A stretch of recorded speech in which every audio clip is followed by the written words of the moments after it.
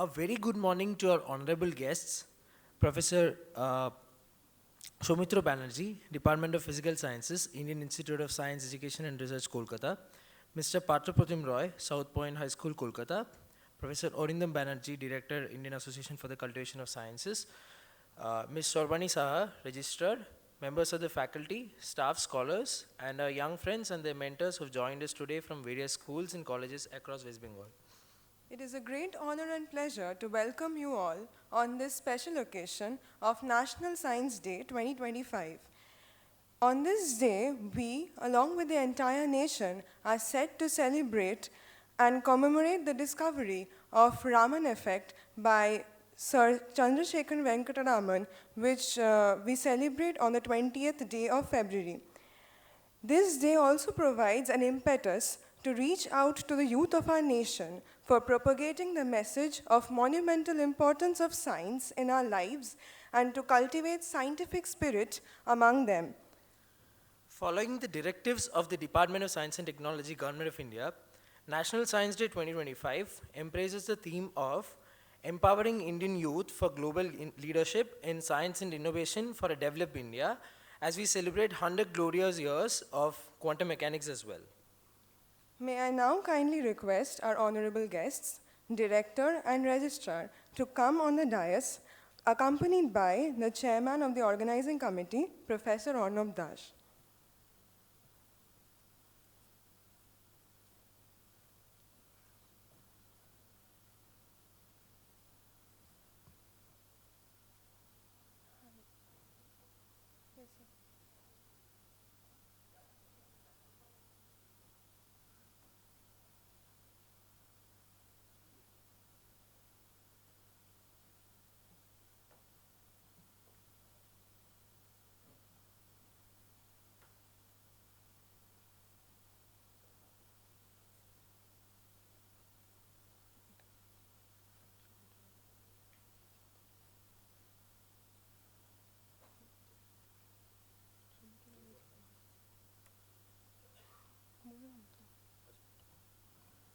Our scholars, Ms. Shubhraja Chaudhary and Ms. Lohma Talukdar, will now be felicitating our guests with bouquets.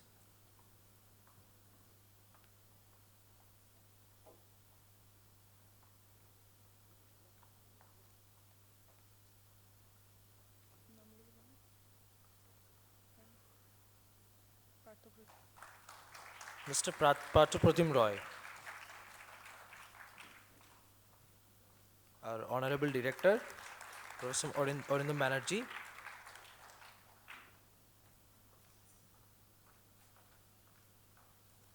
Professor Arnab Das, Chairman Organizing Committee,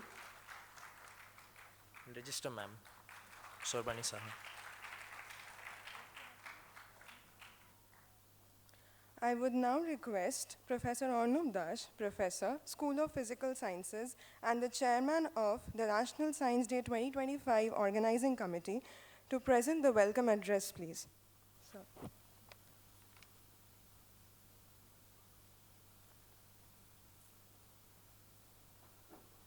Good morning, everyone.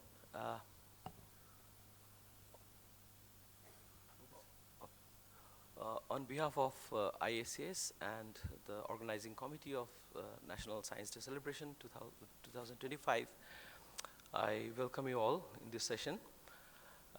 Just wanted to add something. There was already an introduction to this program. So in 1925, the journey of quantum mechanics started with the discovery of the publication of the paper by Heisenberg on matrix mechanics. That was the first published paper on quantum mechanics, and that is considered to be the journey, beginning of quantum mechanics. Though there were previously other phenomena like, which is known as old quantum theories, but 2025 is the 100th years of the Heisenberg's paper. So that's all I wanted to add. And without much ado, I'll request our director to deliver his inaugural speech.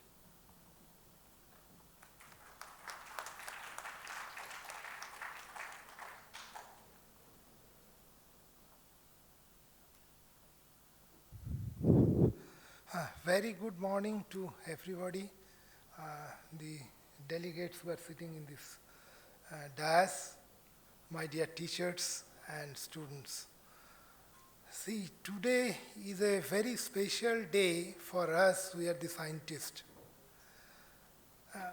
In the year 1928, Sir C.V. Raman discovered his Raman effect, and it is being celebrated all over India as a National Science Day. There is a small history behind these things. In the year 1986, the National Science people, that's a forum, they just approached then Prime Minister for the celebrations of the very famous discovery which ultimately faced the sole Nobel Prize in Science from India today. And in the next year, in the year 1987, from 1987, it has started as a National Science Day on, today's date, 28th February. I think that the persons who are sitting in the audience, most of them know what is Raman scattering, Rayleigh scattering, and all these things. But you see, in Raman scattering, it's a relatively rare phenomena in the sense when these photons just interacts with these molecules, they just diffract with almost equal energy. That's called Rayleigh scattering. Only 1 in million, 10 raised to the power 6, they just exhibit, particles exhibit Raman scattering. So it is a very weak, very fundamental, and very useful. Even before the death of Sir C.V. Raman, he didn't even dreamt of that there will be a huge applications of Raman spectrum. With the advent of the laser light and the technological advancement, now we are finding that Raman spectroscopy is having enormous applications, starting from detecting a cancer cells at the very beginning from the normal cells.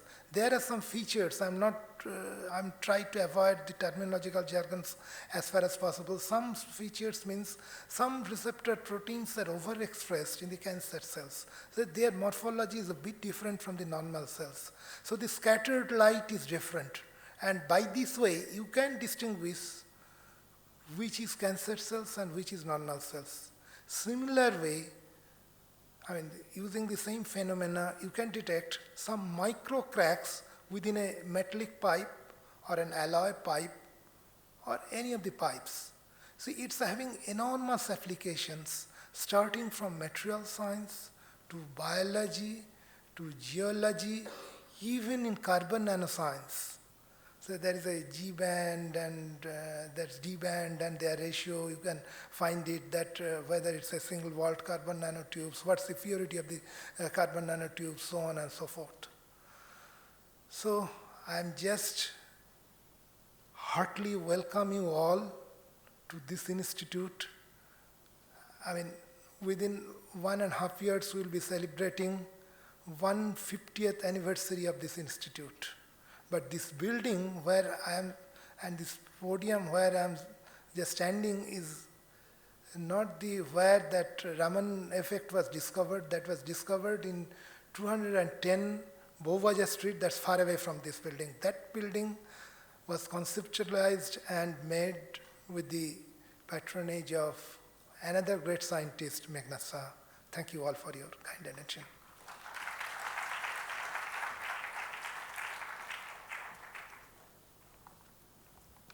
Thank you, sir, for that enlightening address. May I now request Professor Arindam Banerjee, Ms. Shormani Shah, and Professor Arnab Das to kindly take their seats in the audience as we are about to begin the invited talk sessions. Thank you. Our first talk will be delivered by Mr. Pratim Roy. Mr. Roy has been teaching physics at South Point High School since 1991. He was a Fulbright Scholar at the Physics Education Research Group at the Department of Physics, University of Maryland, College Park, USA. Mr. Roy has founded Center for Physics Education Research, Kolkata, to improve teaching and learning of physics. He'd be giving a talk on birth of quantum mechanics and contemporary Indian science. Thank you.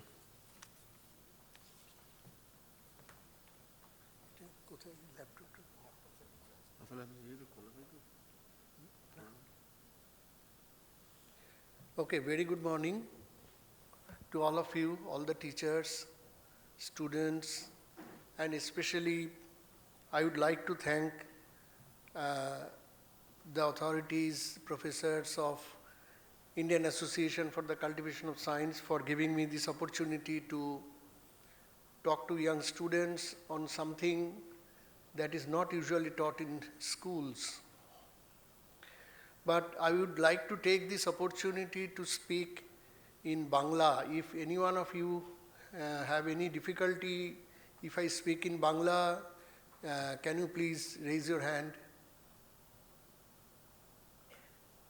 So I think all of you can understand Bangla, and Indian Association for the Cultivation of Science being an institution which started a new journey of Indian science in a colonial India, and it was under British rule when C.V. Raman worked on the now known as Raman effect, and with some instruments which no one today can believe that can produce Nobel Prize level of discovery.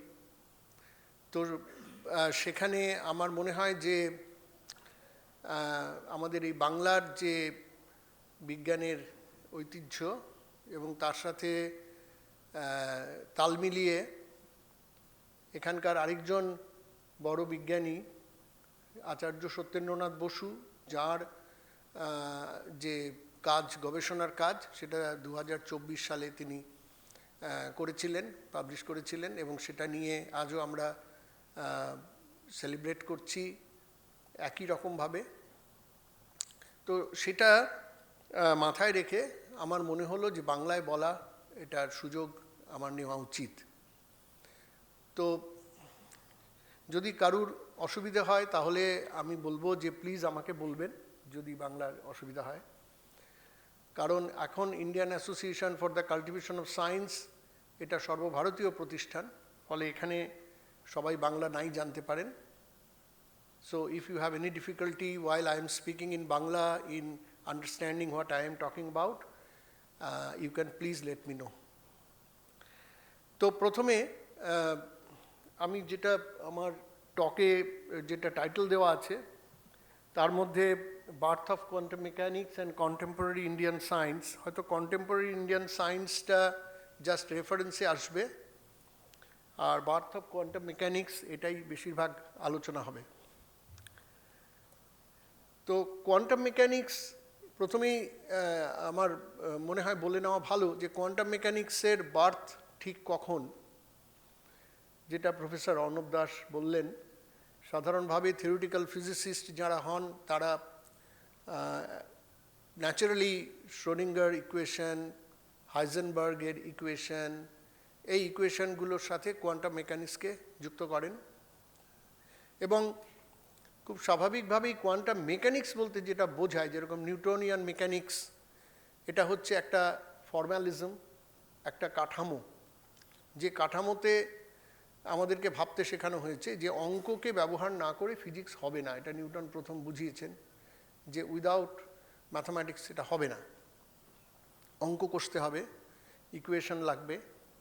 এবং সেইটাই মাথায় রেখে সম্ভবত এই 1925 সাল, যেখানে Schrödinger এবং Heisenberg এদের দুজনেরই কাজ 1925 সালে প্রকাশিত হয়েছিল, সেই জন্য সেই বছরটাকেই আমরা মনে করব যে কোয়ান্টাম মেকানিক্সের জন্মের বছর।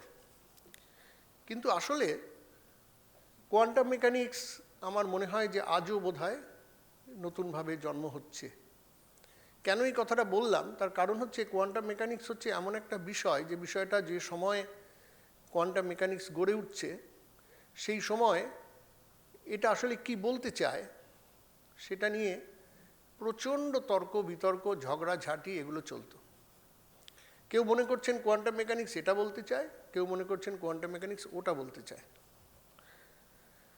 আবার তার মধ্যে 1964 সাল নাগাদ, তখন কোয়ান্টাম মেকানিক্সের যেটা জন্ম 1925 সেটা হয়ে গেছে এবং কোয়ান্টাম মেকানিক্স ব্যবহার হচ্ছে, কোয়ান্টাম মেকানিক্সের অঙ্ক, কোয়ান্টাম মেকানিক্সের ইকুয়েশন সব ব্যবহার হচ্ছে, ব্যবহার হয়ে নতুন নতুন বিষয় জানা যাচ্ছে, সলিড স্টেট ফিজিক্স তৈরি হচ্ছে, নিউক্লিয়ার ফিজিক্সের অনেক জিনিস জানা যাচ্ছে।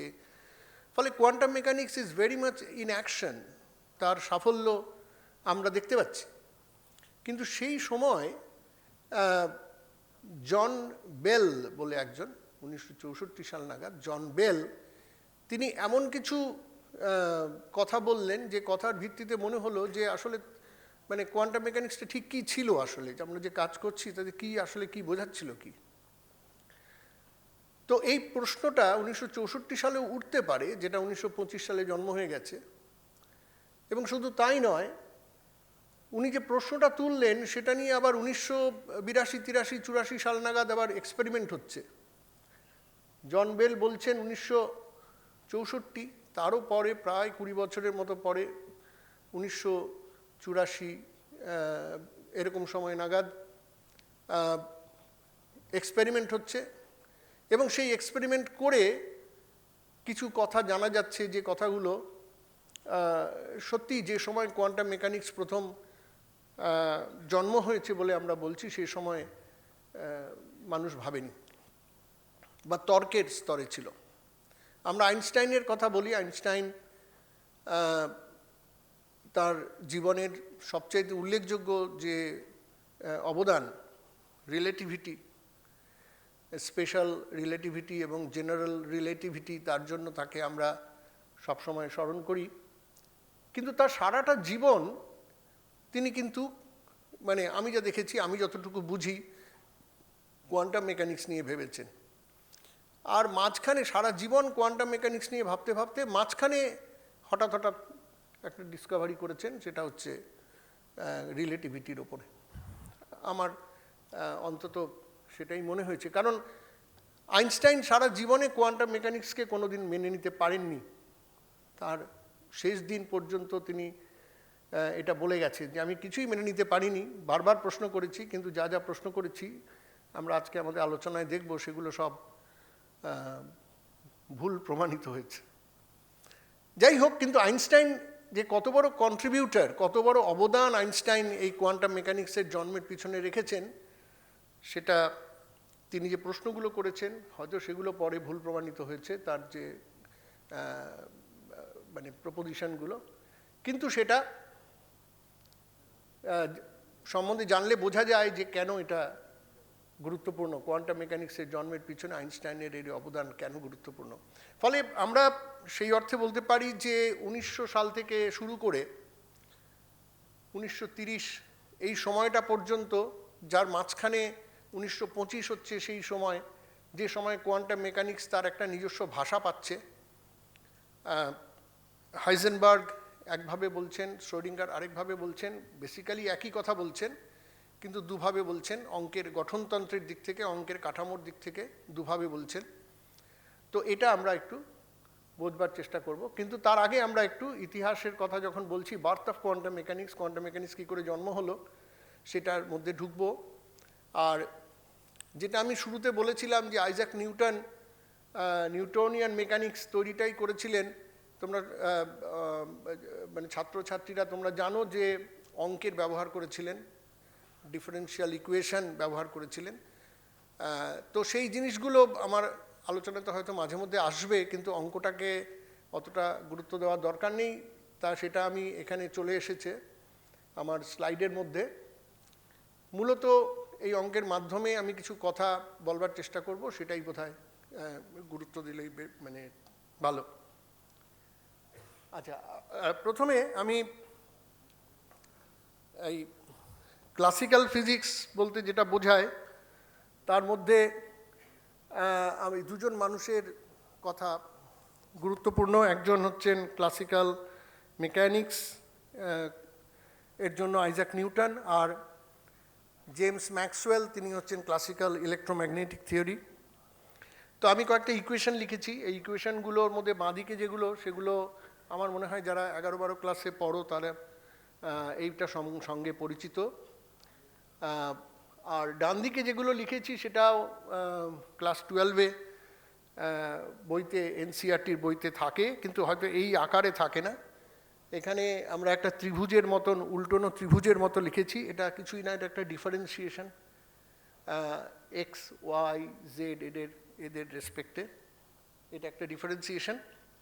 তো আসল উদ্দেশ্যটা হচ্ছে, যেটা আমার বলার এই কোয়েশনগুলো দিয়ে, যে দুটো জিনিস এখান থেকে আমরা কনক্লুড করছি। একটা হচ্ছে যে ক্লাসিক্যাল মেকানিক্স এটা সবসময় লিনিয়ার নয়। লিনিয়ার মানে হচ্ছে যে কোনো একটা ইকুয়েশন আমি সমাধান করলাম, সমাধান করে হয়তো দুটো সলিউশন পেলাম। কোনো একটা ইকুয়েশন সলভ করলে তো সলিউশন বেরোয়, তো দুটো সলিউশন পেলাম, তো দুটো সলিউশনকে যোগ করলে যেটা হবে সেটাও একটা সলিউশন হবে। এটা যদি হয় তাহলে আমরা বলি লিনিয়ার। তো সেটা ক্লাসিক্যাল মেকানিক্সে ওই যে ওখানে একটা ইউ বলে লেখা আছে, ওই ইউটার কারণে ওটা সম্ভব নাও হতে পারে। এবং এটার উদাহরণ আমরা, তোমরা যারা ক্লাস 11-12-এ পড়ো তোমরা জানো যে একটা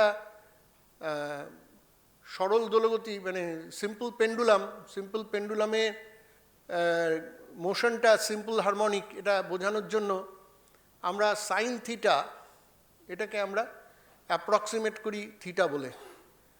তো সেটা করলে তাহলে সেটা সিম্পল হারমোনিক হয়ে যায়। কিন্তু যদি সাইন থিটা মানেই তোর সবসময় তো থিটাটা ছোট হবে এমন না, থিটা যত ছোট হলে সেটা সাইন থিটাকে থিটা বলা যায়, এটা সাইন থিটা ততটা ছোট নাও হতে পারে। যদি না হয় তাহলে কি করব আমরা? তখন সাইন থিটার মধ্যে কতগুলো বাড়তি টার্ম চলে আসে। সাইন থিটাকে যদি এক্সপ্যান্ড করে লেখা যায় তখন সাইন থিটা মানে শুধু থিটা হয় না। আর সেই কারণে সেটা উত্তর কি বেরোবে সেটা কিন্তু অঙ্ক কোষে সরাসরি বের করা কষ্টকর, সেটা সম্ভব হয় না। তো এটা ক্লাসিক্যাল মেকানিক্সের মধ্যেই এটা আছে। সেই অর্থে এটা সবসময় তো লিনিয়ার নয়। আর সমস্ত ক্লাসিক্যাল মেকানিক্সের সমস্ত যা যা সলিউশন বেরোবে সবগুলোই কিন্তু রিয়াল মানে রিয়াল নাম্বার, আমরা জানি রিয়াল নাম্বার, ইমাজিনারি নাম্বার, সেটা মিলিয়ে কমপ্লেক্স নাম্বার। তো ক্লাসিক্যাল মেকানিক্সে আমরা অনেক সময় অঙ্ক করার সময় হয়তো কোনো জিনিসকে কমপ্লেক্স নাম্বার আকারে লিখতে পারি, কিন্তু সেটা অঙ্কের সুবিধের জন্য, সেটা আমাদের কাজের সুবিধের জন্য। তার মধ্যে যেটা রিয়াল অংশ যেটা, সেটাই আসলে আমাদের মানে এক্সপেরিমেন্ট করতে গেলে সেটাকেই আমাকে মাথায় রাখতে হবে, ওটার ভেবেই ওটা অঙ্কের সুবিধের জন্যই লেখা।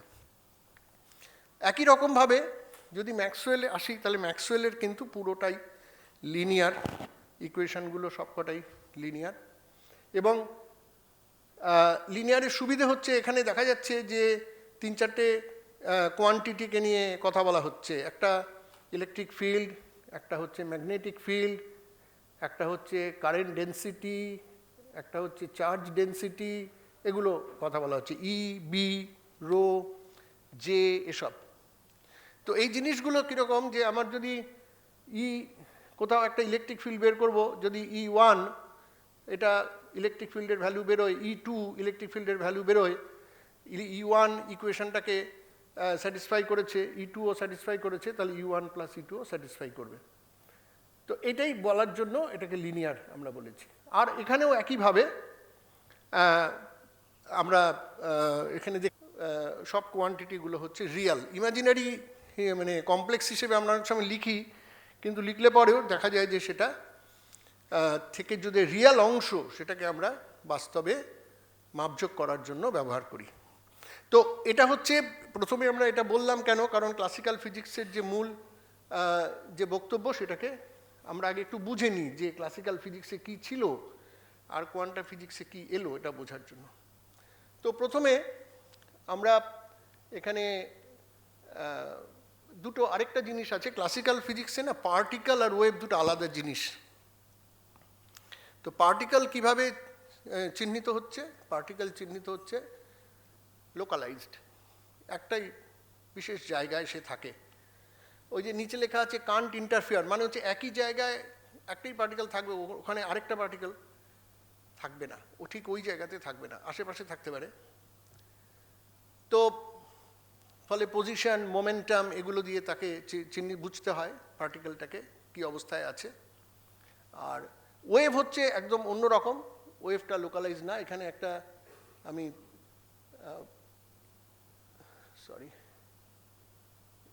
এখানে আসলে একটা অ্যানিমেশন ছিল, জানি না অ্যানিমেশনটা কীভাবে চলল, যাক এটা অ্যানিমেশন ছিল। এখানে দেখানো হয়েছে যে যখন একটা, এটা তোমরা সবাই জানো যে যখন একটা ওয়েভ কোনো জায়গা দিয়ে যায়, তখন ওয়েভের যাওয়ার জন্য মেটেরিয়াল লাগে। এটা আমরা স্কুলে যেগুলো পড়েছি, আমরা পড়েছি মেকানিক্যাল ওয়েভ। তো যাওয়ার সময় সে যাওয়ার পথে যে পার্টিকেলগুলোকে পায়, সেগুলোকে সে নড়িয়ে দেয়, এবং সেই যে নড়ে যাচ্ছে পার্টিকেলগুলো, সেই পার্টিকেলটার কিন্তু কখন কোথায় আছে, কখন তার কত ভেলোসিটি, কখন তার কত অ্যাক্সিলারেশন, কোথায় কী পজিশন, এগুলো সব বিশেষভাবে আমাদের পক্ষে জানা সম্ভব। এটাকে আমরা বলছি লোকালাইজড। আর ওয়েভ কোনটা? ওয়েভ কিন্তু এই পার্টিকেলটিকে যদি শুধু তাকিয়ে থাকি, শুধু একটা পার্টিকেল, তাহলে কিন্তু সেটা ওয়েভ না। ওয়েভটাকে দেখতে গেলে আমাকে অনেকটা জায়গা জুড়ে যত পার্টিকেল আছে তাদের সবার দিকে তাকাতে হবে, সবাইকে একসাথে দেখলে সব মিলিয়ে ওয়েভটাকে আমরা বুঝতে পারবো। তাহলে এবারে আমরা চলে আসি এখানে ওই যে কথাটা একটু আগে বলছিলাম, এখানে যে সলিউশনের প্রশ্নে E1 যদি সলিউশন হয়, E2 যদি সলিউশন হয়, তাহলে E1 প্লাস E2 সেটাও সলিউশন হবে। কিন্তু তার সাথে আরেকটা প্রশ্ন জুড়ে যায় যে ক্লাসিক্যাল মেকানিক্সে, সেটা হচ্ছে সুপারপজিশন। সুপারপজিশন মানে আমরা দেখেছি যে ওয়েভে, যারা আমরা স্কুলে 11-12 ক্লাসে পড়ি, আমরা দেখেছি যে দুটো ওয়েভ সুপারপোজ করছে। সুপারপোজ করছে মানে এক জায়গা দিয়ে যদি দুটো ওয়েভ যায়, তাহলে কি হবে? সেই দুটো ওয়েভের একটা রেজাল্টিং কিছু একটা হবে, মানে দুটো মিলিয়ে একটা কিছু সেটা হবে, মাঝামাঝি কিছু একটা হবে। একই রকমভাবে ইলেকট্রিক ফিল্ডের ক্ষেত্রেও, যে কোনো একটা জায়গায় আমি ইলেকট্রিক ফিল্ড মাপবো, সেই ইলেকট্রিক ফিল্ডটা যদি সোর্স একটা চার্জ ডিস্ট্রিবিউশন হয়, এক জায়গায় আছে, আরেকটা চার্জ ডিস্ট্রিবিউশন আরেক জায়গায় আছে, তার জন্য ইলেকট্রিক ফিল্ডটা যখন মাপবো, তখন সেখানেও সেটা আমরা সুপারপজিশন করব, E1 প্লাস E2 সুপারপজিশন করব, এবং সুপারপজিশন করলে আমার যে উত্তরটা বেরোবে, সেই উত্তরটা মাঝামাঝি একটা কিছু হবে। E1 এরও অবদান থাকবে, E2রও অবদান থাকবে, দুটো মিলিয়ে একটা কিছু হবে। আরেকটা জিনিস সেটা হচ্ছে যে ডিটারমিনিজম। ডিটারমিনিজম মানে হচ্ছে যে স্পেসিফিক, এক্স্যাক্ট উত্তর আমরা আশা করব। আমরা যখনই কোনো অঙ্ক করব, অঙ্ক করে যখনই আমরা কোনো একটা কিছু খুঁজব উত্তর, তখন সেই উত্তরটা এক্স্যাক্ট হবে, স্পেসিফিক হবে। আমরা যদি বলি যে এই পার্টিকেলটা এইখানে আছে, তো সেটা ওখানেই থাকবে। এবং আমি যদি আজকে জানি পার্টিকেলটা কোথায় আছে, তাহলে পরে আমি ভবিষ্যতে কোথায় থাকবে, যেমন আমরা পড়েছি প্রজেক্টাইল করতে গিয়ে এইভাবে ছুড়ে দিলাম, তো এত সময় পরে কোথায় যাবে বলো, তো সেটাগুলো আমরা বলে দিতে পারি। এটা হচ্ছে ক্লাসিক্যাল মেকানিক্সের মধ্যে বা ক্লাসিক্যাল ফিজিক্সের মধ্যে এই জিনিসগুলো মানে ভরে দেওয়া আছে। অর্থাৎ ক্লাসিক্যাল ফিজিক্স এই ধারণাগুলোকে নিয়েই এগিয়েছে, এবং এই ধারণাগুলো এতটাই গুরুত্বপূর্ণ যে অনেক বড় বড় মানুষ তারা বিভিন্ন সময় যখন ঊনবিংশ শতাব্দীর বিজ্ঞানীদের মধ্যে অনেকে তারা বলেছেন যে আমাদের বিজ্ঞানে আর কিছু জানার বাকি নেই, আমাদের সবই জানা হয়ে গেছে, এখন যা জেনেছি ওটাকে আর একটু ঘষামাজা করে নেওয়াই হচ্ছে কাজ, এটাই মনে করা হতো। মানে এতটাই স্পেসিফিক্যালি যে কবে কোন গ্রহণ হবে, কবে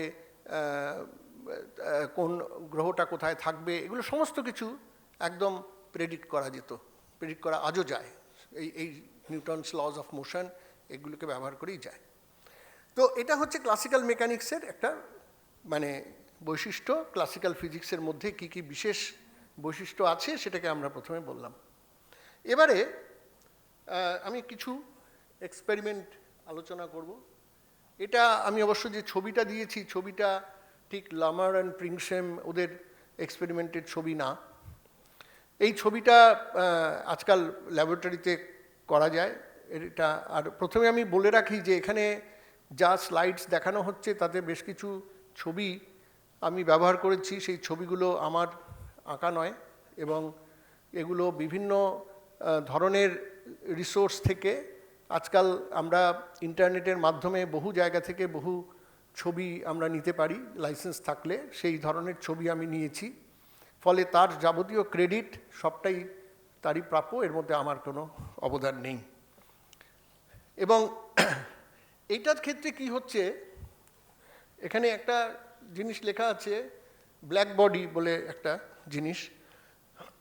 তো ব্ল্যাক বডি জিনিসটা কি, ব্ল্যাক বডি সম্পর্কে আমার মনে হয় এখানে যেসব ছাত্রছাত্রীরা আছো তারা পড়েছো, তবু আমি বলি। ব্ল্যাক বডি বলতে সাধারণভাবে বোঝায় যে যার উপরে যত আলো পড়বে সবটাই সে শুষে নেবে।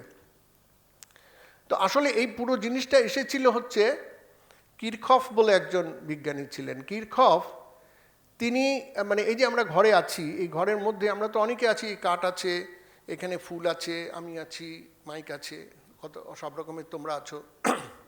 তো আমাদের প্রত্যেকেরই মানে আমি সাধারণভাবে আমরা আছি বলতে আমি এটাকে বায়োলজিক্যাল এন্টিটি আছে ধরছি না, কারণ বায়োলজিক্যাল এন্টিটি সে ছবিতে ঢুকে পড়লে তখন অনেক কমপ্লিকেশন হয়ে যায়। তো আমরা মেটেরিয়াল অবজেক্টস আছে এটা ধরে যদি বলি, তাহলে প্রত্যেকে একটা নির্দিষ্ট উষ্ণতায় আছে, একটা টেম্পারেচারে আছে। তো এই টেম্পারেচারটা কীভাবে হচ্ছে, কারণ এই ঘরের মধ্যে প্রচুর রেডিয়েশন আছে, সেই রেডিয়েশন সে শুষে নিচ্ছে, আবার সে নিজেও রেডিয়েশন এমিট করছে। তো এবার যে রেডিয়েশন এমিট করছে তার বিভিন্ন ধরনের ওয়েভলেংথ আছে। আমরা জানি যে রেডিয়েশন যেটা হয় সেটা তড়িৎচুম্বকীয় তরঙ্গ আকারে, ইলেকট্রোম্যাগনেটিক ওয়েভ আকারে সেই রেডিয়েশন এক জায়গা থেকে অন্য জায়গায় যায়। আর সেই রেডিয়েশন যেমন সে এমিট করছে তেমনি সে অ্যাবজর্ব করছে। তো একটা বিশেষ ওয়েভলেংথে, একটা বিশেষ উষ্ণতায় এই দুটোর যে অনুপাত, যে রেশিও আমরা যদি করি, তাহলে দেখা যায় যে যেখানে একটা নির্দিষ্ট উষ্ণতায় ইকুইলিব্রিয়াম আছে সেখানে এই রেশিওটা সবসময় সমান থাকবে, এটা কিরখফ বলেছিলেন। এবং এই রেশিওটা কি হবে, একটা universal function of wavelength and temperature হবে। তো এটা এই ইউনিভার্সাল ফাংশনটা আসলে কি, এটা জানার জন্য তখন সবাই ভাবছেন যে এটা কী বলবো। তখন দেখা গেল যে এই সবগুলোরই যে রেশিওর ডিনোমিনেটরে কে বসে আছে, ডিনোমিনেটরে বসে আছে অ্যাবজর্পশন কোএফিসিয়েন্ট। তো সেটাকে যদি আমরা 1 করে দিই তাহলে এমিসিভ পাওয়ারটাই হচ্ছে সেই ফাংশন। তো এইটা ভেবে ওরা চেষ্টা করলেন এমন একটা এমন একটা মেটেরিয়াল বানাতে বিভিন্ন সায়েন্টিস্টরা চেষ্টা করছিলেন। তো সেটা তারা তৈরি করতে পেরেছিলেন। আর মজার ব্যাপার হচ্ছে, ধরা যাক আমার কাছে কয়েকটা মেটালের তৈরি কৌটো আছে। এবার এই কৌটোগুলো বন্ধ করা, পুরোটা বন্ধ করা, সিল করা। কোনোটা হয়তো টাংস্টেনের তৈরি, কোনোটা হয়তো টিনের তৈরি, কোনোটা অন্য আরেকটা মেটালের তৈরি। তো আমরা সেইগুলোকে যদি গরম করি, ধরা যাক একই টেম্পারেচারে গরম করলাম, ধরা যাক 3000 কেলভিনে আমরা গরম করলাম। তো গরম করলে তার থেকে তো রেডিয়েশন বেরোবে, বিভিন্ন ওয়েভলেংথের রেডিয়েশন বেরোবে। এবার এই যন্ত্রটা দিয়ে আমরা সেটা মাপতে পারি যে কোন ওয়েভলেংথে কত রেডিয়েশন বেরোচ্ছে। তো মাপলে পরে আমরা যে গ্রাফটা পাবো, সেই গ্রাফটা কিন্তু ডিফারেন্ট মেটালের জন্য ডিফারেন্ট হবে। 3টে কৌটোর জন্য 3 রকম হবে। কিন্তু তারপর আমরা যদি 3টে কৌটোর গায়ে পেরেক দিয়ে ফুটো করে দিই, ফুটো করে দিলে ওই ফুটোর ভেতর থেকে, ওই ভেতরটা তো কৌটো ফাঁকা, সেখান থেকে যে রেডিয়েশনটা বেরোবে সেটাকেও যদি আবার একই রকম ভাবে এক্সপেরিমেন্ট করি, দেখা যাবে যে কোনটা কোন কৌটো থেকে বেরোচ্ছে সেটা বোঝা যাবে না। অর্থাৎ সবগুলো কৌটো থেকেই যেটা বেরিয়ে আসছে সেটা একই রকমের আচরণ হবে। তো এটাকে আমরা মানে তখন বলা হলো যে তাহলে সেই ইউনিভার্সাল কোয়ান্টিটিটা হয়তো বা ফাংশনটা হয়তো আমরা পেয়ে গেছি। এই জন্য এটাকে অনেক সময় ক্যাভিটি রেডিয়েশনও বলা হয়, ব্ল্যাক বডি রেডিয়েশন, ক্যাভিটি রেডিয়েশনও বলা হয়। তো তার এইভাবে এক্সপেরিমেন্ট করেছিলেন লামার, প্রিংশেম, আরও অন্যান্যরাও ছিলেন। তো ফাইনালি এটা ওদের রিপোর্টেড গ্রাফ, কিছু জার্মান কথাবার্তা লেখা আছে। তো এটাতে যেটা ওনারা দেখিয়েছেন সেটা হলো ওয়েভলেংথকে প্লট করেছেন। এটা কিন্তু ঘটছে কবে? এটা ঘটছে কিন্তু 1899 সাল রিপোর্টিং হচ্ছে। ওয়েভলেংথ দেখানো হয়েছে আর গ্রাফগুলো ডিফারেন্ট টেম্পারেচারে কত সেই জিনিসগুলো প্লট করা হয়েছে। দেখা যাচ্ছে যত ওয়েভলেংথ বাড়ছে তত গ্রাফটা নিচের দিকে যাচ্ছে, আবার একটা বিশেষ ওয়েভলেংথে একটা বিশেষ টেম্পারেচারে গ্রাফটা পিক দেখাচ্ছে। তো এই যে পিকটা দেখাচ্ছে, দেখা যাচ্ছে যত টেম্পারেচার বাড়ছে এই পিকটা আবার সরে যাচ্ছে বাঁদিকে, পিকটা বাঁদিকে সরে যাচ্ছে। তো এই যে পিকটা বাঁদিকে সরে যাচ্ছে, এটাকে আবার এটাই যদি আমরা ফ্রিকোয়েন্সি দিয়ে প্লটটা করতাম, এটা তো আমরা ওয়েভলেংথের সঙ্গে এনার্জিটাকে প্লট করেছি, এটা যদি আমরা ফ্রিকোয়েন্সির সঙ্গে প্লট করতাম তাহলে পরে দেখা যেত যে এই যত উষ্ণতা বাড়ছে, টেম্পারেচার বাড়ছে, তত এই পিকটা ডান দিকে সরে যাচ্ছে। তো এইখানটায় এই যে ডান দিকে সরে যাচ্ছে কি বাদিকে সরে যাচ্ছে, এই সংক্রান্ত ব্যাপারটা কেন হচ্ছে এটা বোঝার জন্য উইন তিনি একটা এক্সপ্রেশন দিয়েছিলেন। তো সেই এক্সপ্রেশনটাকে উইনস ডিসপ্লেসমেন্ট ল বলে, এটা স্কুলেও পড়ানো হয় আজকাল। আমি আসলে এগুলো উল্লেখ করছি তার কারণ আমাদের এই বিষয়গুলো মানে কোয়ান্টাম মেকানিক্সের জন্মের যে যাত্রাপথ সেটাকে বুঝতে সাহায্য করবে। তো এবার এখানে প্রথমে ওপরের যে গ্রাফটা সেটা ওয়েভলেংথের সঙ্গে প্লট করা হয়েছে, আর নিচেরটা ফ্রিকোয়েন্সির সঙ্গে প্লট করা হয়েছে। আর কেন গ্রাফটা এরকম হলো, গ্রাফটা এরকম দেখাচ্ছে কেন, সেটা অঙ্ক করে বের করা যায়। এটা বিএসসি অনার্সে পড়ানো হতো, আমরা যখন ছাত্র ছিলাম আমরা পড়েছি। তো এটা কাউন্ট করা যায়, মানে ক্যালকুলেট করা যায় কি কেন এটা হচ্ছে। প্রথমে একটা ফ্যাক্টর যেটা আছে ওই 8π² এটা বের করার জন্য ওরা ভেবেছিলেন যে, আমি খুব অল্প কথায় বলে নিচ্ছি, যে সবসময়তে তো রেডিয়েশন যখন বেরোয় ইলেকট্রোম্যাগনেটিক চার্জ অসিলেট করলে সেটা বেরোয়।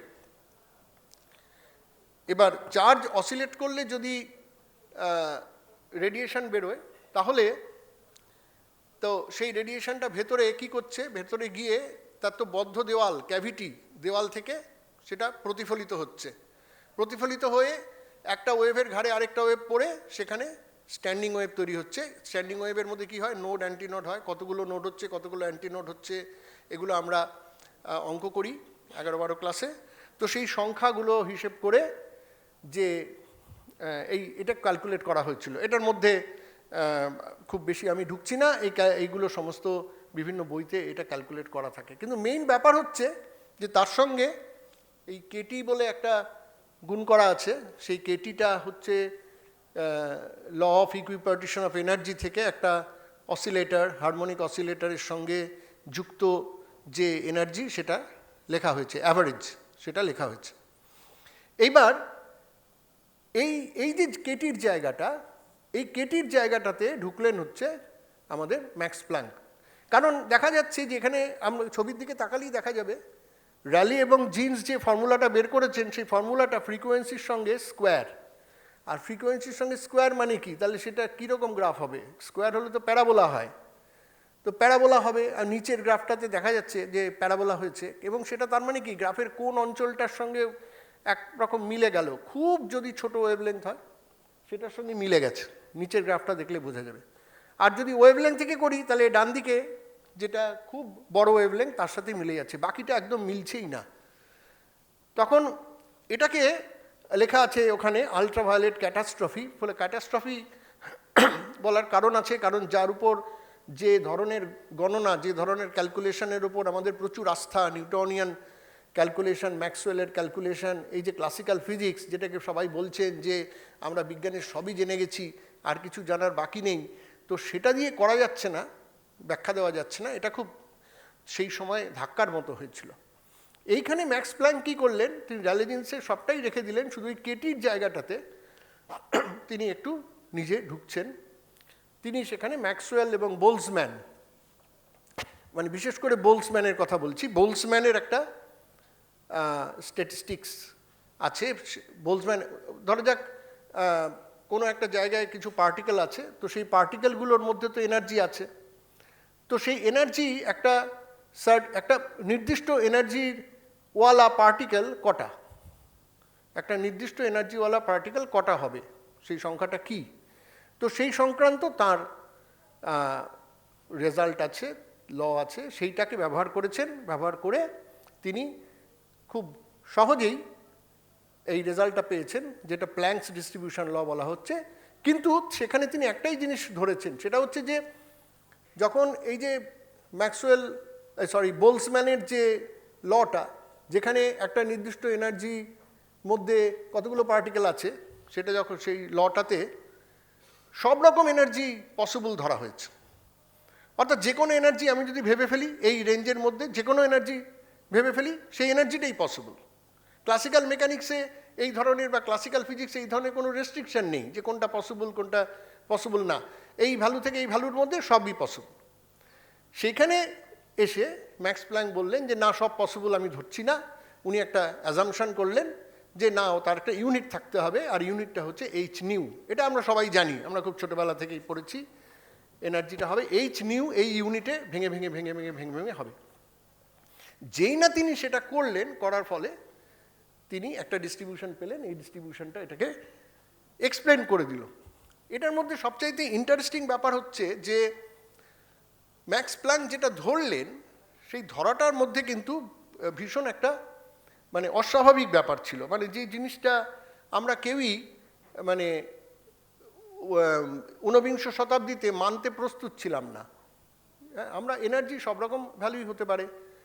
কোনো একটা জায়গায় আমি যদি বলি এই এনার্জি থেকে এই এনার্জির মধ্যে কী কী এনার্জি পসিবল, তাহলে সব রকম এনার্জি হতে পারে। কিন্তু সেখানে বলা হচ্ছে যে না, যা এনার্জি হবে সেটা এই এইচ নিউ এর ইন্টিজার মাল্টিপল হতে হবে, সব এনার্জি হবে না। তো এই ঘটনাটা ধরার ফলে তো একটা জিনিস তো ব্যাখ্যা হয়ে গেল, কিন্তু একটা জিনিস ব্যাখ্যা করলেই কি আর লোকে সেই ধরনের একটা অ্যাজাম্পশন মানে কি, তো কোনো প্রমাণ নেই, আমি ধরে নিয়েছি। তা ধরে নেওয়ার ফলে কি হয়েছে, যেটা ব্যাখ্যা হচ্ছিল না সেটার ব্যাখ্যা হয়ে গেছে। এক্সপেরিমেন্টের উত্তর আমরা দিতে পারছিলাম না, কেন হচ্ছে তার উত্তর আমরা দিতে পেরেছি। তো তার জন্য সেটাকে গ্রহণ করার একটা মানে রীতি আমাদের কাছে আছে, কিন্তু শুধু একটা ঘটনা দিয়ে তো তাকে গ্রহণ করা হবে না, গ্রহণ করা যাবে না, উচিত নয়। তাই আরও প্রমাণ চাই, আরও বিভিন্ন জায়গায় সেটার ব্যবহার হওয়া দরকার, এবং তবে সেটা গ্রহণ করবার মতো জায়গায় আসবে। এবং সেক্ষেত্রে আমরা দেখেছি যে এটা আমরা সবাই জানি, ফটো ইলেকট্রিক এফেক্ট। এইটা কিন্তু খুব ইন্টারেস্টিং। 1905 সালে আইনস্টাইন তিনি তার এই ফটো ইলেকট্রিক এফেক্টের ব্যাপারটাকে ব্যাখ্যা করলেন। যদিও ফটো ইলেকট্রিক এফেক্ট কিন্তু হার্জ প্রথম দেখেন 1887 সালে। 1887 সালে হার্জ প্রথম এই ঘটনাটা ঘটছে সেটা দেখেন। এবং সবচেয়ে ইন্টারেস্টিং ব্যাপার যেটা দেখেন সেটা হচ্ছে যে আমি যদি যেমন আমাদের যে নদীর পাড় ভাঙে মানে কি দিনের পর দিন একটা বিশেষ জায়গায় এসে জলের তোরে প্রথম দিনেই ভাঙে না, দিনের পর দিন ধাক্কা খেতে খেতে খেতে খেতে ভাঙে। জলটা যখন তার গতিটা পরিবর্তন করে, একদিকে তার জলের যে ভরবেগ, সেই ভরবেগটা বদলে যায়, তখন ভরবেগের পরিবর্তন হলে বল হয় আমরা জানি, ফলে সেখানে ভাঙে, ক্রমাগত ধীরে ধীরে ধীরে ধীরে ভাঙে। জলের তরঙ্গের ভরবেগটা সেটা ট্রান্সফার হয়ে যায় নদীর পাড়ের ওপর, সেটা নদীর পাড়টা ভাঙে। তো যখন নদীর পাড়টা ভাঙছে তো সেটা তো অনেক দিন ধরে ভাঙছে, কিন্তু এখানে দেখা গেল যে আলো ফেলা হচ্ছে একটা মেটালের ওপর, দেখা যাচ্ছে যে তুমি যত জোরালো আলোই ফেলো না কেন ওর ভেতর থেকে ইলেকট্রন বেরোবে না। আমি ধরে নিচ্ছি যে এই ফটোইলেকট্রিক এফেক্টটা কী এটা আমরা সবাই জানি। আলো ফেলা হলো, সেটা ইলেকট্রন বেরোবে না। ফটোইলেকট্রিক এফেক্ট হচ্ছে আলো ফেললে ইলেকট্রন বেরোয়। আলো হচ্ছে তরঙ্গ, এবং আলো যে তরঙ্গ এটা ক্লাসিক্যাল ফিজিক্সে আমরা জানি। প্রথম নিউটন বলেছিলেন আলো তরঙ্গ না, আলো হচ্ছে কণা, কিন্তু তারপর ইয়াং বলে একজন বিজ্ঞানী তিনি এটা প্রতিষ্ঠা করেছিলেন। তার দুটো স্লিটের পরীক্ষা আছে, ইয়াংস ডাবল স্লিট, ক্লাস 12-এ এটা সিলেবাসের মধ্যে আছে। তো সেই পরীক্ষার মাধ্যমে ওটা কিন্তু কণা দিয়ে প্রমাণ করা যায় না, তাই সবাই এক বাক্যে স্বীকার করেছিল যে আলো তরঙ্গ। তো এবার আলো তরঙ্গ এসে পড়ার পরে তার থেকে ইলেকট্রন বেরিয়ে এলো, কিন্তু তরঙ্গ আমি যত জোরালো করি না কেন তত তো তার মধ্যে বেশি শক্তি, এবং সেই জন্য তো সে অনেক বেশি মানে সক্ষম ইলেকট্রন বের করতে। দেখা গেল সেটা হচ্ছে না। কি হচ্ছে, আলো যদি খুব হালকাও হয়, খুব মৃদু আলো হয়, কিন্তু সেই আলোর যদি একটা নির্দিষ্ট ফ্রিকোয়েন্সি থাকে, একটা নির্দিষ্ট তরঙ্গ দৈর্ঘ্য থাকে, তাহলেই ইলেকট্রনটা বেরোবে ওই মেটাল থেকে। সব আলো ফেললে মানে যে আলো ফেললে ইলেকট্রন বেরোবে না, সেই আলোটাকে জোরালো করে দিলেও ইলেকট্রন বেরোবে না। আর যে আলো ফেললে ইলেকট্রন বেরোবে সেটা খুব মৃদু আলো হলেও ইলেকট্রন বেরোবে। এটা একটা অদ্ভুত ব্যাপার, আমাদের ক্লাসিক্যাল ধারণার সঙ্গে এটা একদম যায় না। তো এই ঘটনাটা কিন্তু ব্যাখ্যা দেওয়া যাচ্ছিল না, কেন হচ্ছে এটা ব্যাখ্যা দেওয়া যাচ্ছে না। কিন্তু একবার যদি ইলেকট্রনটা বেরিয়ে যায়, ওটাকে বলা হয় থ্রেশহোল্ড ফ্রিকোয়েন্সি, যেটা ওপরে ফ্রিকোয়েন্সি হলে এই ঘটনাটা ঘটবে। কিন্তু যদি একবার ঘটনাটা ঘটে যায়, তারপর যদি আমি সেই আলোটাকে জোরালো করি, তাহলে কিন্তু অনেক বেশি বেশি করে ইলেকট্রন বেরোবে। তো এই ঘটনাটা দেখার পর আইনস্টাইন একটা খুব সহজ ইকুয়েশন দিয়ে, এটাকে এই বাঁদিকে লেখা আছে, এটাকে ব্যাখ্যা করেছিলেন। তিনি বললেন যে ম্যাক্স প্ল্যাঙ্ক তো বলে দিয়েছেন এইচ নিউ, তা আমি ধরে নিই যে ওইভাবেই এনার্জি এসে পড়ছে। তাহলে আলো যখন আসছে, তখন আলোকে আমি যদি একটা এনার্জির একটা এনার্জির মানে একটা দলা পাকানো এনার্জি বলে ভাবি, উনি ফোটন কথাটা ব্যবহার করেননি, কোয়ান্টা এই কথাটা ব্যবহার করেছিলেন, যদি সেটা এসে পড়ে তাহলে সেটা দুটো কাজে লাগবে। একটা হচ্ছে ইলেকট্রনটাকে, সমস্ত ইলেকট্রনগুলো ধরা যাক একটা নেগেটিভ এনার্জির মধ্যে আছে, মানে বাধা আছে, তো বাধা থাকলে পরে কাউকে যদি আটকে রাখা হয় তাহলে সেই এনার্জিটাকে নেগেটিভ বলা হচ্ছে রীতি, ফিজিক্সে আমরা বলি। তো সেখানে নেগেটিভে আছে, এবার সেটাকে বের করে নিয়ে আসতে হবে। এবার যখন বের করে নিয়ে আসবো, তখন তার জন্য একটা এনার্জি লাগবে। সেই এনার্জি এখানে লেখা আছে ফাই দিয়ে বলা আছে, ওটাকে ওয়ার্ক ফাংশন বলে। এবার তারপর বাকি যে এনার্জিটা রয়ে গেল, সেই এনার্জিটা আমাদের ইলেকট্রনটাকে গতিশক্তি দেবে, কাইনেটিক এনার্জি দেবে। এবং সেই কাইনেটিক এনার্জিটা কত, সেটাকে আমরা বুঝতে পারি। এই যে যন্ত্রটা উপরে আছে, এই যন্ত্রটাতে ইলেকট্রন তো বাঁ দিকের প্লেট থেকে বেরিয়ে ডান দিকের প্লেটের দিকে যাচ্ছে। আমি ভোল্টেজটা উল্টো করে দিয়ে তাকে আটকানোর চেষ্টা করলে কত ভোল্টেজেও আটকাচ্ছে ওটা দেখে আমরা বের করতে পারবো। কারণ ইলেকট্রিক পোটেনশিয়াল এনার্জি সেটা যতটা বদলাবে, কাইনেটিক এনার্জি ততটাই। সেই হিসেবে আমরা কত কাইনেটিক এনার্জি নিয়ে ও বেরোচ্ছিল, যে ও এই পোটেনশিয়াল এনার্জিটা নিয়েছে, থেমে গেল, তো সেইটা আমরা করতে পারি। তো তার ফলে একটা গ্রাফ আইনস্টাইন যে ইকুয়েশন দিলেন তার থেকে হচ্ছে, যে গ্রাফটা সরল রেখা, straight line, y is equal to mx minus c গোছে। তো এইটা কিন্তু অনেকে মেনে নিতে পারেনি। আইনস্টাইন নিজেরও মানে খুঁতখুত করছিল, আইনস্টাইন নিজেও ভাবছেন যে সর্বনাশ করেছে, এবার যদি আলো তরঙ্গ ছিল, এবার যদি আলো কণা হয়ে যায় তাহলে তো বিপদ। আইনস্টাইন তার ইমপ্লিকেশন বুঝতে পারছিলেন যে এটা ভয়ঙ্কর রকমের একটা অসুবিধার সৃষ্টি করবে ভবিষ্যতে। আমি সিদ্ধান্ত নেব কী করে, আলো আসলে তরঙ্গ না কণা, এ বুঝবো কী করে, এটা আইনস্টাইন ভেতরে ভেতরে বুঝতে পারছিলেন। তাই তিনি খুব অস্বস্তিতে ছিলেন যে এটা হঠাৎ কী হয়ে গেল। কিন্তু আবার সঙ্গে সঙ্গে মিলিকান বলে একজন এক্সপেরিমেন্টালিস্ট, মিলিকান তারও মনে হচ্ছিল যে এগুলো খুব অদ্ভুত জিনিস বেরিয়েছে, এটা সঠিক হতে পারে না। কিন্তু মিলিকান যখন এক্সপেরিমেন্টটা করলেন তখন মিলিকান শেষ অবধি দেখতে পেলেন যে আইনস্টাইন যেটা বলেছেন সেটাই সঠিক, একদম সেটাই ঘটনাটা ঘটছে। তো এটা 1914 সালে মিলিকান পরীক্ষা করে দেখিয়েছিলেন। তো এর ফলে যেটা হলো, এই যে আমরা ভাবছিলাম যে প্ল্যাঙ্ক বললেন যে এনার্জি, ওই যে আমরা বলছি বোলসম্যান ডিস্ট্রিবিউশনে একটা পার্টিকুলার এনার্জি রেঞ্জের মধ্যে কতগুলো পার্টিকেল থাকবে, সেই সংক্রান্ত বোলসম্যান যেটা বলছিলেন সেই এনার্জি রেঞ্জটা, সেটা আমরা ক্লাসিক্যাল ফিজিক্স থেকে জানি সব ভ্যালু হতে পারে। তো যখন প্ল্যাঙ্ক বললেন যে না, সব ভ্যালু হতে পারে না, এইচ নিউ এর ইউনিটে হবে। তো এটা ধরে নিয়ে তিনি যখন ব্যাখ্যা দিলেন, ওকে একটা এক্সপেরিমেন্টকে তুমি ব্যাখ্যা করেছো ঠিক আছে, আরও প্রমাণ চাই। তো একটা প্রমাণ পাওয়া গেল। তো এই প্রমাণটা পাওয়ার পরে তারপর আবার 1923 সালে আমরা আস্তে আস্তে 1925-এর দিকে এগোচ্ছি। এই 2025, তার 100 বছর আগের দিকে আমরা এগোচ্ছি, কিন্তু তার আগে ধীরে ধীরে ধীরে ধীরে এই সব জিনিসগুলো গড়ে উঠছে। তো এখন এই যে এক্সপেরিমেন্টটা কম্পটন স্ক্যাটারিং, এখানে কি করা হয়, এখানে আসলে ব্যাপার হচ্ছে যে এর মধ্যে কিছুটা রিলেটিভিটি ক্যালকুলেশন দরকার হয়। তো সেটা আমি তার মধ্যে যাচ্ছি না। মূল বিষয়টা হচ্ছে যে এক্স রে ব্যবহার করেছিলেন মলিবডেনাম টার্গেট থেকে। সেই এক্স রেটা এসে এখানে একটা ইলেকট্রনকে ধাক্কা মারছে। ইলেকট্রনটাকে ধাক্কা মারছে, তার ফলে দুটো জিনিস হচ্ছে। একটা হচ্ছে ইলেকট্রন সে ছিটকে যাচ্ছে তার নিজের জায়গা থেকে, আর আরেক দিকে ওই এক্স রেরই একটা নতুন ধরনের এক্স রে চলে যাচ্ছে।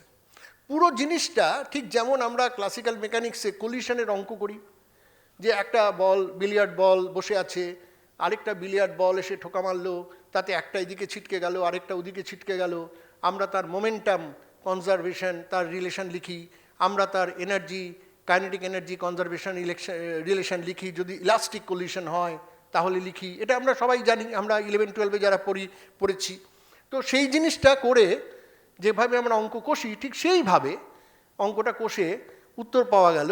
এবং সেই উত্তর যা পাওয়া গেল সেটা আবার এক্সপেরিমেন্ট করে দেখা গেল, নিচে গ্রাফ দেওয়া আছে, যে ওই যে অ্যাঙ্গেলটা, এই অ্যাঙ্গেলটা থিটা, এটা যখন অদল বদল হচ্ছে তখন আমরা কোথায় কোথায় পিক পাচ্ছি। এখানে দুটো পিক এর উদ্দেশ্য হচ্ছে, একটা যে পোর্শনটা নিজে আলাদা বেরিয়ে চলে যাচ্ছে, আনডিস্টার্বড বেরিয়ে চলে যাচ্ছে, সেটা আমরা অরিজিনালটাই পাচ্ছি। এখানে আসলে ছবিতে আমি দু জায়গা থেকে ছবিটা নিয়েছি, একটাতে ল্যামডা আই ল্যামডা এফ লেখা আছে, আরেকটাতে ল্যামডা আর ল্যামডা ড্যাশ লেখা আছে। এটা যে একটু কনফিউজ না হয় উচিত, কারণ ল্যামডা আই আর ল্যামডা এটা একই জিনিস, আর ল্যামডা ড্যাশ আর ল্যামডা এফ ওটা একই জিনিস। এই এক্সপেরিমেন্টাল রেজাল্টটা অন্য জায়গা থেকে আমি কপি করেছি, সেই জন্য এরকম দেখাচ্ছে। যাই হোক, তো এটার মধ্যে দিয়ে আবার প্রমাণ হয়ে গেল যে পার্টিকেল হিসেবে লাইট আসলে একটা পার্টিকেল। একদম বিলিয়ার্ড বল যেভাবে ধাক্কা মারলে পরে যেভাবে অঙ্ক কষে বের করতে হয়, একদম সেরকমভাবে লাইট বিহেভ করছে। তাহলে এবার একটা ভয়ঙ্কর সমস্যার সামনে আমরা এসে পড়লাম, যে লাইট পার্টিকেল, এটা নিয়ে আর তর্ক বিতর্ক করার কোনো জায়গা থাকলো না, অনেক প্রমাণ পাওয়া যাচ্ছে। কিন্তু লাইট ওয়েভ নয়, এটা বলার মতো কোনো প্রমাণ আমাদের কাছে আসেনি। লাইট যে ওয়েভ নয় এটাও কিন্তু কেউ প্রমাণ করে দেখাননি, কারণ ইয়াংস ডাবল স্লিট এক্সপেরিমেন্টের ইন্টারফিয়ারেন্স প্যাটার্ন তো পাওয়া যাচ্ছে। ফলে লাইট যে ওয়েভ নয় এটাও কেউ বলেননি, কিন্তু লাইট পার্টিকেল এটা খুব জোরালোভাবে জানা গেল। এইবার প্রশ্ন হচ্ছে যে এখানে আমরা কয়েকটা জিনিস একটু দেখানোর চেষ্টা করছি, কিছুটা সহজ করে অ্যালজেব্রা করে চেষ্টা করেছি। লুই দ্য ব্রয় বলে একজন তিনি এই সব ঘটনাগুলো দেখছেন। 1923 সাল বলেছি আগে এই ঘটনাগুলো ঘটছে। উনি এই পুরোটা স্টাডি করলেন, করে তার পিএইচডি থিসিসে তিনি বললেন যে দেখো তোমরা আলো নিয়ে কথা বলছো, আলো পার্টিকেল হয়েছে, এখন সে ওয়েভ ছিল। তো আমি বলছি যে যে কোনো মেটেরিয়াল অবজেক্টই ওয়েভ, যে কোনো ম্যাটারই হচ্ছে ওয়েভ, এটা উনি বললেন। এটা ন্যাচারালি কনজেকচার, মানে এর কোনো প্রমাণ দেখে তো বলেননি, তিনি যা আগেকার এক্সপেরিমেন্টগুলোকে দেখেছেন সেই এক্সপেরিমেন্টগুলোকে দেখে তার উপর ভিত্তি করে তিনি এরকম একটা প্রপোজিশন করেছেন, প্রপোজাল দিয়েছেন। তো এবার আমরা এখানে দুটো জিনিস একটু দেখব। এক নম্বর হচ্ছে খুব সহজ কিছু অ্যালজেব্রা করেছি। তিনি বললেন যে যদি যে কোনো মেটেরিয়াল অবজেক্ট ওয়েভ হতে হয় তাহলে তার ওয়েভ লেংথ কী হবে? তার ওয়েভ লেংথ হচ্ছে ওইটা, ল্যামডা সমান h/p। তাহলে পিটা কী হবে? h/λ। এবার আমরা 2π দিয়ে ভাগ করে নিচ্ছি। এটা সাধারণভাবে একটু ব্যবহার হয় কোয়ান্টাম মেকানিক্সে, h ক্রস বলে একটা সিম্বল, h/2π সেটাকে h ক্রস বলে লিখতেই হবে এমন কোনো কথা নেই। কেমিস্ট্রিতে অনেকে লেখেনও না।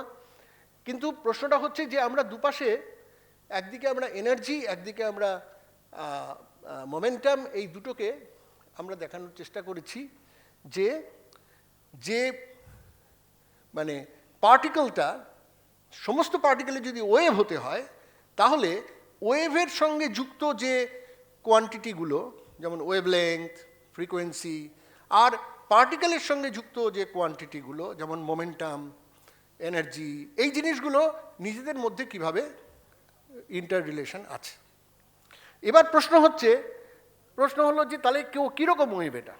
এই যে ওয়েভ আমরা বললাম, তাহলে এটা কি যে কোনো ওয়েভ? আমরা যে পুকুরে যে ঢিল ফেলি, জলের মধ্যে জলে ঢিল ফেলি, তাতে যে ওয়েভ হলো, এটা কি সেরকম ওয়েভ? এটা কি আমরা যে একটা দড়ি নিলাম, দড়িতে নাড়ালাম, যে ওয়েভটা যাচ্ছে, এটা কি সেরকম ওয়েভ? নাকি এটা এই যে আলো আসছে, ইলেকট্রোম্যাগনেটিক ওয়েভ, এটা সেরকম ওয়েভ? এটা কীরকম ওয়েভ? লুই দ্য ব্রগলি যে ওয়েভের কথা বলছেন, এটা কেমন ওয়েভ? তো ন্যাচারালি একটা প্রশ্ন মনের মধ্যে যখন এসেছে তখন আমরা সেটা দেখতে পারি। ওয়েভ বলতে গেলে আমরা যারা 11-12 ছাত্রছাত্রী, তারা সাইন কি cosine function of kx minus omega t যদি পজিটিভ এক্সের দিকে যায় আমরা সেটার কথা ভাবি। তাহলে সেটার উপর ভিত্তি করে আমরা জানি যে একটা ওয়েভ যখন যায় তখন তার একটা ভেলোসিটি থাকে, সেটা ω/k এইভাবে তৈরি হয়। তা ω/k এখানে আমরা হিসেব করে দেখতে পাচ্ছি যে মেটেরিয়াল পার্টিকেলটার ভেলোসিটি যদি v হয় তাহলে ω/k করলে তো সেই ওয়েভটা যদি মেটেরিয়াল পার্টিকেলকেই বোঝাতো তাহলে তো সেটা v হতো, কিন্তু দেখা যাচ্ছে v/2 হয়েছে, v/2 হয়েছে। তাহলে তো মনের মধ্যে খচখচ করছে যে কি হলো, গোলমাল শুরু হয়ে গেছে। যেই না পার্টিকেল ওয়েভ হয়েছে, ওয়েভ পার্টিকেল হয়েছে, নানা রকম ক্যালকুলেশন করা শুরু হয়েছে, আর আমাদের ক্যালকুলেশন থেকে গোলমাল, মানে আমরা ধাঁধায় পড়ে যাচ্ছি। এইবার তারপর ভাবলাম যে আরেকটা কাজ করা যাক। আচ্ছা, ভেলোসিটিটাকে যদি আমরা এটা না করে dω/dk বলে, dω/dk কি করে করছেন? ওমেগা কি কে এর ফাংশন? ওমেগা কি কে এর ফাংশন? তাকে ডিফারেন্সিয়েট করা যায়? তখন আমরা যদি বলি যে ওপরে আমরা লিখেছি ওমেগা ইজ ইকুয়াল টু এই যে k²/2m, তো সেটা যদি আমরা ধরে নিই তাহলে পরে আমরা এখানে যদি এটা লিখে যদি আমরা ডেরিভেটিভ করি তাহলে আমরা দেখতে পাচ্ছি এটা আবার মিলে যাচ্ছে। অর্থাৎ পার্টিকেলের যে ভেলোসিটি তার সঙ্গে ওয়েভের ভেলোসিটি মিলে যাচ্ছে। এটা খুব ইন্টারেস্টিং।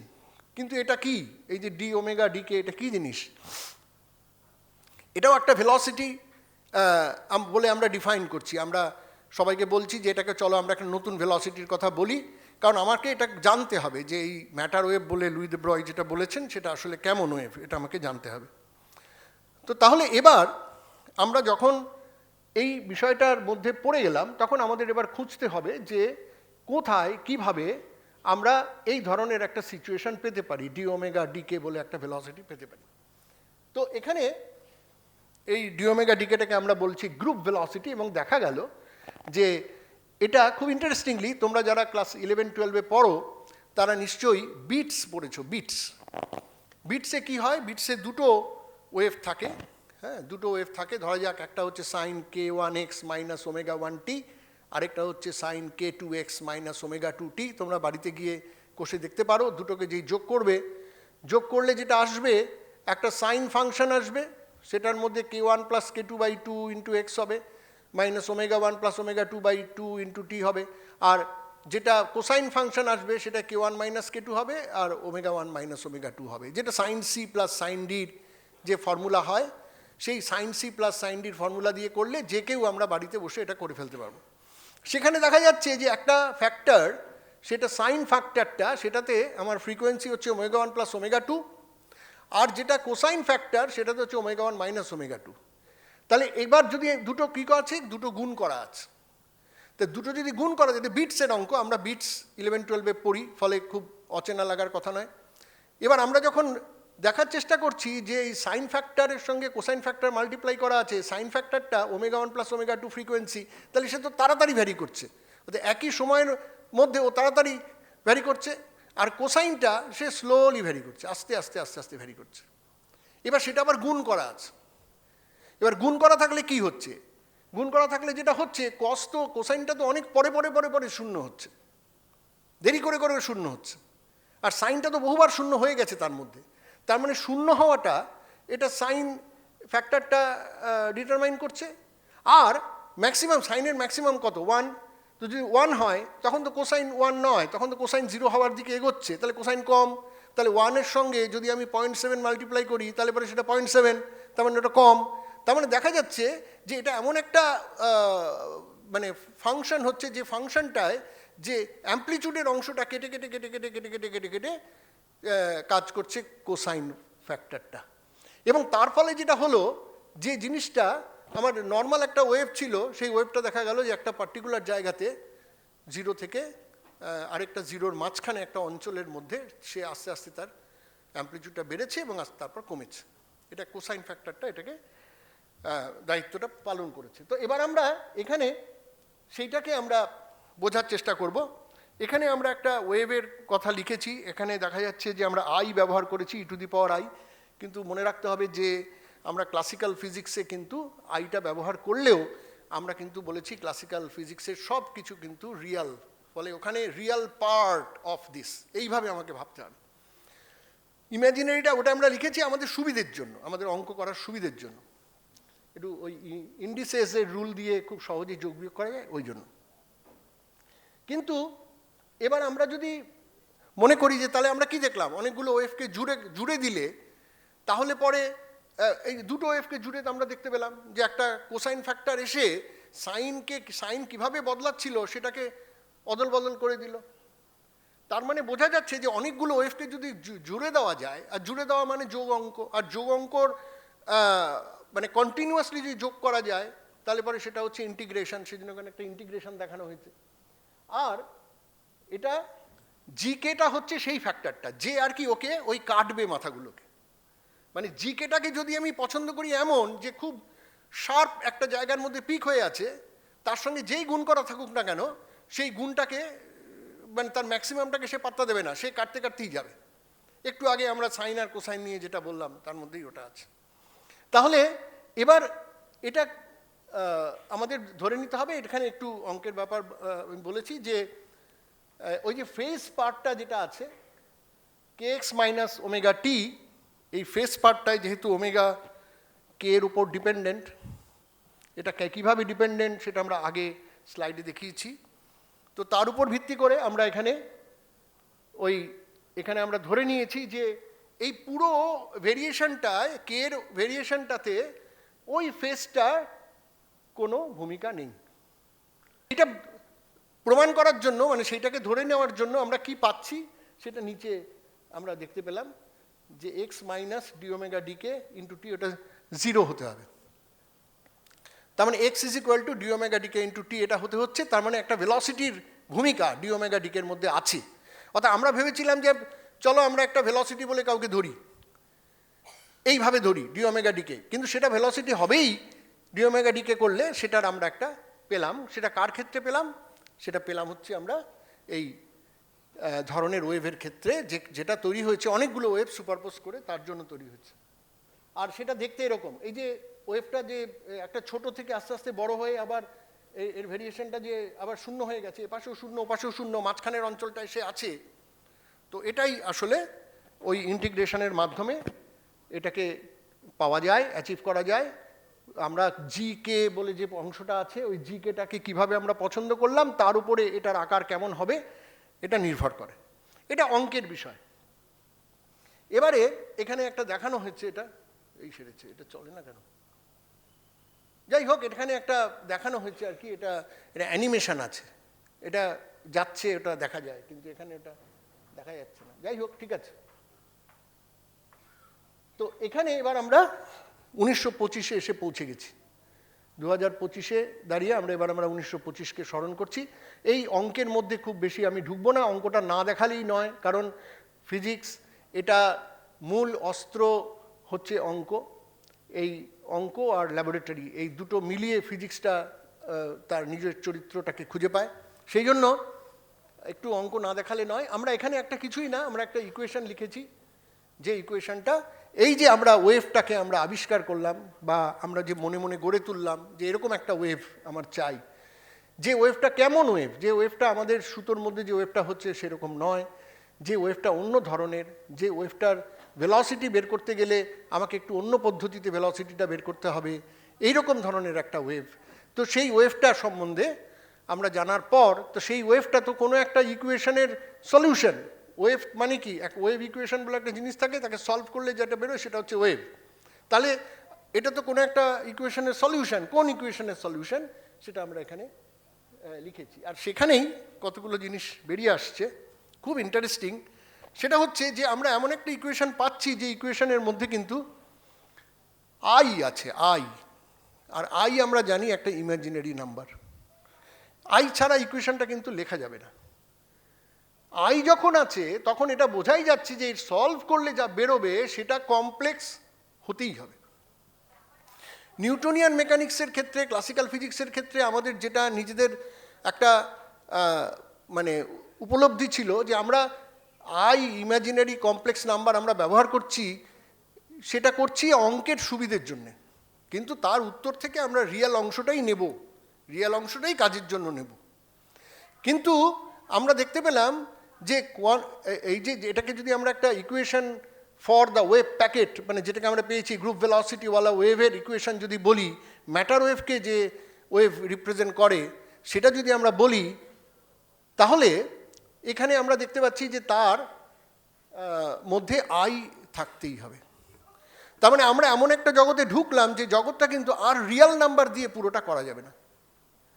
এখানে যা যা আমার বেরোবে তার মধ্যে সেটাকে কমপ্লেক্স হতেই হবে। আমরা শুরুতে ক্লাসিক্যাল ফিজিক্সের কতগুলো বিশেষত্ব বলেছিলাম যে রিয়াল, তো এখন দেখা যাচ্ছে যে কোয়ান্টামের দুনিয়ায় এটা আর রিয়াল থাকছে না।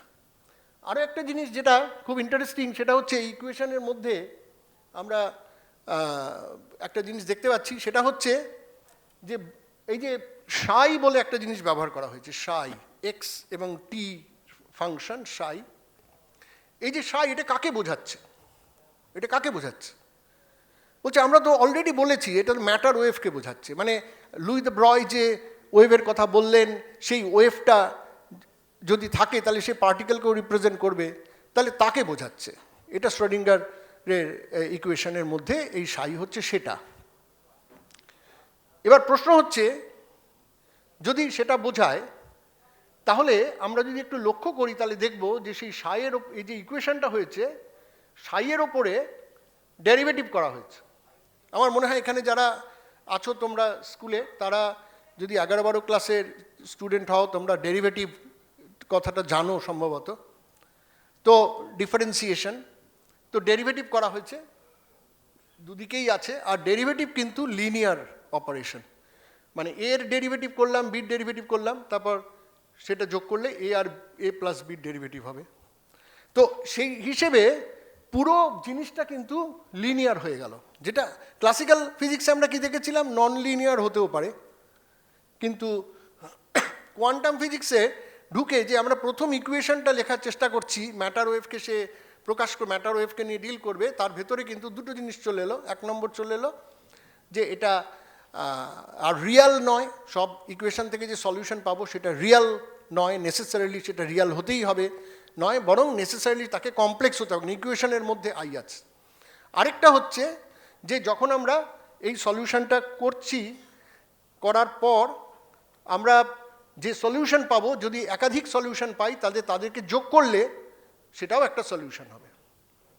অর্থাৎ যে অপারেশনগুলো করা হচ্ছে সেটা হচ্ছে লিনিয়ার, যে কারণে এই অঙ্কের ভিত্তিতে একটা নতুন আগ্রহ তৈরি হলো, যারা এই বিষয়ে গবেষণা করছিলেন তাদের আগ্রহ তৈরি হলো যে আমরা এই যে লিনিয়ার অপারেশন, ডেরিভেটিভ যখন করা হচ্ছে, এটা একটা লিনিয়ার অপারেশন করা হচ্ছে, তাই লিনিয়ার অপারেটর এদেরকে অঙ্কের জগৎ থেকে আমরা যাই স্টাডি করি, এদের চরিত্রগুলোকে আমরা বোঝার চেষ্টা করি, লিনিয়ার অপারেটর কী জিনিস বোঝার চেষ্টা করি। আর এখানে আরেকটা ইন্টারেস্টিং ব্যাপার হচ্ছে, এই পুরো জায়গায় শ্রোডিঙ্গার যেটা বললেন যে দেখো তোমার যদি তুমি অপারেটরই বলো, তাহলে এই যে স্কোয়ার ব্র্যাকেটের মধ্যে যেটা আছে সেটা একটা অপারেটর, সেটা ওয়েভ ফাংশনের ওপরে ডান দিকে আমরা দেখছি যে সেটা অ্যাক্ট করেছে, আর বাঁ দিকে সেটাও ওয়েভ ফাংশনের উপরে অ্যাক্ট করেছে অপারেটর। তো ব্যাপারটা হচ্ছে উনি বললেন যে আসলে অপারেটরগুলো করছে কি, অপারেটরগুলো আসলে এভলিউশন অফ দ্য ওয়েভ ফাংশনটাকে স্টাডি করার জন্য ইকুয়েশনটা তৈরি হয়েছে। অর্থাৎ এরপর অঙ্কের মধ্যে আরও অনেক কিছু ডিটেল আছে, আমি তার মধ্যে যাচ্ছি না। যেটা মূল কথা সেটা হচ্ছে ওয়েভ ফাংশনটা কী করে ইভলভ করে, ওয়েভ ফাংশনটা কী করে সময়ের সাথে সে কী করে গড়ে ওঠে, সেটা আমরা স্টাডি করছি। এইটা হচ্ছে তার মূল বক্তব্য। অপারেটরগুলো কিন্তু তা নয়, অপারেটরগুলো কিন্তু ইভলভ করছে না টাইমের সাথে। তো এইটা ছিল শ্রোডিঙ্গারের ইয়ে। আরেকটা জিনিস হচ্ছে যে সাই 1 সাই 2 যদি দুটোই সলিউশন হয়, তাহলে এ সাই 1 প্লাস বি সাই 2 সেটাও একটা সলিউশন হবে, যেটা লিনিয়ারিটির যে কন্ডিশন সেটাকে স্যাটিসফাই করছে। আর এখানে একটা জিনিস আসলো যে এই ওয়েভের, এই যে ওয়েভ ফাংশনটা আমি পেলাম, আমি সলভ করে ফেলেছি, আমি পেয়ে গেছি ওয়েভ ফাংশন, আমার সামনে ওয়েভ ফাংশনটা আছে, থেকে আমি কী বুঝবো, আমাকে এই ওয়েভ ফাংশনটা কী দিল? তো ন্যাচারালি এই ওয়েভ ফাংশনটা আমাকে পার্টিকেলের যাবতীয় সংবাদ, যাবতীয় খবরাখবর দেওয়ার জন্যই এই ওয়েভ ফাংশনটাকে ভাবা হয়েছে, কারণ একটা পার্টিকেলকে সে বোঝাচ্ছে। অঙ্ক করে আমি তাকে বের করেছি, মানে সে সেই পার্টিকেলের সমস্ত খবর নিজের ভেতরে ভরে রেখেছে, সেইটাই সে আমাকে দেবে। কিন্তু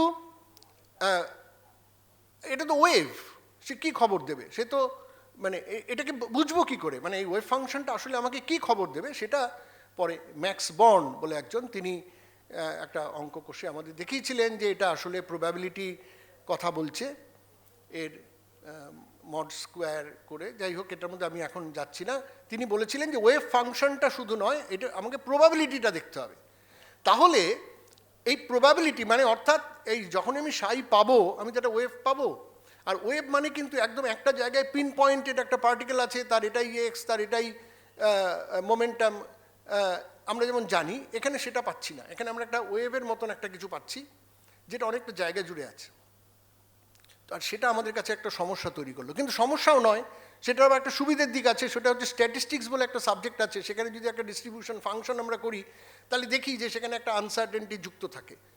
আমরা স্ট্যান্ডার্ড ডিভিয়েশন পড়েছি এগুলো, ফলে আমাদের ভেতরে সেই আগ্রহটা তৈরি হচ্ছে যে আমরা একটু স্ট্যাটিস্টিক্সটা দেখে আসি, সেখানে তো এই ধরনের মানে বিষয় রয়েছে।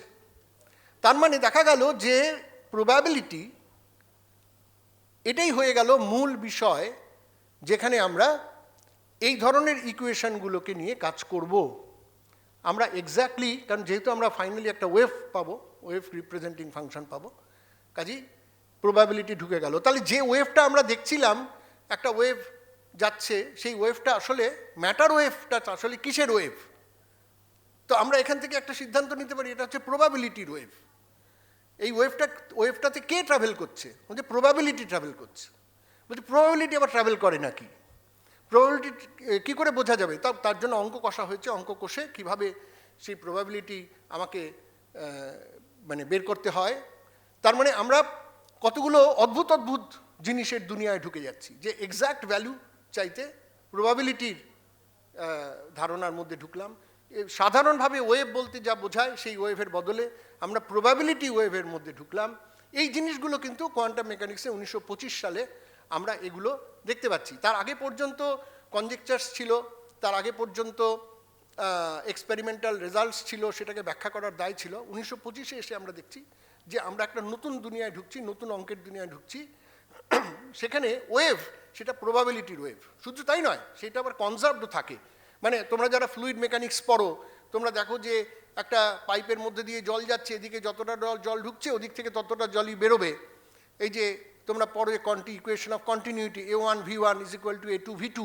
তো এখানেও কিন্তু প্রবাবিলিটিও কিন্তু তাই। প্রবাবিলিটি কিন্তু সাইটা একা প্রবাবিলিটি না, সাইয়ের স্কোয়ারটা হচ্ছে প্রবাবিলিটি। আর সাইয়ের স্কোয়ারকে, সাইটা কেমন বলেছি আমরা, সাইটা হচ্ছে কমপ্লেক্স, ইন জেনারেল কমপ্লেক্স। তো কমপ্লেক্স যদি হয়, তোমরাও পড়েছো অ্যালজেব্রাতে complex number A plus IB A minus IB, তো A plus IB A minus IB গুণ করলে পরে তখন একটা রিয়াল বেরোয়, কমপ্লেক্স কনজুগেট। তো এখানেও এই যে সাইটা বেরোলো, তো সাইটার একটা কমপ্লেক্স কনজুগেট নেব, গুণ করব, তাহলে সেটা হচ্ছে তার প্রবাবিলিটি ডেনসিটি। অর্থাৎ এই জিনিসগুলো হচ্ছে অঙ্কের বিষয়, যে কী করে আমরা অঙ্কটা করব। এবারে আমরা হাইজেনবার্গে আসছি। শ্রোডিঙ্গারে আমরা একটা জিনিস দেখলাম, যে একটু আগে যেটা দেখালাম, আমি ছোট করে লিখেছি, ওই থার্ড ব্র্যাকেটের মধ্যে, স্কোয়ার ব্র্যাকেটের মধ্যে যেটা ছিল সেটা একটা অপারেশন, সেটাকে আমরা মানে H বলে লিখে দিয়েছি। ওটাকে আজকে আমরা, ওটা টোটাল এনার্জি, ওটা হচ্ছে টোটাল এনার্জি। আমাদের যদি বলে যে টোটাল এনার্জি কি, potential energy plus kinetic energy. তো পোটেনশিয়াল এনার্জি আর কাইনেটিক এনার্জি মেলালে আমাদের যেটা হয় সেটা হচ্ছে যে টোটাল এনার্জি বেরোয়, আমরা জানি P²/2m প্লাস ইউ, এটা হচ্ছে টোটাল এনার্জি। তো এই টোটাল এনার্জিটাই কোয়ান্টাম মেকানিক্সে ওই ব্র্যাকেটের মধ্যে ছিল। ওইটাকে কোয়ান্টাম মেকানিক্সের টোটাল এনার্জি না বলে আমরা হ্যামিল্টনিয়ান বলি সাধারণভাবে, তো সেই জন্য H। আচ্ছা, এবারে ব্যাপার হচ্ছে যে হাইজেনবার্গের কী করলে, হাইজেনবার্গও 1925-এ তিনি শ্রোডিঙ্গারের সঙ্গে একটু আলাদা রকমভাবে একটা অঙ্ক করলেন। সেখানে তিনি বললেন যে এটা হচ্ছে, এটা কি না, এটা হচ্ছে মানে শ্রোডিঙ্গার কী করেছেন, শ্রোডিঙ্গারে হচ্ছে ওয়েভ ফাংশনটা, সেটা কি করে ইভলভ করছে, সেটা কি করে টাইমের সঙ্গে সঙ্গে অদল বদল হচ্ছে, সেইটা হচ্ছে আমার মূল লক্ষ্যবস্তু। হাইজেনবার্গ বললেন না, আমার এই অপারেটরটা কীভাবে ইভলভ করছে, অপারেটরটা কীভাবে ভ্যারি করছে, সেইটা হচ্ছে বিষয়বস্তু। ফলে অপারেটরের যেটা, এটা একটা অঙ্ক আছে মাঝখানে, এই অপারেটরের যে অংশটা, এই অংশটা টাইমের সঙ্গে তো ভ্যারি করতে দেওয়া যাবে না শ্রোডিঙ্গার ইকুয়েশনের ক্ষেত্রে। তো যাই হোক, এইটা হচ্ছে হাইজেনবার্গের কন্ট্রিবিউশন। বেসিক্যালি হাইজেনবার্গ আমাদের কোয়ান্টাম মেকানিক্সের যে ভাষা, সেই ভাষাটাকে অনেক বেশি আধুনিক, সফিস্টিকেটেড সেটা করেছিলেন, যেটা অনেক বেশি লিনিয়ার অ্যালজেব্রা, মানে লেস ডিফারেন্সিয়াল ইকুয়েশনকে কম ব্যবহার করা, অ্যালজেব্রাকে বেশি ব্যবহার করা, এই ধরনের টেকনিক্যালি তিনি একটা জায়গায় আমাদের নিয়ে গেছেন। আর অপারেটরের যে এভলিউশন, অপারেটরের যে টাইম ডিপেন্ডেন্ট, সেটার উপর তিনি জোর দিয়েছেন। এটা হচ্ছে মূল কথা, এটা অঙ্কের মধ্যে হয়ে যাচ্ছে। এবার এখানে এবার কি হলো, 1925-এ তো আমরা ইকুয়েশন পেলাম, কিন্তু আমরা কিন্তু এখনও জানি না, ইকুয়েশন বানিয়ে ফেলেছি, আমরা কিন্তু এখনও জানি না ম্যাটার ওয়েভ সত্যি সত্যি হয় না হয় না। তো এই একটা এক্সপেরিমেন্ট, এই এক্সপেরিমেন্টে দেখা যাচ্ছে যে একটা ওই নিকেলের ওপর এক্সরে ফেলা হয়েছে, এক্সরে ফেলে সেই এক্সরেগুলোকে বিভিন্ন জায়গায় দেখার পরে দেখা গেছে সেখানেও ইন্টারফিয়ারেন্স হচ্ছে, অর্থাৎ ইলেকট্রন পাঠানো হয়েছে। ইলেকট্রন পাঠানোর পর এই যে ডান দিকে যে গ্রাফটা স্ক্যাটার্ড ইলেকট্রন, সেই ইলেকট্রনগুলো যেগুলো স্ক্যাটার্ড করে গেছে ওই নিকেল থেকে, সেইগুলোর গ্রাফটাতে দেখাই যাচ্ছে যেটা ইন্টারফিয়ারেন্সের মতো দেখতে। আর আরেকটা হচ্ছে জিপি থমসন, তিনিও 1927 সালে, 1925-এর পর তিনি এটা করেছেন। তো আমরা মোটামুটি 1925-এর জগৎটা ছাড়িয়েছি। এবার এটা একটা প্রুফ হিসেবে আমরা বললাম ম্যাটার ওয়েভের ব্যাপার। এবারে একটা ছোট্ট জিনিস আমি বলছি, আমার আর কতক্ষণ সময় আছে? আচ্ছা, হয়ে গেছে তো? আচ্ছা, ঠিক আছে, জাস্ট দুটো কথা বলে নিই। প্রথম হচ্ছে যে এর ফলে আমরা যেটা পেলাম, একটাই কথা, সেটা হচ্ছে যে আমরা পোলারাইজেশন জানি। পোলারাইজেশনে আমরা যদি কোনো একটা ওয়েভকে কোনো একটা পোলারাইজারের মধ্যে দিয়ে পাঠাই, তাহলে পরে পোলারাইজারের অ্যাক্সিস দিয়ে যে ওয়েভটা ওপারে যাবে, সেই ওয়েভটা মানে ওই অ্যাক্সিসের মধ্যে যে ভাইব্রেশনটা হচ্ছে অ্যালং দ্য অ্যাক্সিস, সেটাই যাবে, বাকিটা যাবে না। আর যদি আমরা অ্যাক্সিসের সঙ্গে একটা থিটা কোণ করে পাঠাই, তাহলে পরে তার একটা অংশ যাবে, একটা অংশ যাবে না, ওটা এখানে দেখানো হচ্ছে। আর তার এনার্জিটা কি হবে, সেটা হচ্ছে ওই square. E0 square cos square theta সেই এনার্জিটা পাস করবে। কিন্তু এবার যদি আমি বলি যে এটা ইয়ে যাচ্ছে, ফোটন যাচ্ছে, তো ফোটন যদি যায় তাহলে একটা ফোটন যখন সেখানে যাবে তো সেই ফোটনটা কী করবে, তার কি একটা fraction of cos square theta সেই ফ্র্যাকশনটা যাবে আর বাকিটা যাবে না? যদি তার ফ্র্যাকশন যায় তাহলে এনার্জির ফ্র্যাকশন হয়ে গেল, মানে কি এনার্জি তো ফ্রিকোয়েন্সি চেঞ্জ করে যাবে। এবার ফ্রিকোয়েন্সি যদি চেঞ্জ করে যায় তো সেটা তো পোলারাইজেশনে দেখা যায় না, পোলারাইজেশনে সব তো আইডেন্টিক্যাল ফোটনস। তো সেই কারণে ব্যাপারটা যেটা দাঁড়ালো, যেই আমরা মানে অলরেডি পার্টিকেল নিয়ে যেটা আমরা ভেবেছি সেটার মধ্যে ঢুকলাম, তখন কিন্তু একটা সমস্যার জন্ম হলো। এবং এই সমস্যাটা যে কত বড় সমস্যা, যে কত ভয়ানক সমস্যা, সেটা নিয়ে কাজ করতে গিয়ে যে কেউ কেউ বলছেন যে ফোটন যখন যাচ্ছে তখন ফোটনের ভেতরে একটা কোনো একটা ভেরিয়েবল আছে, লুকিয়ে আছে, সে সিদ্ধান্ত নেবে যে কি হবে, ফোটনটা যাবে ওপারে, যাবে না যাবে না, ওটা ওপারে যাবে না যাবে না। ডেভিড বোম বলে একজন, তিনি এইভাবে লিখেছিলেন, হিডেন ভেরিয়েবল বলে একটা জিনিস লুকিয়ে আছে ওর ভেতরে, একটা তথ্য, তো সে সিদ্ধান্ত নেবে। কিন্তু ঘটনাটা হচ্ছে যে পরে এটাকে নিয়ে আরও অনেক ধরনের কাজ হয়েছে, এক্সপেরিমেন্ট হয়েছে, এবং সেখানে একজন মানুষের নাম না বললেই নয়, তিনি জন বেল, তিনি একটা এত মানে ইম্পর্টেন্ট থিওরেম, যেটাকে মানে যে কারণে জন বেলকে তো আমার সাধারণভাবে ছাত্রছাত্রীদের, স্কুলের ছাত্রছাত্রীদের পড়ানোর সময় মনে হয় যে ঠিক যেমন জগদীশচন্দ্র বসু, সিভি রামন, সত্যেন বসু, এরা যে ধরনের সময়ে দাঁড়িয়ে যে ধরনের গবেষণার কাজ এখানে করেছেন একটা মানে একটা কলোনিয়াল ভারতবর্ষে, তো ঠিক তেমনি আয়ারল্যান্ডে এই জন বেল, তিনি মানে মেইন স্ট্রিম ফিজিক্সের মূল ধারার সঙ্গে যুক্ত না থেকেও তিনি এমন একটা কিছু বলেছেন যেটা আজও কোয়ান্টাম মেকানিক্সের ভেতরে তোলপাটটাকে কিন্তু জারি রেখেছে।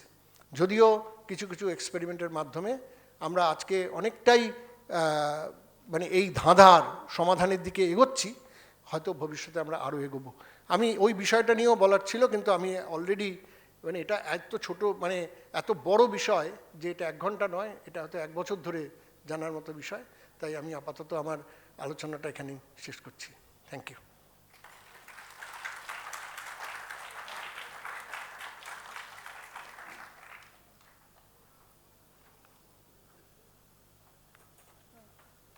Thank you, sir, for taking us to this journey of quantum mechanics and telling us the stories behind all the inventions in quantum mechanics. Do we have any questions from the audience? Or go ahead and ask questions. It's always encouraged.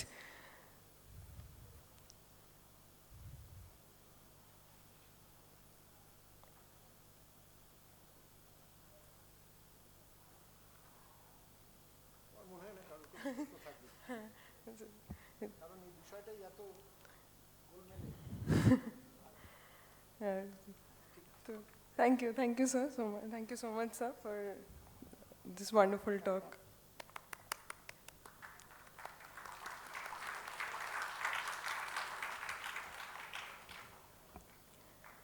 Our second talk will be delivered by Professor Soumitra Banerjee from the Department of Physical Sciences, IACS, Kolkata.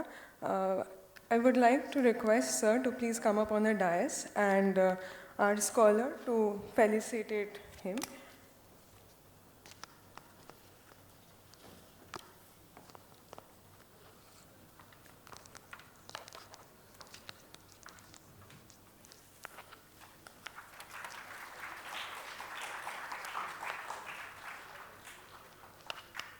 Professor Banerjee will be talking on the culture of science, and if sir, I request sir to please address the gathering. Thank you very much for inviting me. Should I speak in English or Bangla? As a change, let me speak in English then, because it seems most of the audience is from English medium schools, is it? Is that okay if I speak in English?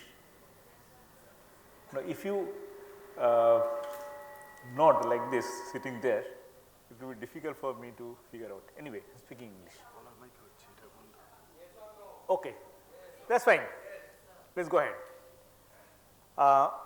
This is a specific day in which we remember our scientists, their life, struggle, contributions, and most importantly, the pictures that I have shown here, their prime contribution, the things in which they stand out is that they stood for a scientific culture, propagation of a scientific bent of mind.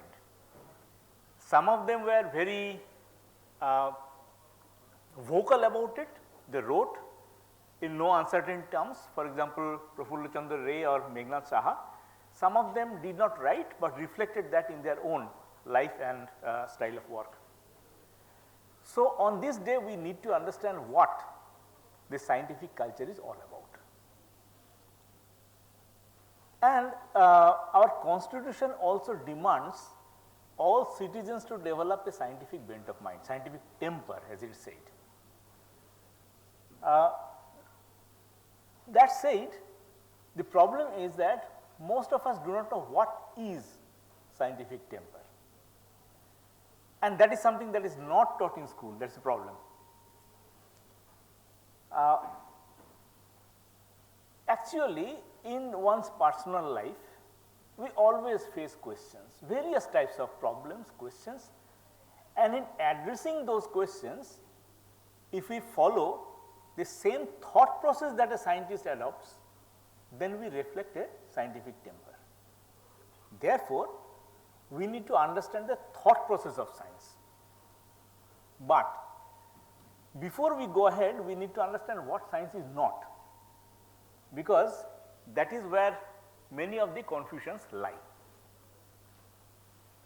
Science is not a collection of subjects. If I ask you what is science, you would say it is a collection of, say, physics, chemistry, mathematics, biology, all that put together is science. No, it is not. It is not.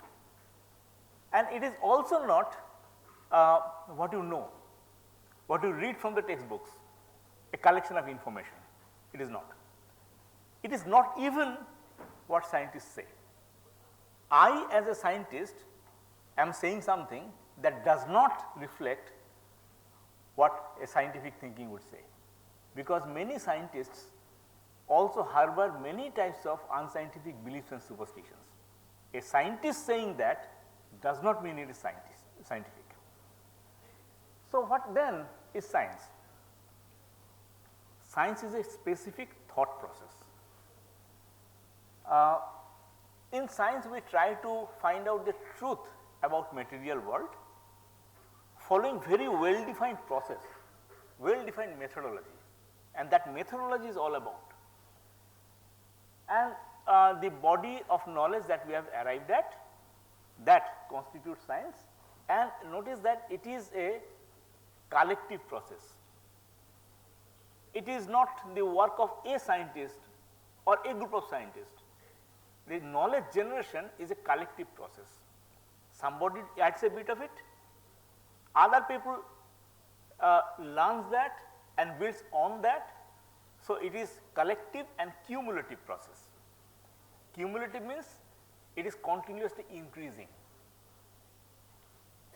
and it is also transpersonalization of experience.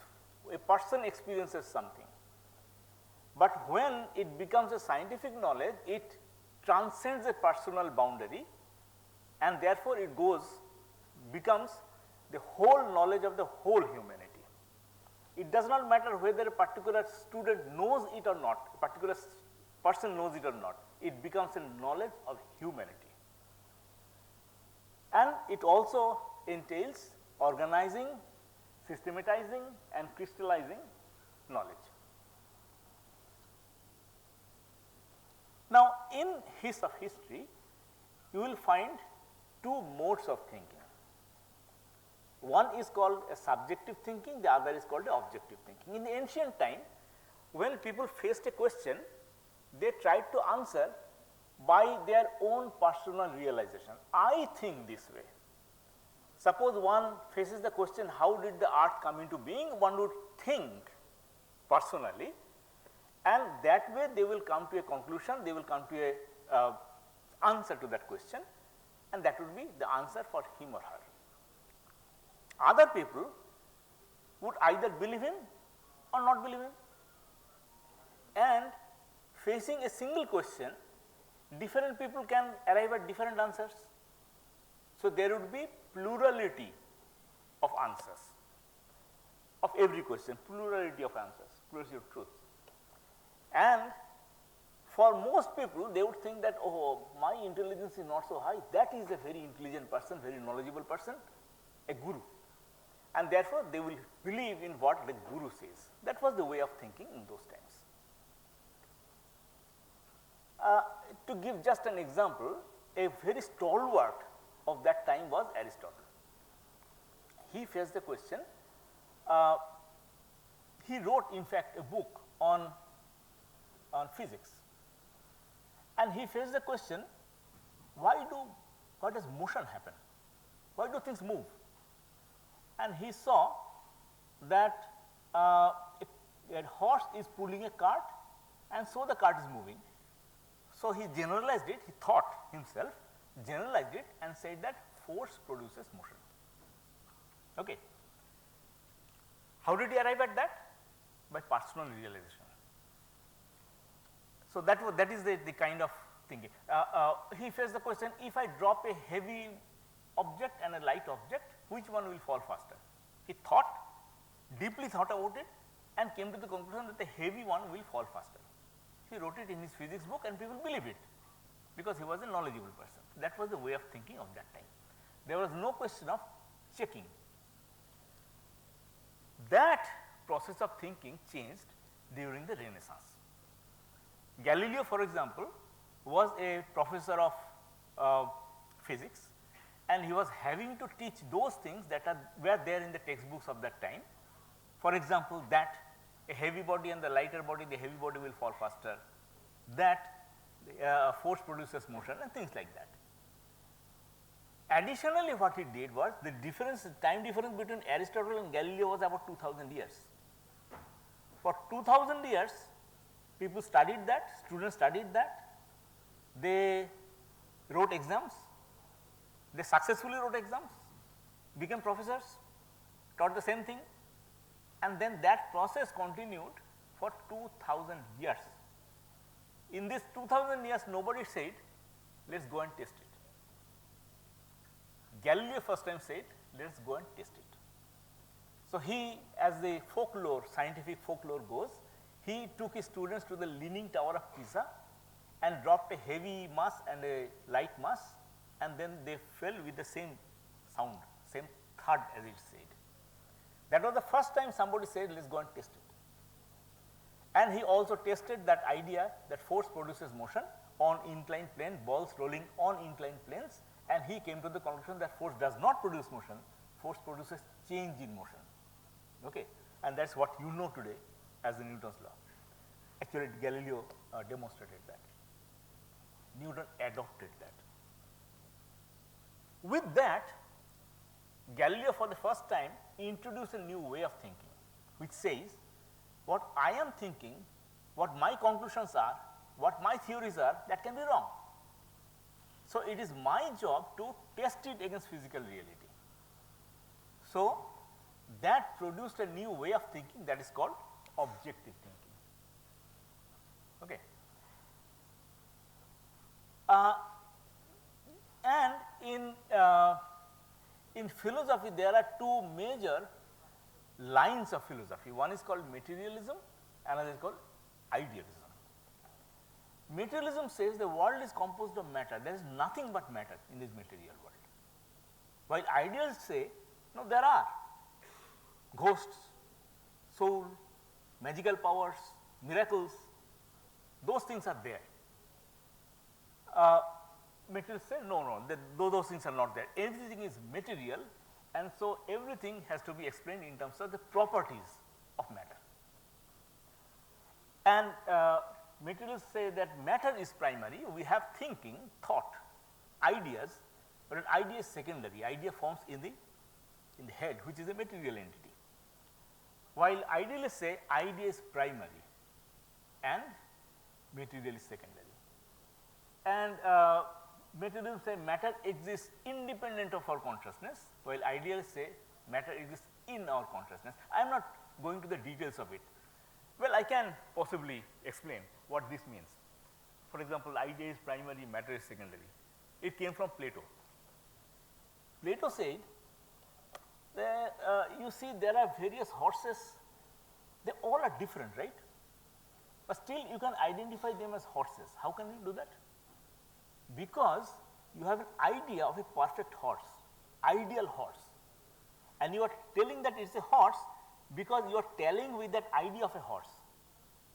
So, there is an ideal horse, and every horse is made as per that idea. It is like you go to sweet shop, mishti dokan, and you will find the sweets are all of the same shape. How? Because the sweet maker has put it in a particular die. So, each one is made according to the die, but it is a bit imperfect, but there is a die. So, Plato said that behind everything that exists in the material world there is an idea.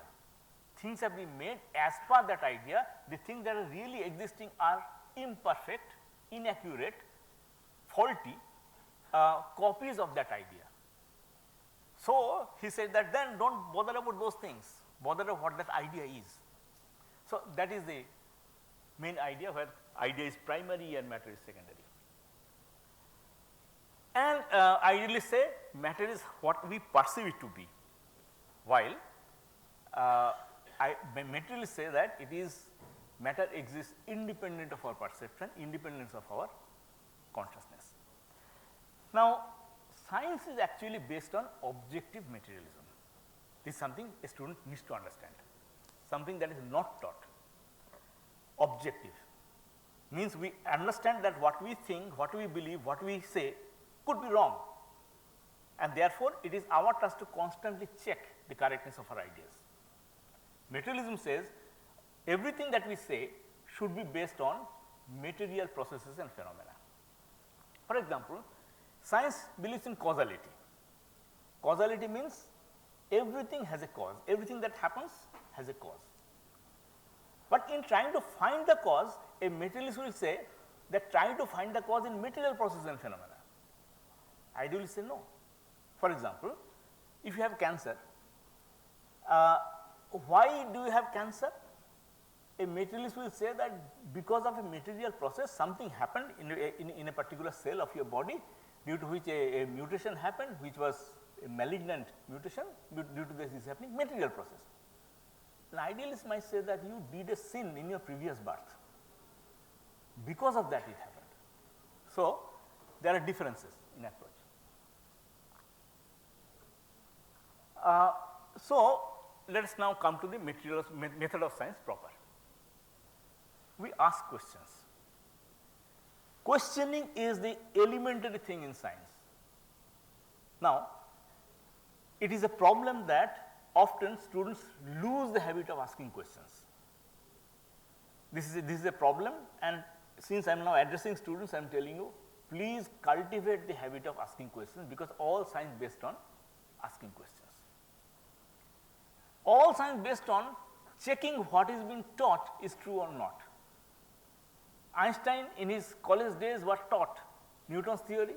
He was also taught Maxwell's theory, but he said that I don't understand.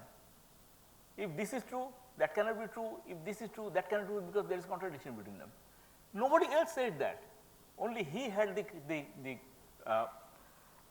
mind to question the established things.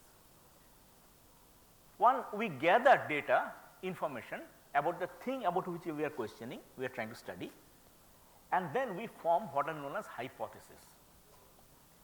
Hypotheses are intelligent guesses, I will come to that, and then we test the hypothesis. This is the way we actually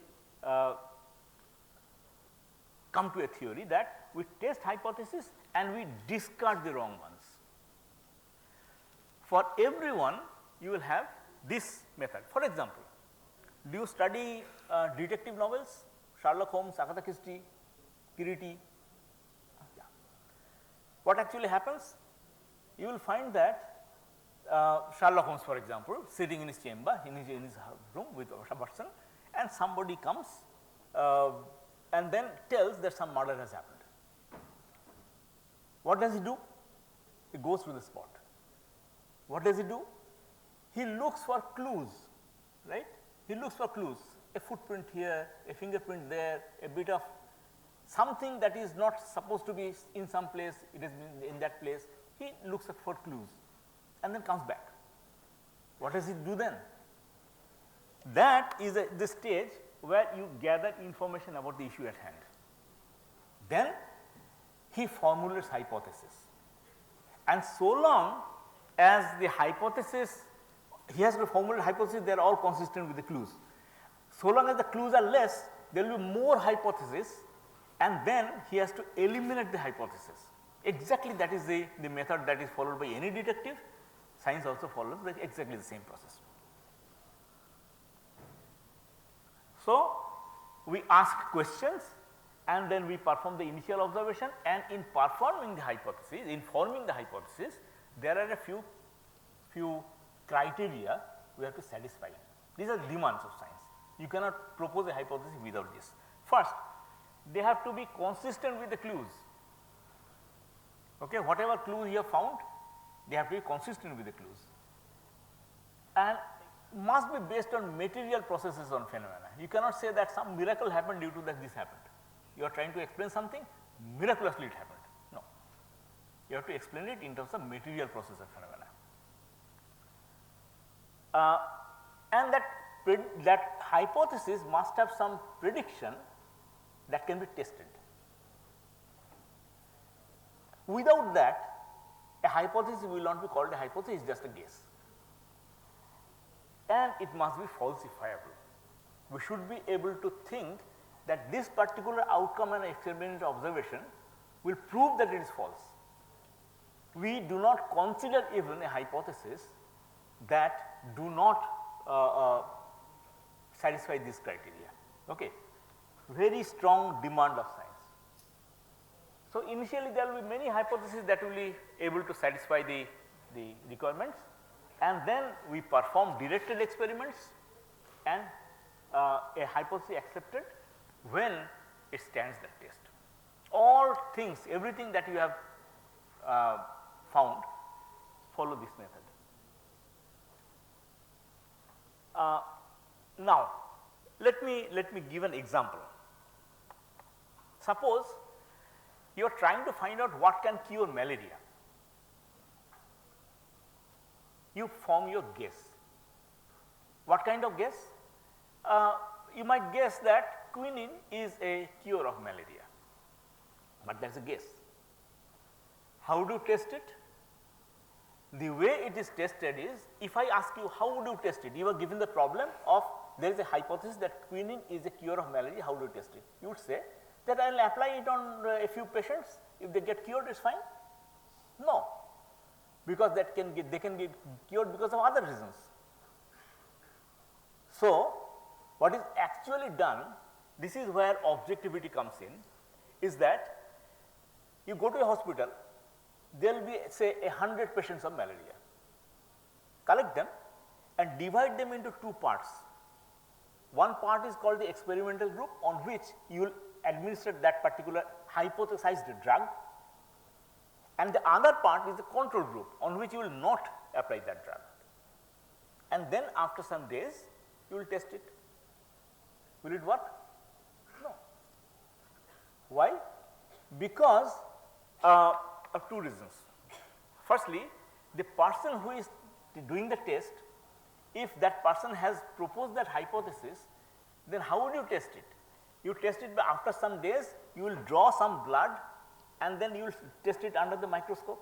You will find how many of these parasites are there in the blood. If you already have that belief that that is a cure of malaria, then you will undercount the number of bacteria in the blood from the experimental group and overcount that from the control group. That happens, it is human nature. And in order to satisfy objectivity, what we do is that the counting is done by a person who does not know where the blood has come from. Okay, this is called a single blind experiment. Will that work? No.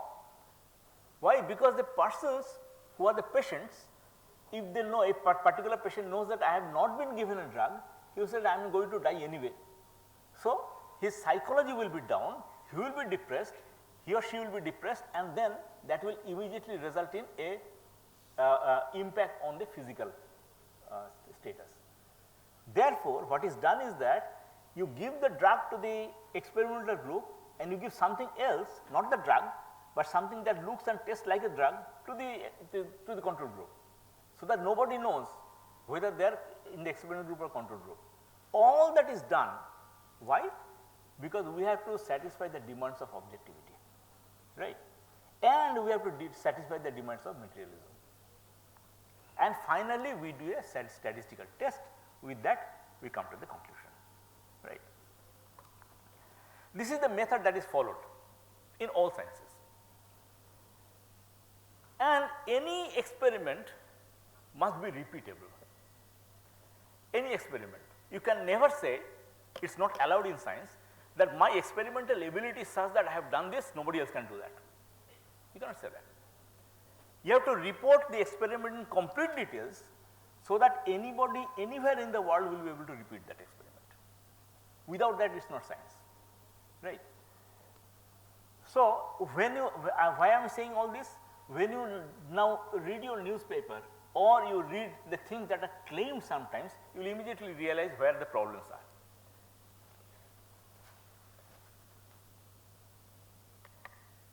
And that way, any theory is subjected to continuous tests. Newton's theory was extremely successful. You throw a cannonball from the initial condition, from the initial velocity, initial angle and things like that, you will be able to predict where it will fall. It does fall there. Enormously successful. It could predict the way Mars will go around the sun, it could predict the way moon will go around the earth, and everything was predictable, so enormously successful. Yet, people kept on checking. And when they came to the motion of Mercury, they found that it has a motion. The motion of any planet is a ellipse, and ellipse has a major axis, minor axis, the major axis turns. And that cannot be explained by Newton's theory. So, we knew, even though Newton's theory was so very successful, we know there is a problem, right. This continuously checks is very important. Einstein's theory of relativity was extremely successful, and yet people kept checking it. And one thing was not checked for 100 years, that is whether or not there are gravitational waves. The theory predicted there should be.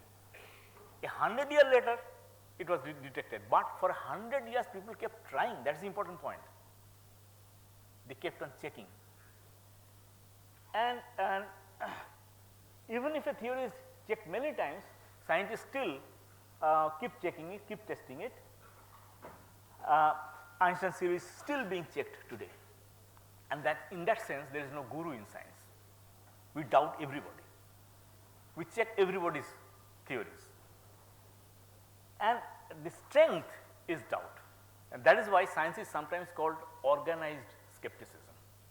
We doubt, we do not believe. We doubt, we check, we recheck. Sometimes we will say that if we find something is wrong, then we rectify that. Sometimes you will say that science does not say the same thing for a long time. Today science says something, tomorrow you will say no, it's wrong, that is correct. This is the strength of science. And those who say that what I say is correct, they are not really checking.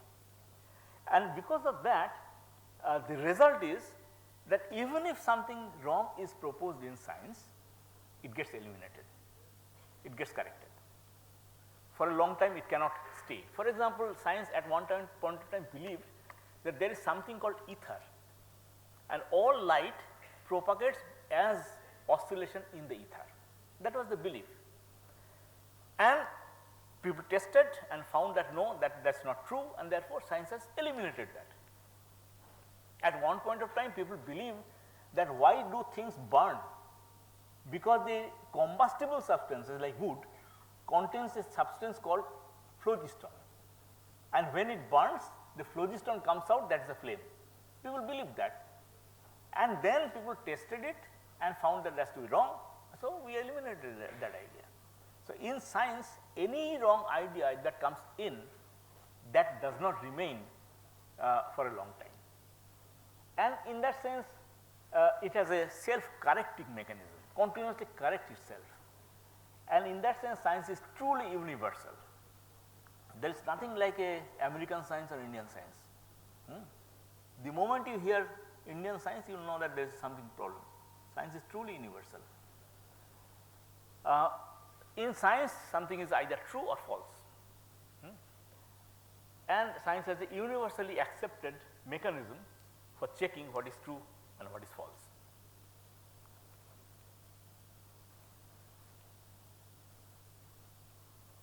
Yeah. So, now on that basis, let us try to understand what is scientific temper.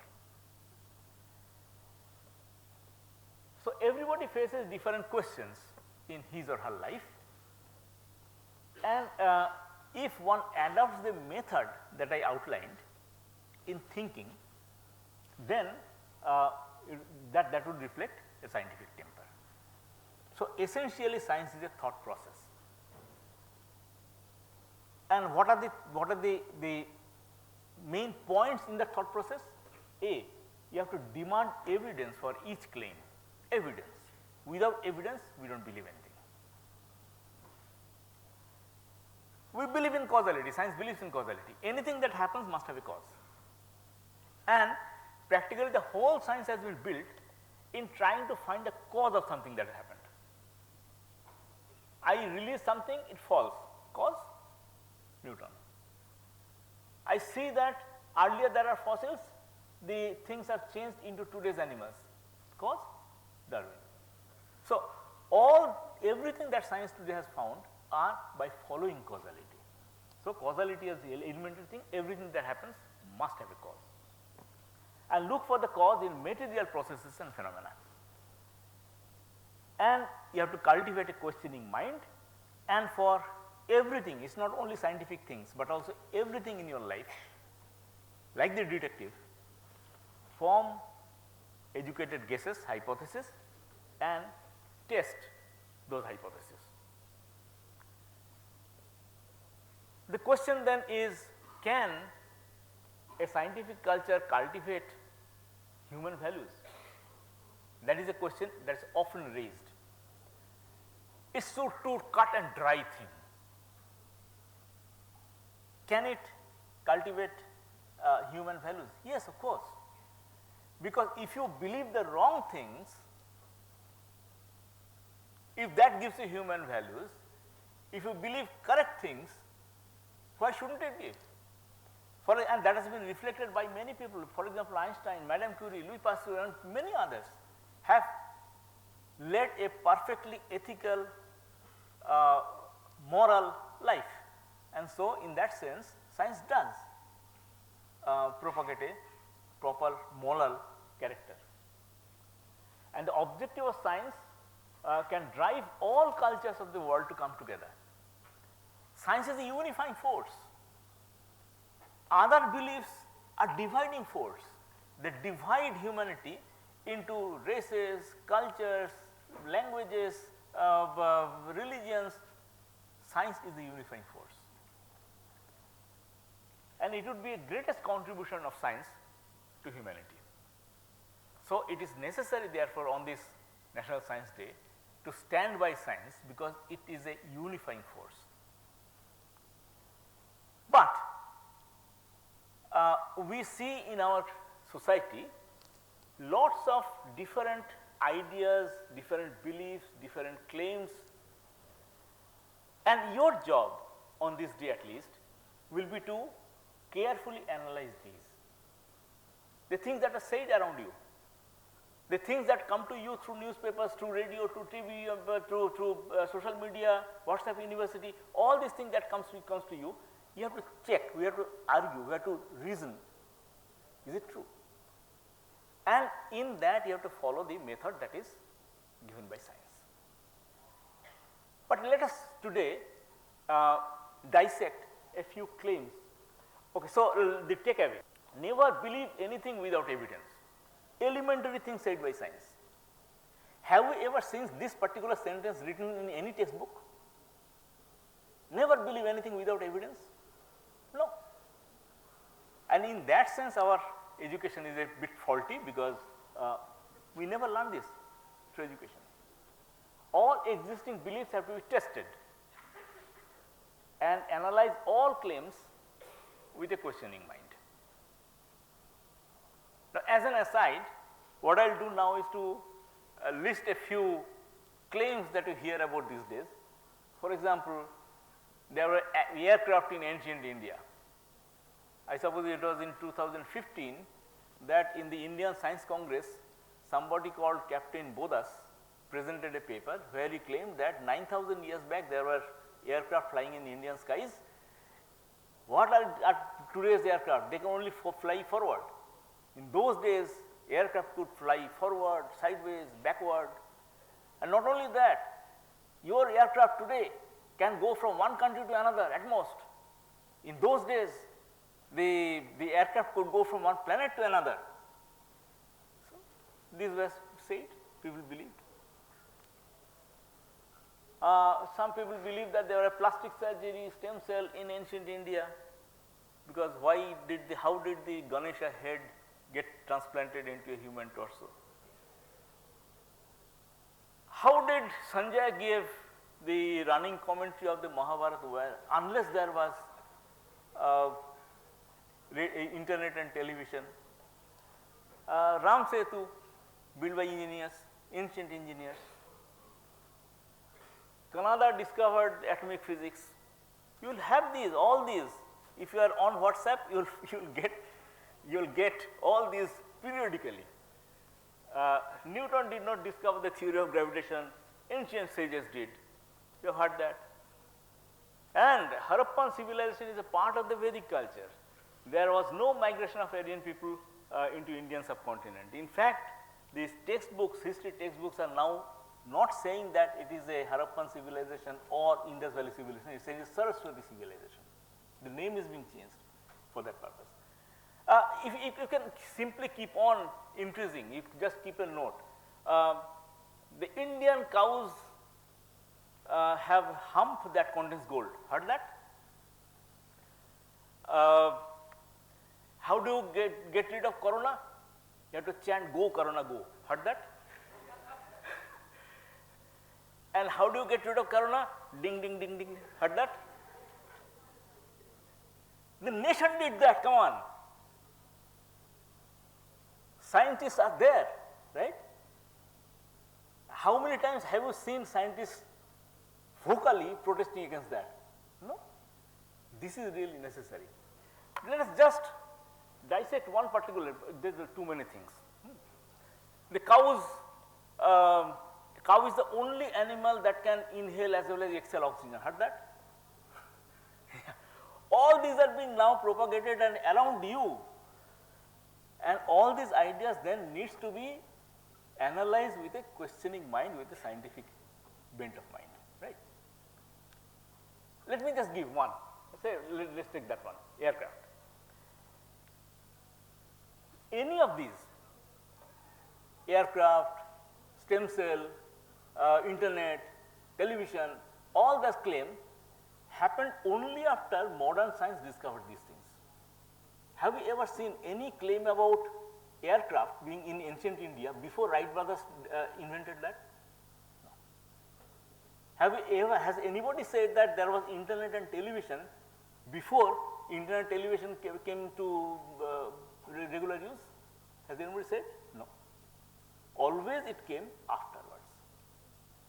Secondly,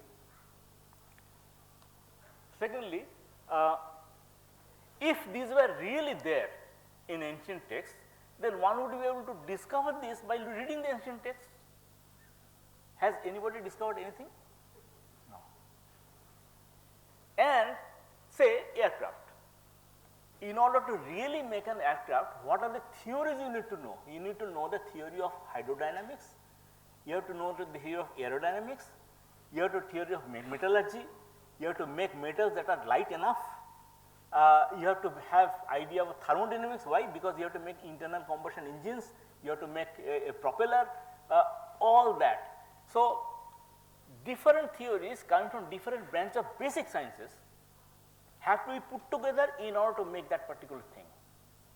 Therefore, a aircraft cannot exist until, for example, the Bernoulli's principle is known by people. So, unless you see evidence that these theories were known before, it is impossible to have this technology, right? And that works with stem cell, that works with television, everything. So, technology requires prior development of basic science. And if, for example, aircraft were there, regularly flying on Vedic skies, then at least in one of the archaeological sites you will find a propeller or a broken piece of a wing. Has anybody found? No. So, there is no evidence either. Yet people believe, and on this day we have to take a pledge that we have to dispel these beliefs, unscientific beliefs. So, the task before scientists and students is that we have to actively propagate scientific temper through outreach activities. We have to talk to our friends, we have to talk to our relatives, parents, people around us, and we have to convince them to think in this way, where everybody should demand evidence for any claim that is made, and we should be able to analyze things by logic and speak out whenever there is a propagation of pseudoscience. We cannot keep mum. Science and anti-science are two different poles, and science can flourish only by defeating unscientific ideas. It cannot flourish coexisting with unscientific ideas. And the role of, take the role of fighters in the cause of science, in the fight between science and anti-science. Thank you.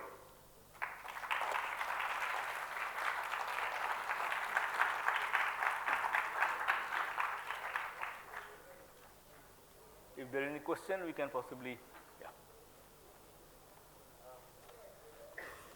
Thank you so much, sir, for such an insightful and inspiring talk on the culture of science. If there are any questions from the audience, there is last row. If somebody could pass on a mic.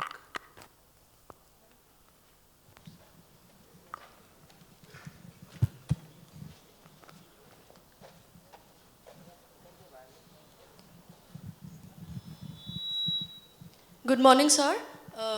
In the slides, about 2 lines of philosophy, you mentioned about materialism, idealism, and in last part you wrote that science is based on objective materialism. So is science, can we argue that science is a, like philosophy is a part of science?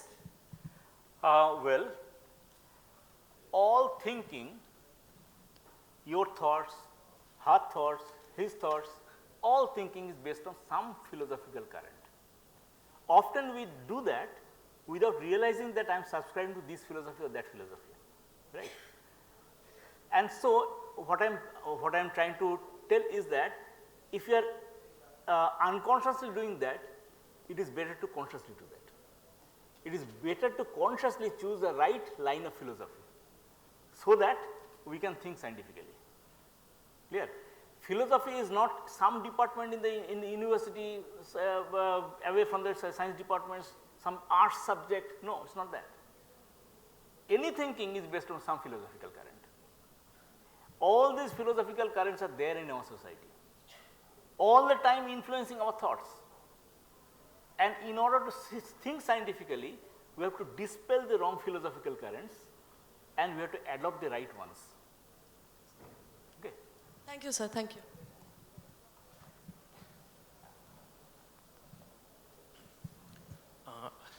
Modern সায়েন্সের কথাতে আমরা pseudo science আর traditional নলেজকে কী করে differentiate করব? Good question. Pseudoscience কি? সায়েন্সের কথাগুলোকে ব্যবহার করে এমন কিছু ক্লেম করা যেটা আনসাইন্টিফিক, কথাগুলোকে ব্যবহার করে।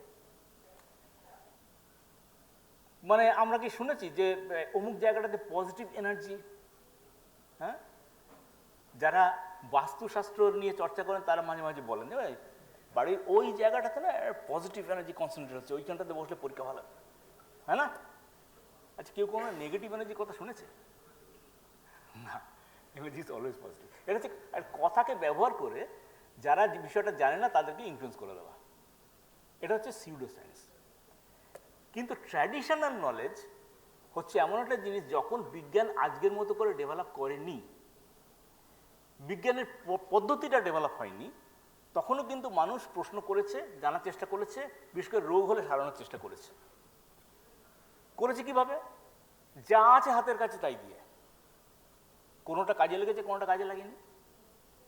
যেটুকু কাজে লেগেছে সেটাকে কিন্তু নজর করেছে, করে আরেকজন সেটাকে ব্যবহার করেছে, করে করে একটা ট্র্যাডিশনাল নলেজ তৈরি হয়েছে, আমাদের আয়ুর্বেদ যেরকম। কিন্তু মনে রাখতে হবে যে সেটা যখন তৈরি হয়েছে তখন কিন্তু আধুনিক বিজ্ঞানের পদ্ধতিটা তৈরি হয়নি।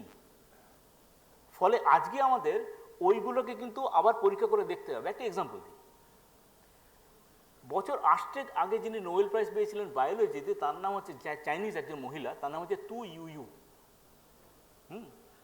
TU এই মহিলা 70-এর দশকে ওনার কাজটা করেছিলেন, 70s-এ। যে জায়গাটা চায়নার দক্ষিণ এবং ভিয়েতনামের উত্তরের মাঝখানের জায়গাটা, ওই জায়গাটাতে একটা বিশেষ জাতের ম্যালেরিয়া হচ্ছিল, যেটা যে ওষুধ দিয়ে সারানো হতো, কুইনেন জাতীয়, সেটাতে রেজিস্ট্যান্ট। ফলে সেখানে ওটা কিছু করা যাচ্ছিল না, গাদা গাদা লোক মারা যাচ্ছিল। ওই সময় তাকে এখানে পাঠানো হয় একটা দায়িত্ব দিয়ে যে এটার একটা প্রতিষেধক তৈরি করতে হবে। কী করলেন তিনি? এনশিয়েন্ট চাইনিজ যে মেডিসিনগুলো আছে সেগুলোকে ভালো করে জানলেন, জেনে দেখলেন যে সেখানে কতগুলো হার্বসের কথা বলা আছে যেটা দিয়ে এগুলো সারানো গেছে। হার্বসটা কি? তিনি তারপর সেইটাকে জোগাড় করলেন। কিন্তু এরকম করলেন না যে ওটা যদি বলা আছে দিয়ে দাও, না, তিনি এবার সেইটাকে একেবারে আজকের যুগে সায়েন্টিফিক টেস্টিংয়ে ফেললেন, যেভাবে আমি বলেছি ঠিক সেভাবে। দুটো ভাগে ভাগ করে এক্সপেরিমেন্ট গ্রুপ, কন্ট্রোল গ্রুপ, তাকে যেভাবে টেস্ট করতে হয়, single blind test, double blind test, exact ওই পার্টিকুলার হার্বটা থেকে মলিকুলগুলো আলাদা করে কোন মলিকুলটার জন্য ওটা হচ্ছে সেটাকে বের করে, কত ডোজেজে দিলে সেটাকে কাজ করবে সেটাকে বের করে, তারপর উনি একটা সাকসেসফুলি একটা ওষুধ তৈরি করতে পারলেন, যার জন্য লক্ষ লক্ষ লোকের প্রাণ বেঁচে গেল। তিনি নোবেল প্রাইজ পেলেন। লক্ষ্য করে দেখুন, উনি কিন্তু প্রথম ক্লুটা পেয়েছিলেন ট্র্যাডিশনাল নলেজ থেকে, ওটা হাইপোথেসিস।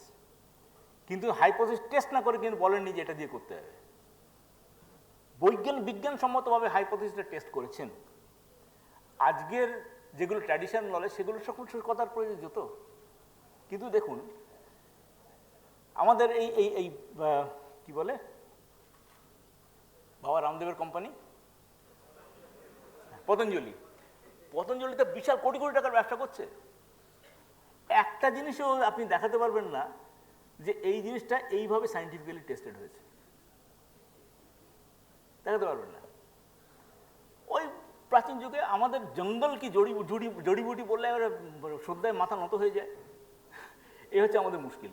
কিন্তু ওর মধ্যে সত্য থাকতে পারে, পয়েন্ট হচ্ছে ওর মধ্যে সত্য থাকতে পারে, সেটাকে টেস্ট করা দরকার। এমনকি এইগুলো কত কনসেন্ট্রেশনে দেওয়া হবে, খালি পেটে দেওয়া হবে কিনা ভর্তি পেটে দেওয়া হবে, সকালে দেওয়া হবে কি বিকেলে দেওয়া হবে, কত ডোজেজে দেওয়া হবে, কিচ্ছু জানা নেই। এগুলো তো টেস্ট করে তৈরি করতে হয়। এই টেস্টিংটা আজকে প্রয়োজন। কিন্তু তার মানে এই নয় যে আয়ুর্বেদে যা লেখা আছে সেগুলো ভুল, মোটেই না। কিন্তু সেগুলো আজকে পরীক্ষা করা প্রয়োজন, এটাই আমি বলছি। বুঝতে পারলাম কথাটা? Any other question?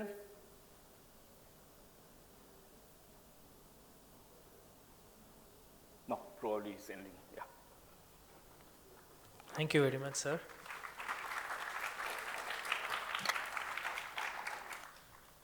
We have an announcement now. We shall now disperse for the photo session outside the MLS hall. You all are requested to take your lunch at the open air theatre, where you will be guided by our student volunteers.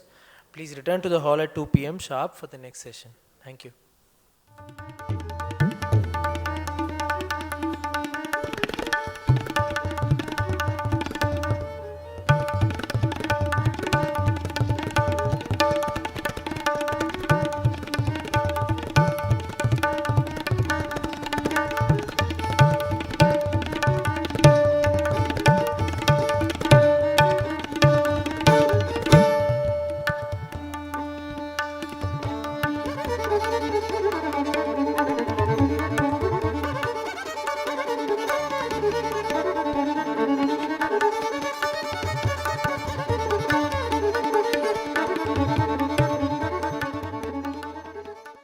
Of our program. Hope you had a good lunch.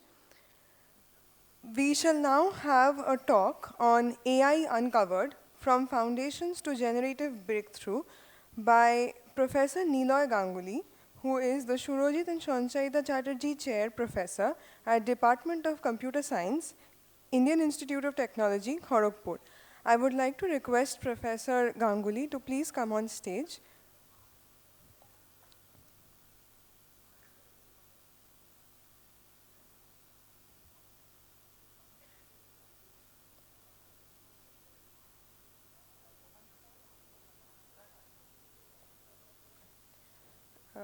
And I'd like to request our scholar to felicitate Professor Ganguly with a bouquet.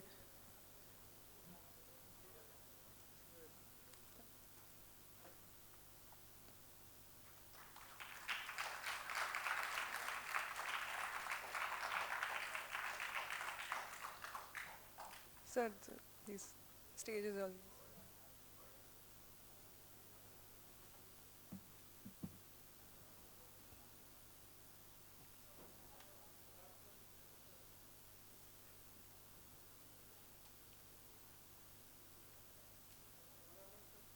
Collar mic me.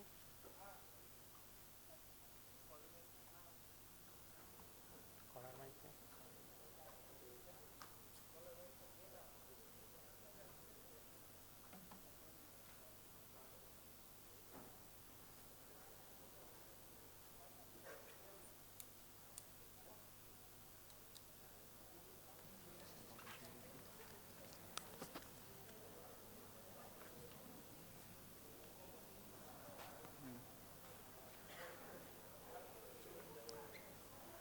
Okay, thanks. Yeah, thanks the organizer for inviting me. So,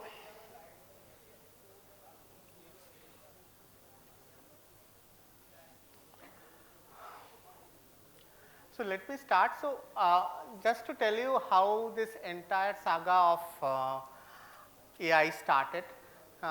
It started in the building of during the summer of 1956 and in Dartmouth College, and where McCarthy, who was the professor from Dartmouth College, Minsky is the scientist who started AI department in MIT.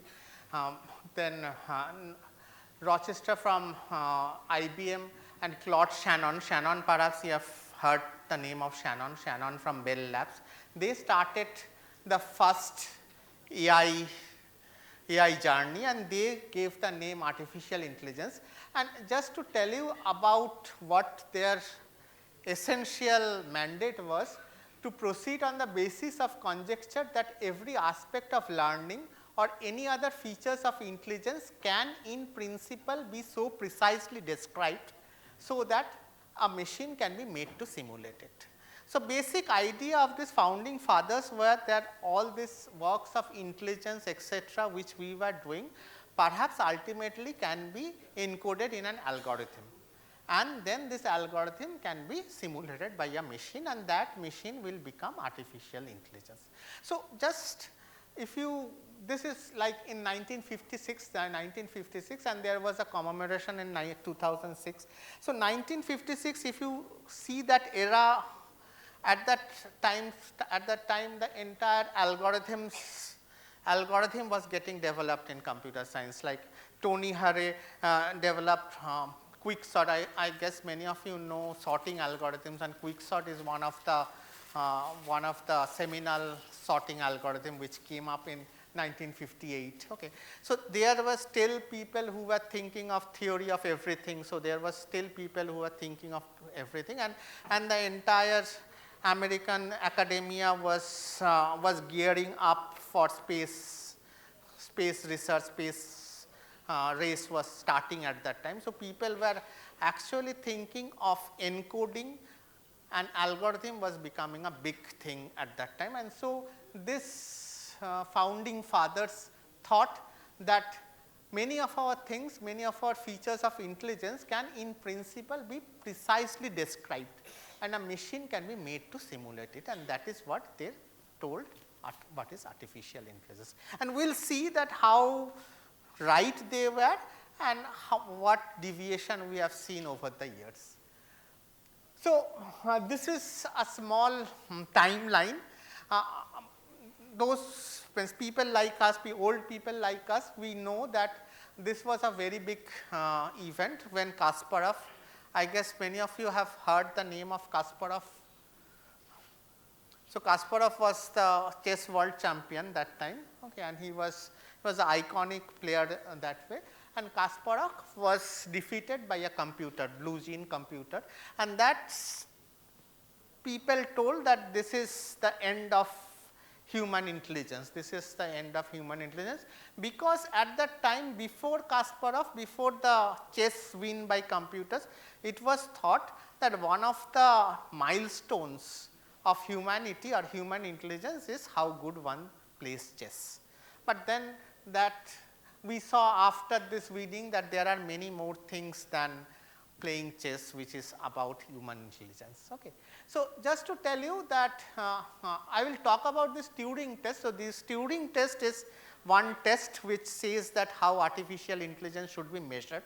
Okay. And then the term artificial intelligence was coined, and we saw the in 1997 the Kasparov win. Then again if we see this 2011 we see that IBM Watson, the IBM Watson actually defeats in Jeopardy. So, chess is a strategy game, while Jeopardy is both knowledge plus strategy game together. So, at that time artificial intelligence becomes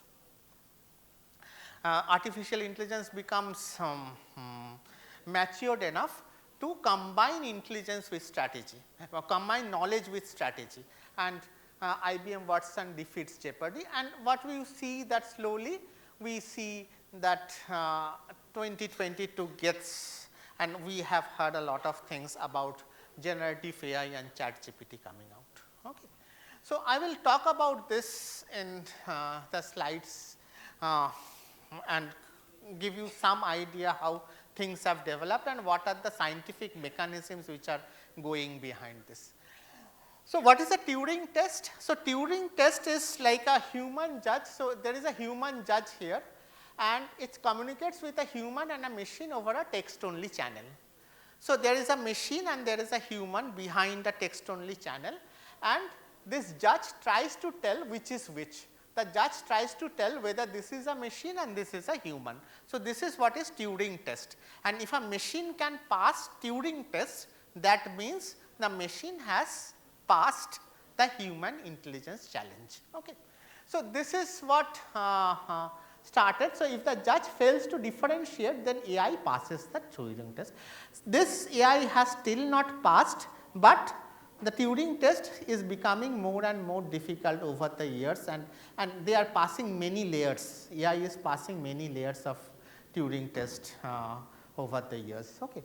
And typically these are chatbots, and the first chatbot was developed way back in 1966, and we are having various versions of these chatbots to see whether AI can pass the Turing test.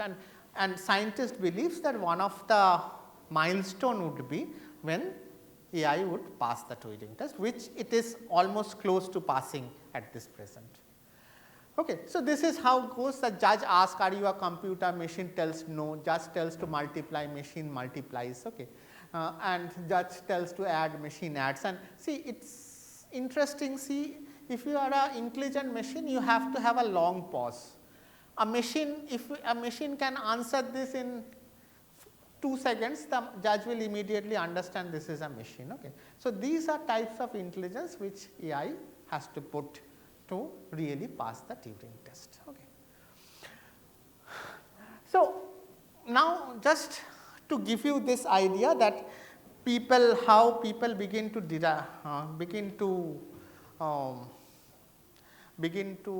define artificial intelligence. So, the automation of activities that we associate with human thinking, activities such as decision making, problem solving, learning. So, this is automation of decision making, problem solving, learning. So, this is one of the milestone definition which Bellman gave in 1978, okay, which Bellman gave in 1978. So, I just wrote something. So, there are 3 things: decision making, problem solving and learning. So, but Bellman never talked about creativity. Okay. So, can AI simulate human creativity? Can AI simulate human creativity? Now, we are seeing, I guess many of you know that AI based paintings, AI based poetry are coming up. So, even the founding fathers and the scientists who came after that cannot even conceive that what AI can do at that point of the time, and people were thinking. So, I distinctly remember when AI defeated chess, then scientists began to tell, yeah, it can defeat chess, but it will never be able to simulate or go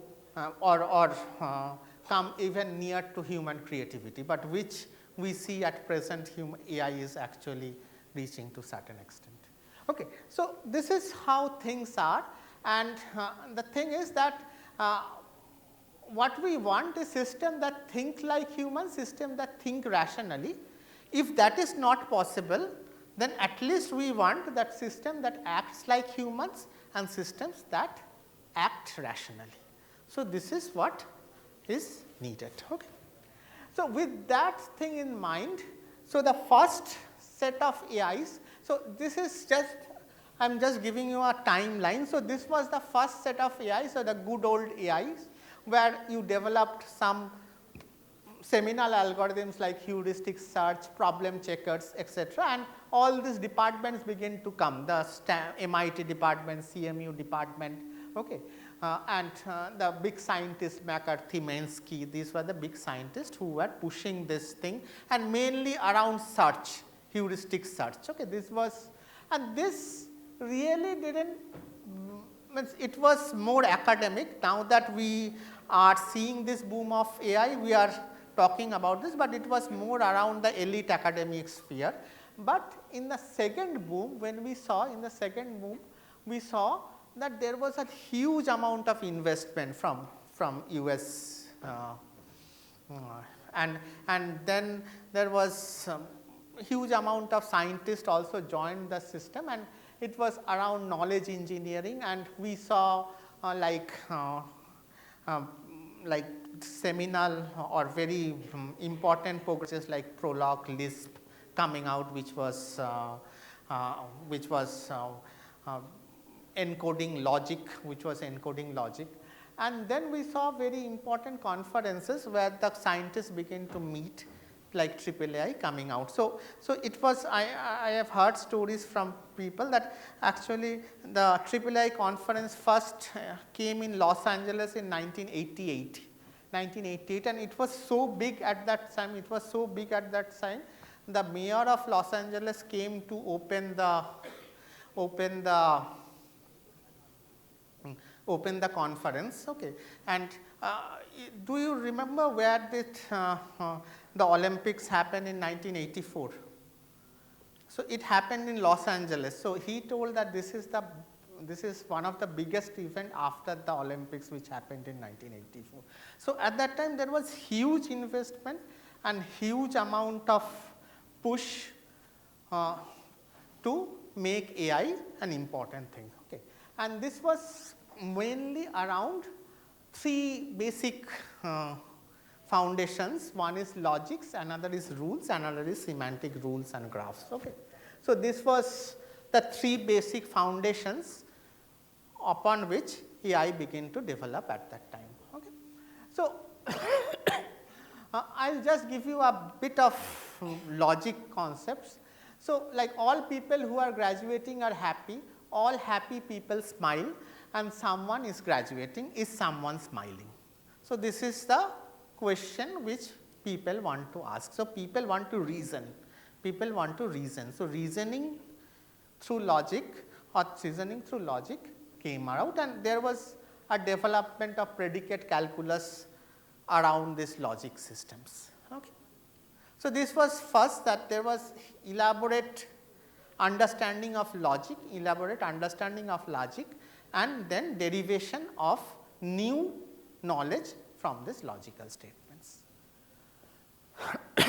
Next, we begin to see the rule based system. So, see this, if gas in engine and does not start, then problem spark plug. Okay. So, that means gas in engine and does not start, the conclusion is problem with spark plug. Okay. If does not start and lights on, then problem with battery. So, car starts and lights do not turn on, then problem with battery. Okay. So, you are actually having various sorts of rules. So, you begin to derive rules from data. So, there is a lot of data, and from there you begin to derive rules. Okay. And once you have these rules, then you can actually combine these rules and get new rules, and that is the new knowledge or new decisions which you can give, which the machine or which the human has not given you at this point. Okay. So, if you see the structure is like that. So, there is an expert, say a car expert is developing a knowledge base, and from that knowledge base you are getting a rule engine, and then there is a non-expert user who is asking for something, the rule engine is working, and through this interface is providing advice to this non-expert user. So, these are typical expert systems which begin to come, and there was a lot of expert systems which began to come, okay, which were providing users with lot of advice. Okay. So, but again these things hit the wall after some time, because although rules, the problem is precise rules does not rule the world. There are many imperfection, okay, there are many imperfection in the way the world works, and the world is beautiful because there are imperfections. Okay. If everybody was perfect, then the world would not have been so interesting. Okay. So, and we begin to see this rule based system, neither the rule based system nor the logic based system can perform after certain time. The scalability issue, it cannot perform in all possible situations. Take this case, there was a very high funded translation program from Russian to English. You have to remember that that was the height of Cold War. So, you needed a translation program from Russian to English, okay, were good at syntactic manipulation, but very bad at disambiguation. So, see, the spirit is willing, but the flesh is weak, becomes a transfer, when we translate, the vodka is good, but the meat is rotten. Okay. So, as soon as you have this preciseness, this begins to work. Okay. So, again the scalability, early examples were very small, it was working in a very structured situation, but as soon as you begin to scale, take it to real world was not about structured situation, and program did not scale, and there was huge disappointment at that time. And we really had a AI winter. This is called AI winter. So, in academia also, if anybody was telling I am working on AI, he was looked down upon, what is this? Something which will never work, you are working on this. So, all funding went and AI had a long winter. Okay. So, and then the third boom begin to start, and that is the machine learning boom. The real boom begin to start when is the machine learning boom. So, just to give you again societal context that why machine learning begin to start or why machine learning begin to become popular. It began to become popular because there was data. So,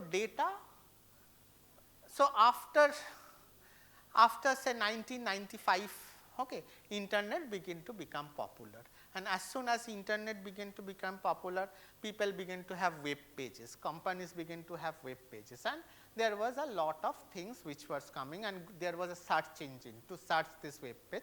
So, ultimately data began to come up, people begin to write email. Okay. So, a lot of electronics data begin to come up. Okay. And so, data is something which suddenly a new oil which came to us. Okay. This was a new treasure which came to us, which was not there 20 years back. So much data was not there even 20 years back, 30 years back. Okay. So, see if you see that the email sent, okay, the email sent is like 333 billions per day, okay, number of email sends. Okay. The text sent, I think this is surely increasing every day, okay, and even many of you are texting even at this point. So, text increasing is huge. Okay. So, snap shared on Snapchat, okay, Facebook, Tinder, swipes on Tinder, okay, hours streaming videos have become hugely popular. So, in essence what we saw that the world was flooded with huge amount of data.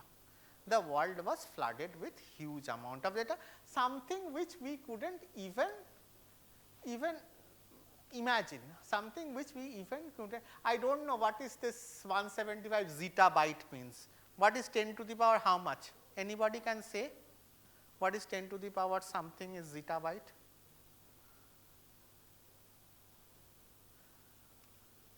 Anybody has any idea? I do not have any idea.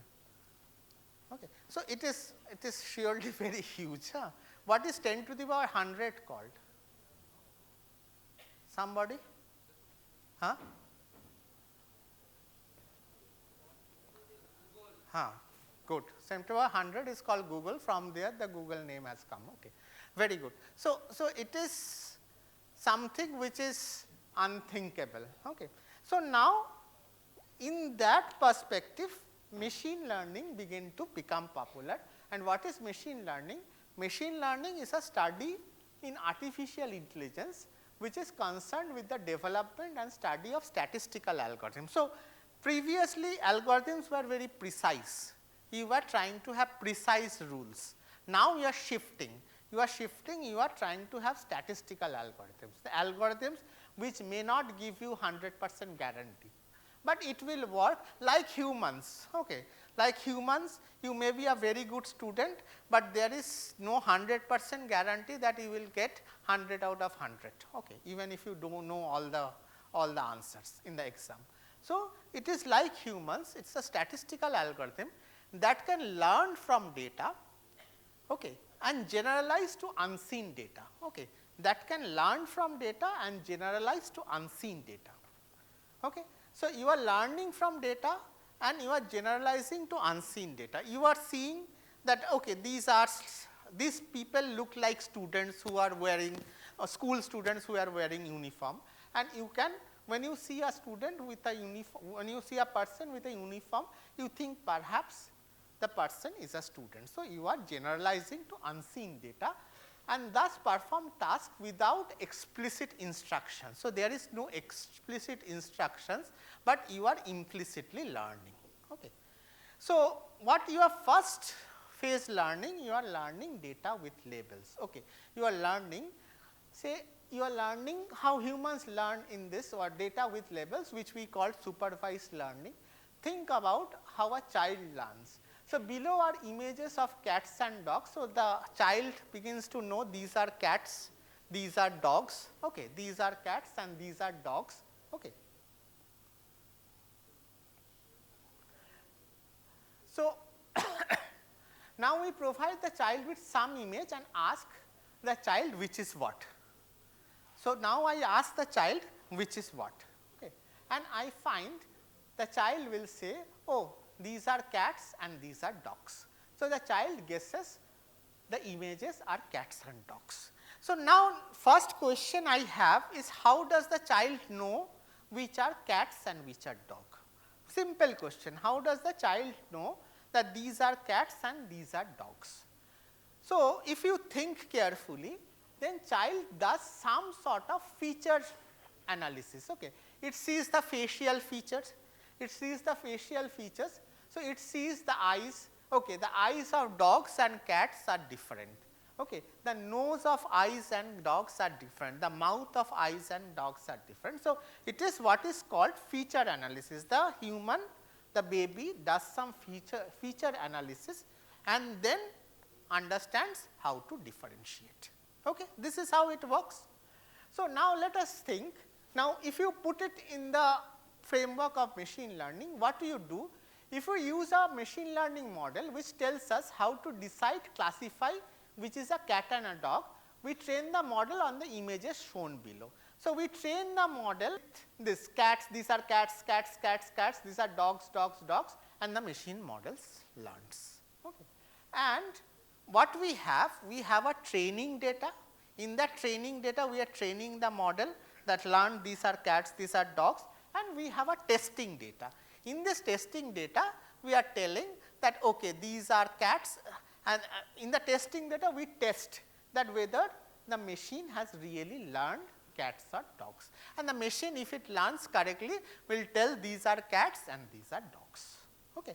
And the machine may fail in certain cases. Okay. This may look like closer to a cat, the machine can tell it is a cat. But the expectation is not that the machine will be successful in all the cases. The expectation is the machine will be successful in most of the cases. Okay. Fine. So, just to summarize this, what do you have? You have cats and dogs and you have a feature extractor which extracts the feature. This feeds into the machine learning model and then the machine learning model predicts cats and dogs. Easy, everybody understood? You three people, you have understood? Huh? Okay. So, if this is clear, keep this in mind, we will need this for various things. Okay. So, this is how things work. Okay. So, but one important thing, what is one important data or one important thing which you need, that we need to know that these are cats. Okay.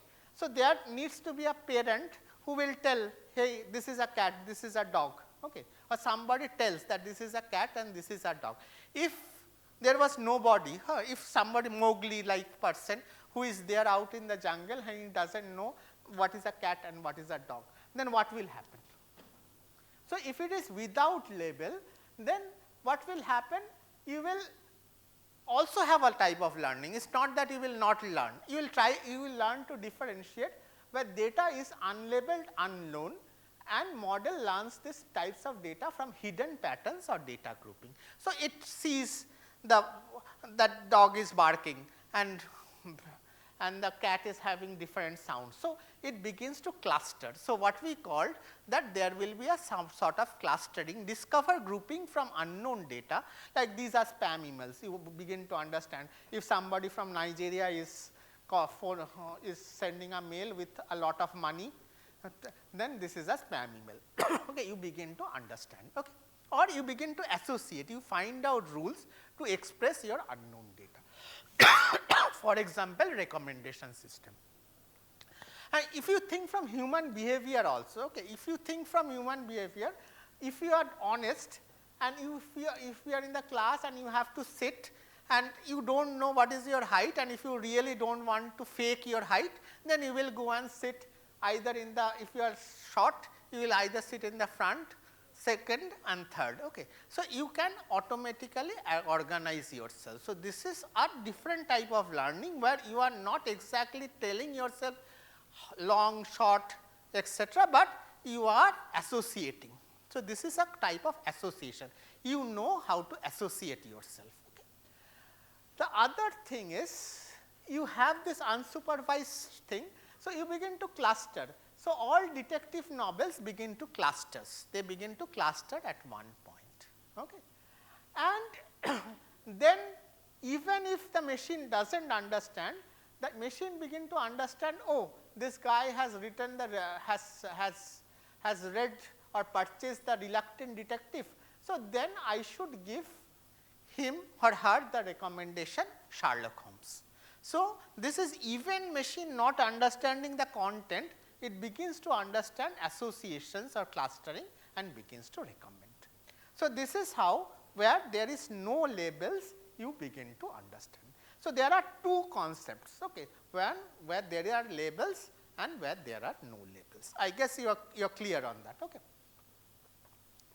But now if I think from supervised to unsupervised, supervised learning provides direct control over model outputs through label data. So, you can really understand these labels, but if the label is not there, say you have this sort of data and you begin to cluster this into 3 clusters, but you really do not know what these 3 clusters are. And in many cases, if you really cannot understand the semantic meanings of these clusters, you can say these are interesting. Okay. So, if you read detective stories, you will see that there are interesting thing going on, but how to convert this to really who has done it is many times difficult for the detective, and it takes a lot of time to really interpret. So, unsupervised learning has the problem of interpretation, a problem of utilizing things. So, you may see clusters, that clusters may be good, bad, useful, unuseful, that is not so clear. And in many of the cases, if there are labels, then things becomes better. And that is why supervised models are more popular and more versatile. Okay. So, now what is the problem? Issues of supervised learning. See, supervised learning, as you have understood, supervised learning requires label data. Okay, everybody is clear that somebody that needs to be a parent, a teacher has to say that this is a dog, this is a cat, okay, etc. So, we have a large amount of data in the internet. We have a large amount of data in the internet, but almost all the labels are, all the data are unlabeled. So, you have pictures of this, but hardly you have pictures where cat is marked or dog is marked. Perhaps cat, dog is marked in some cases, but as soon as things become more complex, you will not get things which are marked. So, then who will mark it? So, who will mark it? So, then you have to have humans to mark it. So, you have to have some sort of labeling, and this will be done by humans, and humans will not do it for free. Okay. So, there is no free lunch. So, it is a labor intensive and costly thing, and it may not scale. So, if you want to do it for everything in the world, this may not scale. So, this is one problem which which is there. Okay. So, although things are there, ultimately the issue is about scaling. Okay. Sorry.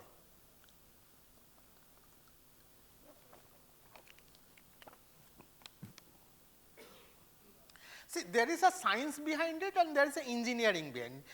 And a successful system is one which can combine science and engineering together. Okay. So, it's a very good concept, but it ultimately has to scale and ultimately has to become useful in some way. Okay. So, this is one problem. Okay. Keep this problem in mind.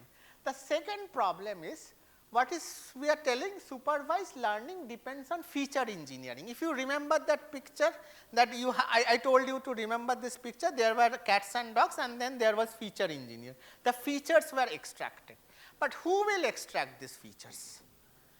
They there has to be some expert who will extract the features. For a child, the child automatically can extract that feature. See, for a child, why the child is a little more intelligent than a machine? Because a child can automatically extract the feature. As soon as you say cat and dog, it understands, okay, these are cat, these are dog. The child's, you need not tell the child that, oh, this is a cat, he has a big eye. This is a dog who has small eyes. This you do not tell the child. Okay. The child can extract the feature automatically, while a machine has to be force feed these features. Okay.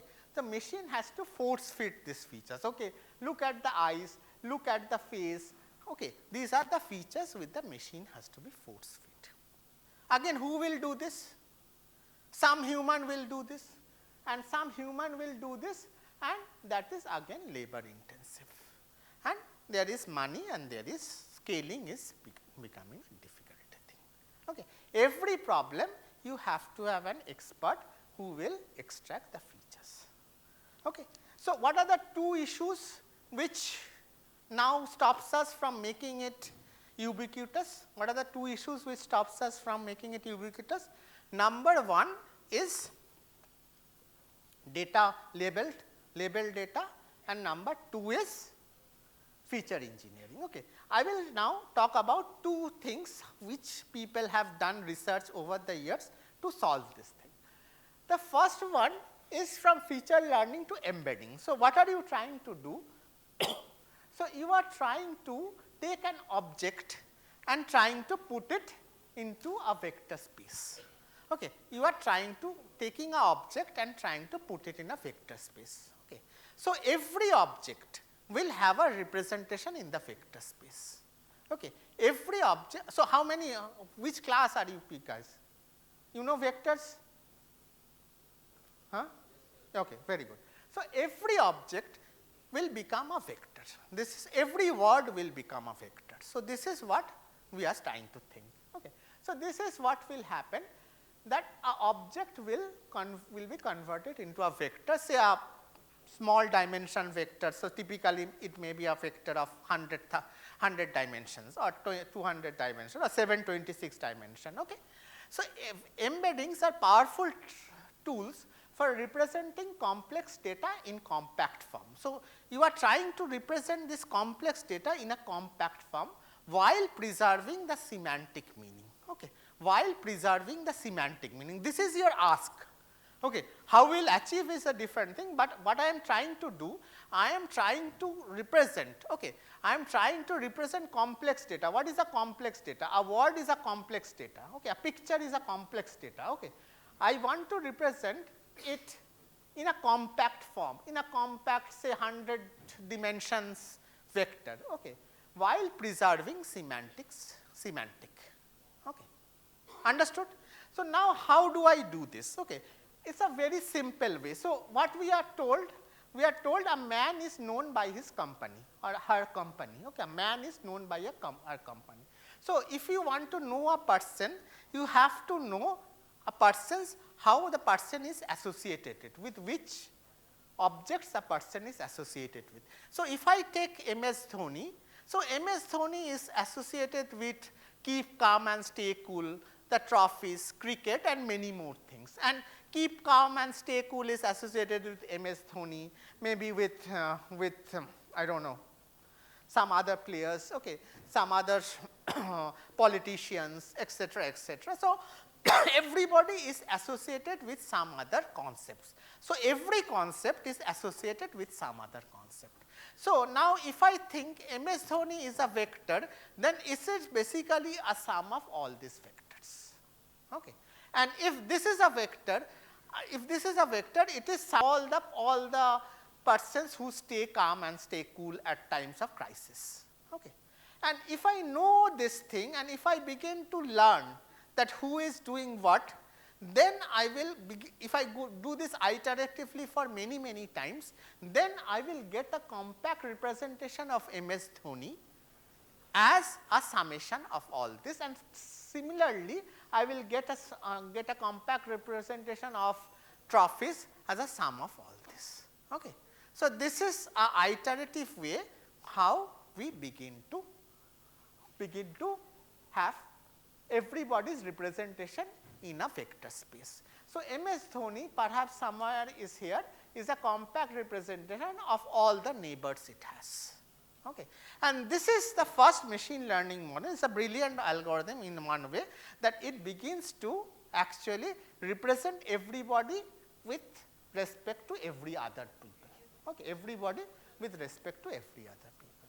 So, now what we have the representation of all the objects in the world in terms of vector. Okay. We have representation of all the objects in the world in terms of vector. So, if we have all the objects in the world in terms of vector, then what can we do?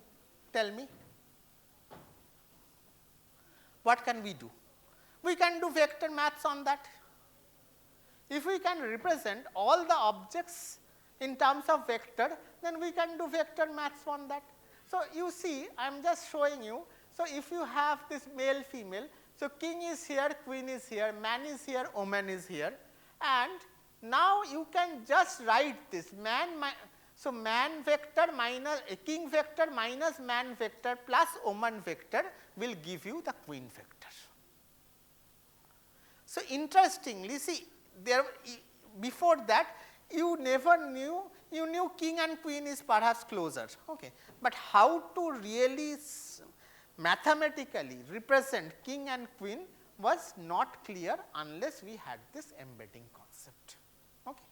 So, now see this, think of the power where you can simply derive queen from king, man and woman. Okay. So, now what has happened?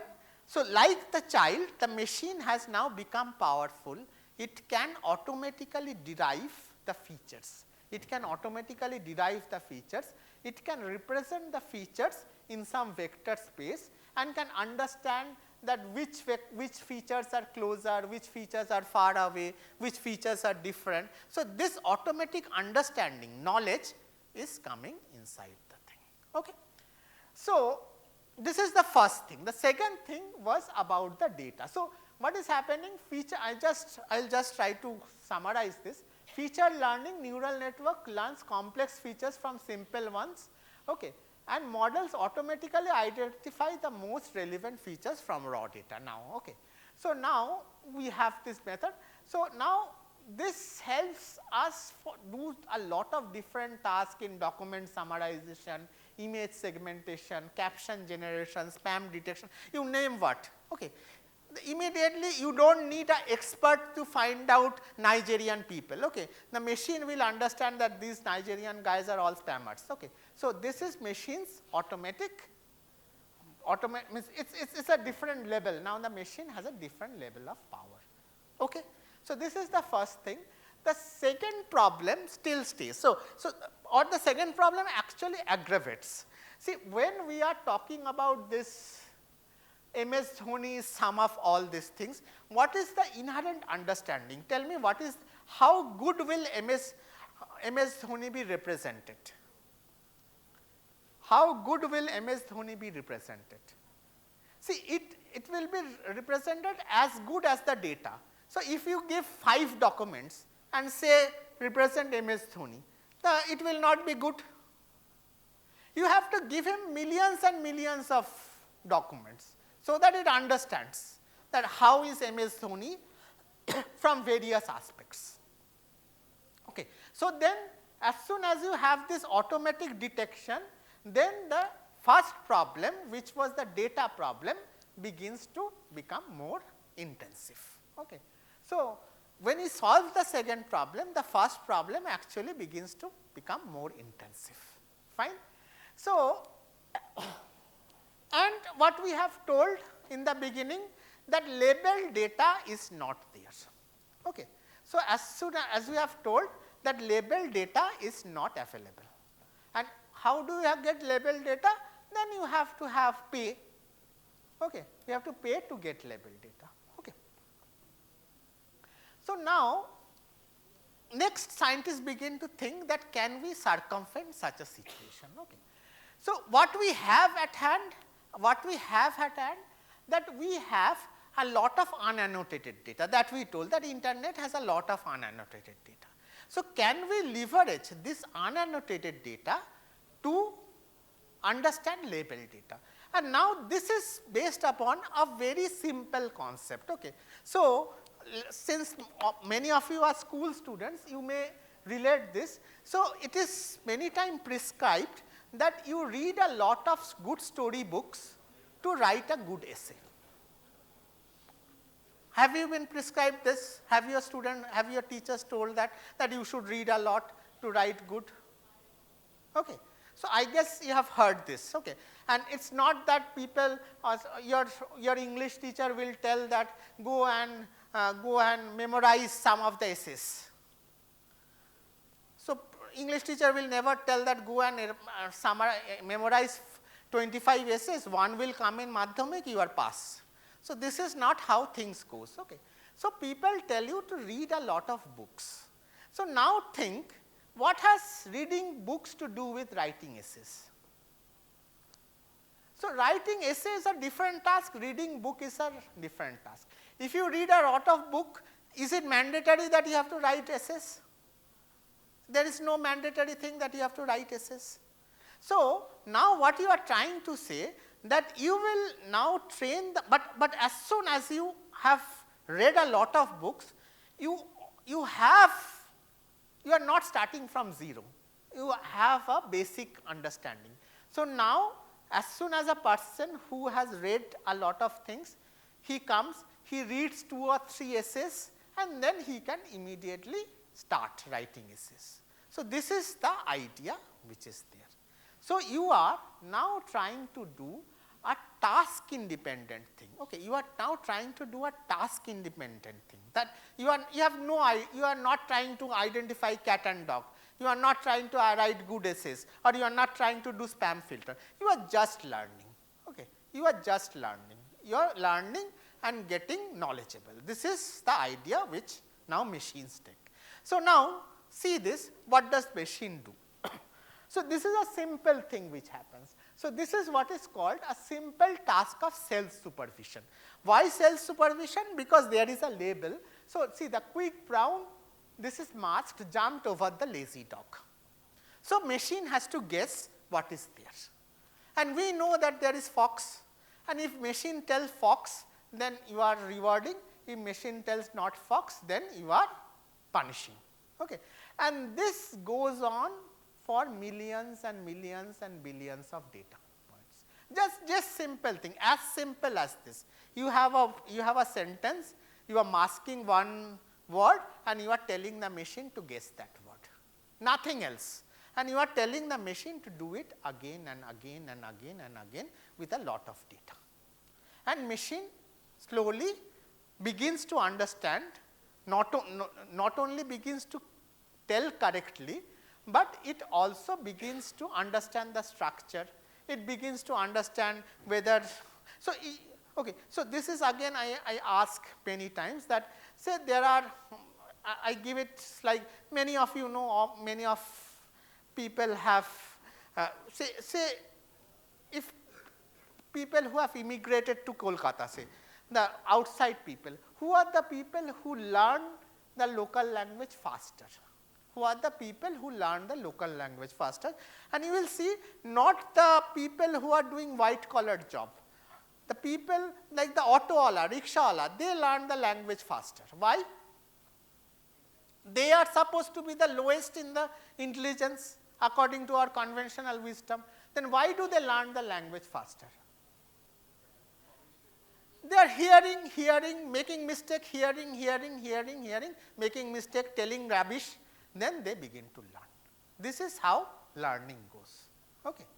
This is how learning goes, and you will never hear even the stupidest of the person can speak, and can speak right his or her mother tongue, almost write his or her mother tongue, unless he has some speech difficulty. Okay. So, this is how learning is going, that you are listening, and not only you are learning the words, you are learning the tone, you are learning the grammar, you are learning the sentiments, you then slowly begin to learn whether he is speaking sarcastically or not, you are learning whether they are speaking bad about you in a third person. So, all these things slowly this begins to emerge. Okay. And it slowly emerges in your brain, and if you are in a foreign country, you will see that this emerges in your brain, and this exactly happens when you have these things. Okay. And this is what is called masked language model, and there are other ways of doing this, like next token prediction or some sort of contrastive learning. I am not going into this detail, but there are other ways, just listening, learning, and goes on. And see this interesting thing which happens. Okay. So, if you, so in machine learning there are layers. So, if you begin to increase layers, you have more and more parameters. So, see this, just follow this. Okay. So, this is modular arithmetic. Okay. Let us say word unscramble. Let us take this word unscramble. Means you have to unscramble work. Many of you may be doing, if you are reading Telegraph, there are word unscrambling every day morning, and some people do it every day morning. So, see this, follow this. See, till say 50 billion parameters, means 50 billion parameters means roughly the number of layers, etc. You are not even understanding how to word scramble, but suddenly it emerges. It does not go like, see the curve is not smooth, none of the curves are smooth, it suddenly emerges. Okay. So, this also emerges for us, that you suddenly begin to understand a language. A child suddenly begins to talk. So, as we are in a science institute, there is suddenly a phase transformation, or if you think from complex system, there is suddenly emergence. Okay. So, it has never happened that humans have come slowly. There has been sudden appearance of humans. Okay. It is not that there was monkey, then one cell of monkey changed, another cell of monkey changed, slowly, you do not have that. Okay. So, have this emergence property, and machine begins to show this emergence property. So, the machine, even before doing a task, with this supervision, which we call pre-training. Okay. Even the training has not started. The pre-training, with this pre-training, the machine is ready for doing important tasks. And then we have, this is something which, and it is as simple as that, all these developments, etc. you see, the underlying science is very simple to that. Okay. It is a cognitive science sort of things. So, you see that you have all sorts of large language models. You may have heard ChatGPT, but there are Llama, Claude, you may have heard of DeepSeek now. All these things begins to emerge based on the same principles. And then as you are increasing, you are beginning to see a lot of different things which people begin to do. So, what has happened is that you have read a lot of stories, have developed a lot of ideas and knowledge about language, and now you can perform specialized domain specific tasks with small amount of annotated data. Because our problem, where did we start the problem? That we do not have annotated data, and that we have to tackle. And now you can do it with small amount of annotated data. And I am just, okay, this is because, so there are a lot of like financial domain, legal domain, and then there are, yeah, this is like electronics records domain. Okay. All sorts of domains, there are lot of domains which are very domain small in size. The domain specific data by itself is small in size, and if you have to do any sort of annotation, that needs heavy domain expert, because cat and dog is easy, but telling a financial document that this is cash and cash equivalent, or this is debt instrument convertible, this type of things I and you perhaps cannot do it. We really need a financial expert, and as soon as we try to hire financial experts, the cost becomes increasing. So, all these domain specific data are very costly to get, and you cannot do it by just crowdsourcing. So see, I hope all of you have seen Who Wants to Be a Millionaire or Kaun Banega Crorepati. Okay. So, and you know that this audience choice is one option which person can take. Where do so if I have questions 1 to 15, in which questions audience choice work? It works on the easy questions, but on a hard question, if it is on a 13th question and if you take audience choice, there is a high chance that it will be a mistake. Okay. Because audience also don't know, they also do rough things. So, if I can collect the data set, if I can collect the data of all the who wants to be a millionaire and see that at which point what was the probability that the audience choice was correct, it will behave like this. Okay. So, this is how these domains are very difficult to tackle, okay, and pre-trained models comes to a rescue. And this does not just goes to the language or image point of view, it also goes to crystals. Okay. So, if you this is a typical problem where now people want to have given a crystal, people want to understand some crystal properties like formation energy. Okay. And this is a very difficult problem, because from a crystal understanding crystal properties is very difficult. So, this is the network or this is the machine, and now you pre-train this machine so that the crystal property is understood much faster, and there is a lot of ways. I am not going into the details, but there is a lot of ways. In this way you begin to pre-train. So, pre-train is very human like. So, pre-train, so that is how the entire, if you see the all sorts of news etc. interest, this comes from the basic understanding of pre-training, that you are pre-training the language, the machine for general purpose, and then you are coming for special purpose. You are not just coming for special purpose, you are training it for general. But you want a person to learn swimming, go to a walk, run, have friends, read story books, and then only you excel in a specific purpose. Okay. So, I think I am almost out of time. So, this I just want to say that all these things you have seen the discriminative task. I just categorically restricted myself to discriminative task. What is a discriminative task? That identify whether cat or dog, identify whether the next sentence would be noun or pronoun.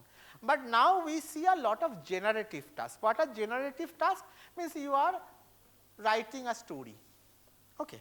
That is a generative task, or doing a summarization, that is a generative task, because the machine is generating, or you are seeing a dale is something where you are actually generating a picture. And so, technically actually what is happening, you see the quick brown fox jumps over the lazy dog.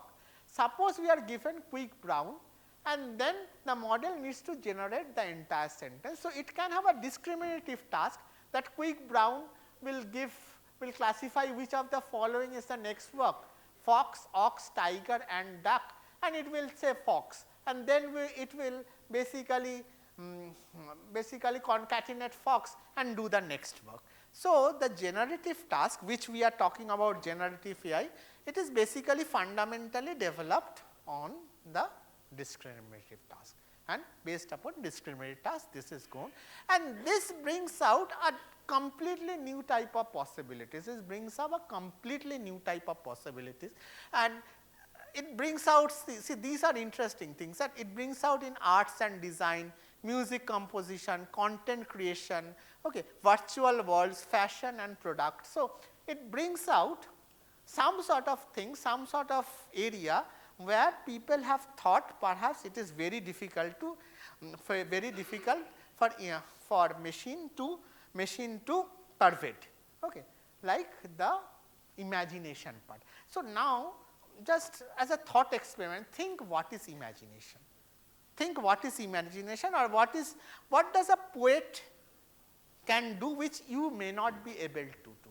So, poet can actually generate a very long string based upon the context, okay, but you cannot generate this long string based upon the content. Long strings of good letters, good words, this is what poet can do.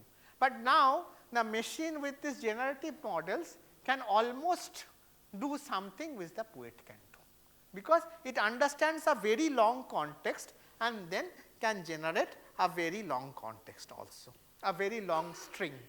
And this is a sort of creativity which we actually define. If you think carefully, go back and think that what is creativity, it is keep taking the context and generating something from the context. Okay. And that in some extent machine can now do and match your creativity level. Okay.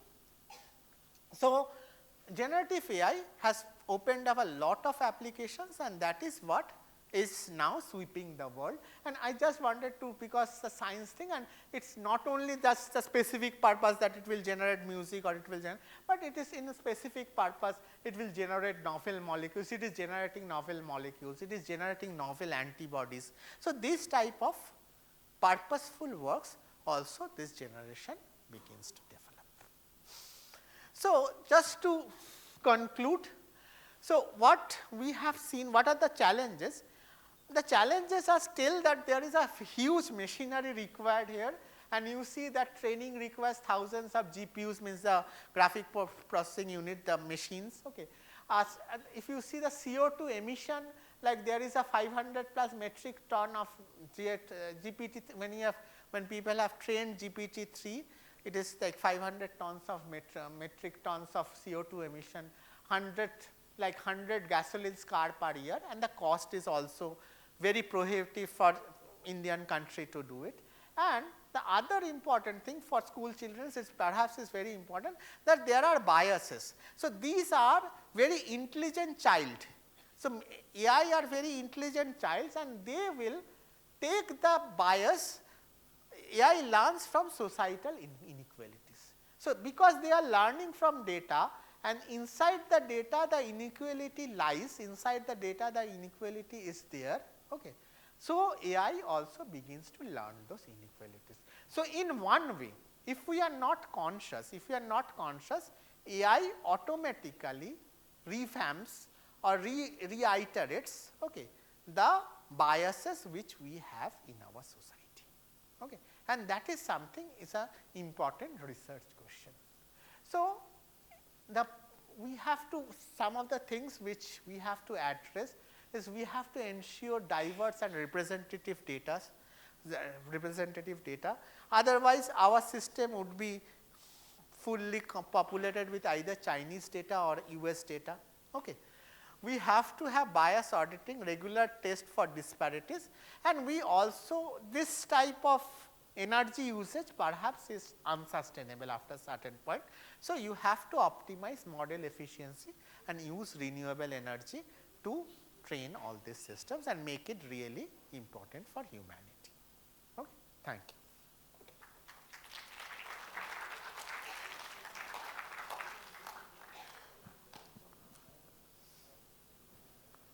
Thank you so much, sir, for such an interesting and insightful talk. If anybody has any questions, can offer. I think they now want to go home. That is the.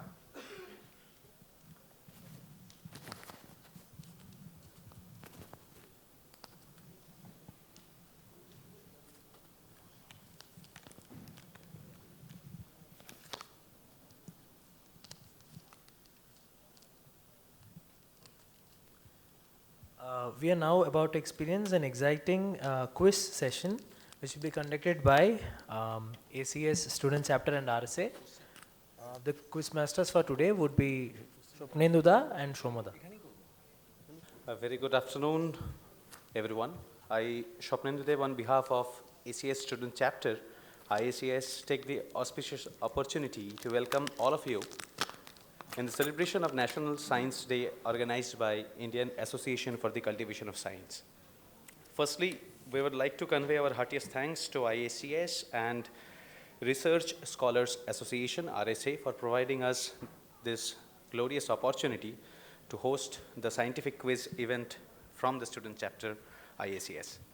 Now, before proceeding to it, I would like to give a brief introduction about ACS student chapter.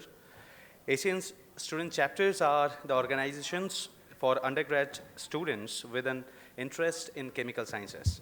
the main objective of ACS student chapter lies to build up a scientific community among the students for a scientific cause, providing them an exposure to scientific event hosting, organizing, and literary walks, and so on and so forth.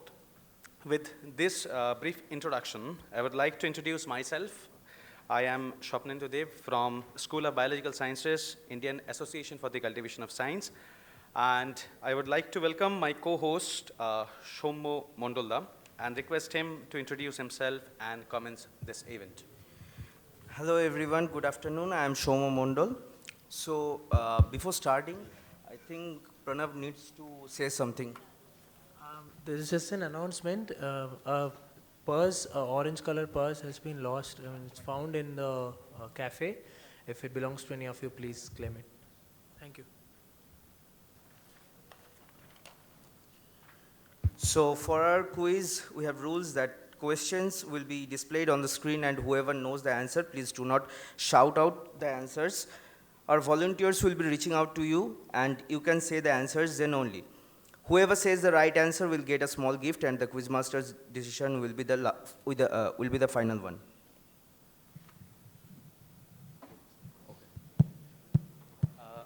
But before we start, the directions are clear to everyone, or is there any doubts? I mean, don't shout out the answers, okay? Just raise your hands.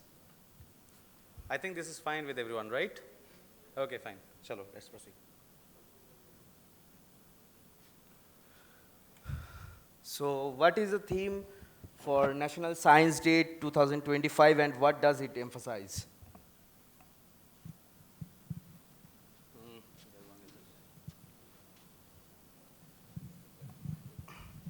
"100 Years of Quantum Mechanics." Theme.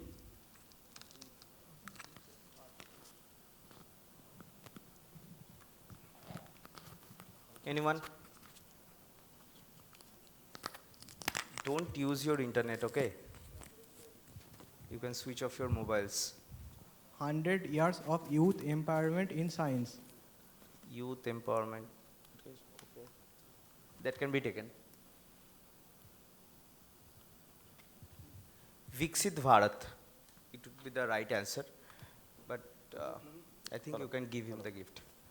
Hello. Clap for it.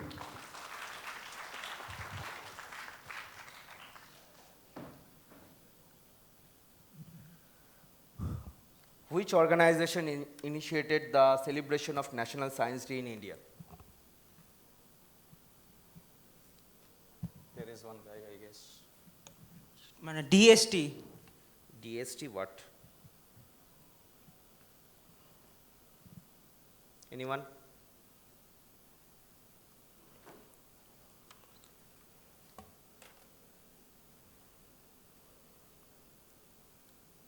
No one?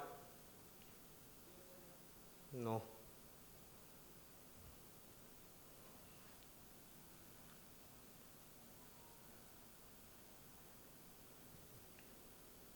Yes, sir. Kuntal? In the first, second, third row, in the middle. Indian Association for the Cultivation of Science. No. I think you didn't understand the question. Achha, so let's see The answer? Okay. NCSTC would be the right answer. So moving on to the next question. When was the National Science Day first observed?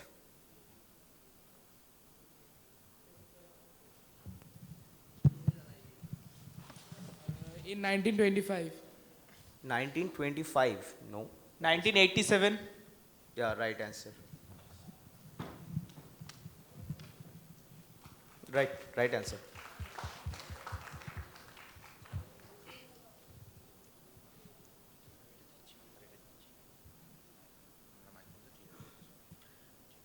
So now moving on to the next question.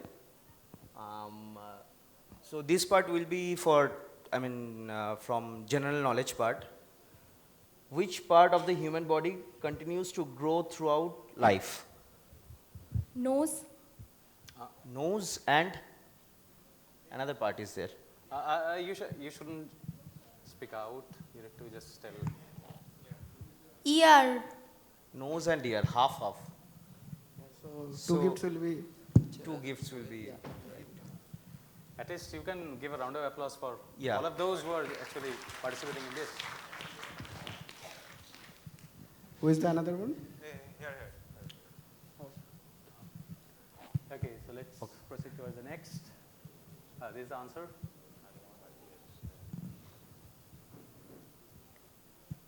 This is a very basic level question. Okay, so there are lots of Yeah. hands up. Okay. Both fall together. Yeah. Right.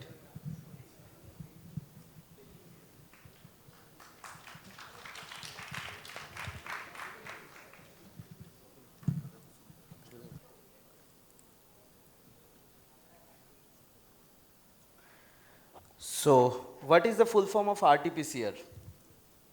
Reverse transcriptase polymerase chain reaction. Tell me again. Reverse transcriptase polymerase chain reaction.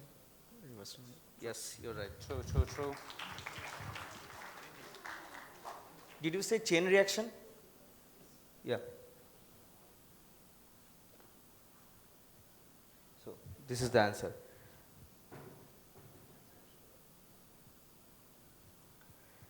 What will happen if you take a compass to the moon? Will it work or not? You have to give the explanation also. Okay, so there is no any effect of gravity there, so the compass might not be worked. Yeah, right. that's correct.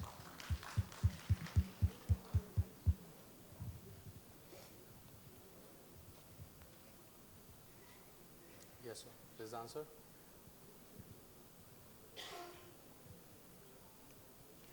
So, which insect can do that? Okay. The last.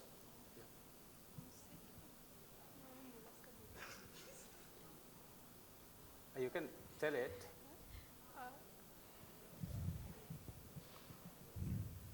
Crab. No. Sorry. Grasshopper. That is kind of right, but not fully. Fly. No. No.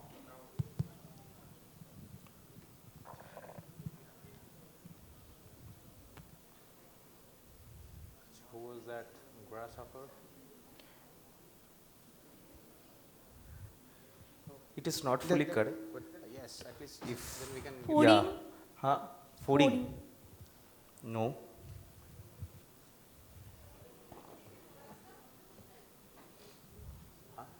Mollusca is not any insect. So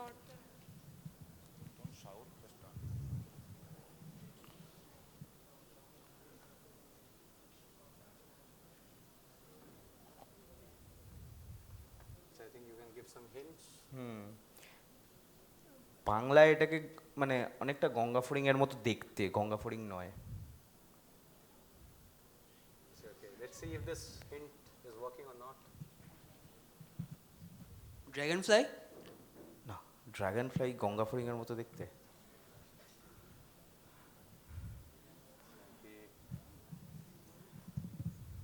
Crickets? No.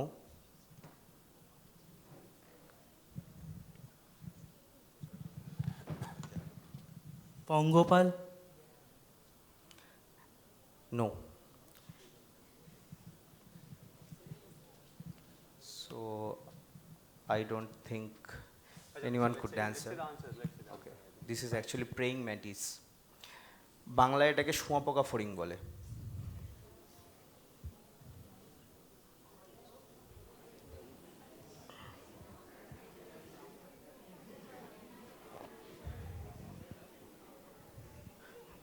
Okay. So the next question is going to be very easy. Sorry.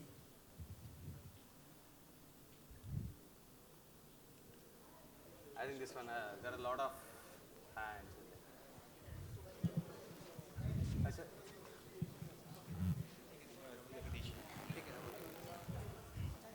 Acharya Jagadish Chandra Bose. Yeah. Absolutely correct.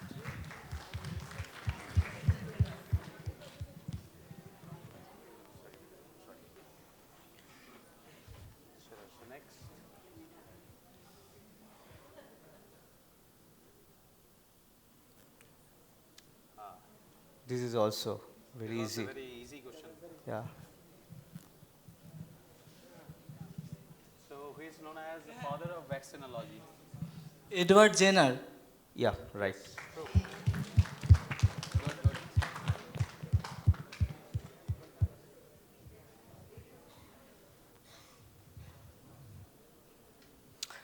So, which is the fastest wireless communication technology that uses light instead of radio waves for data transmission? Optical fiber. No. Light waves for Wi-Fi? Light wave? For Wi-Fi? Yeah.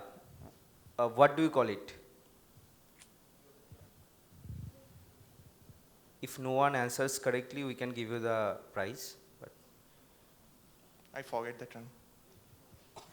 okay. Li-Fi. Yeah, right. Li-Fi.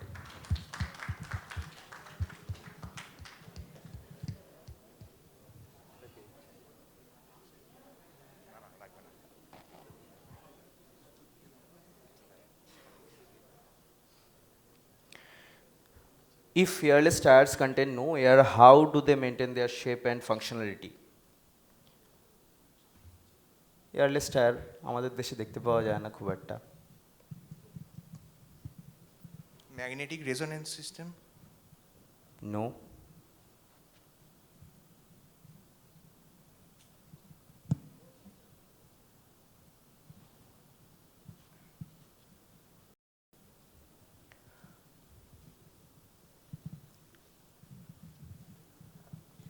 Anyone else with any ideas? Or I mean, you can partially be correct. You can try. How can a tire be flexible? Something related to vacuum. Vacuum, yeah, it needs to maintain the vacuum, but how?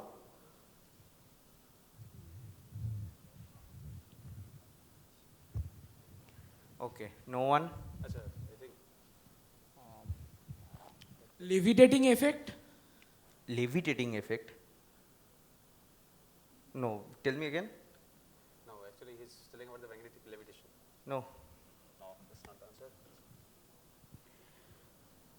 this is a honeycomb-like structure. Have you seen graphene or graphite? So the structure of the tires are like that. So they are very stretchable, that's why.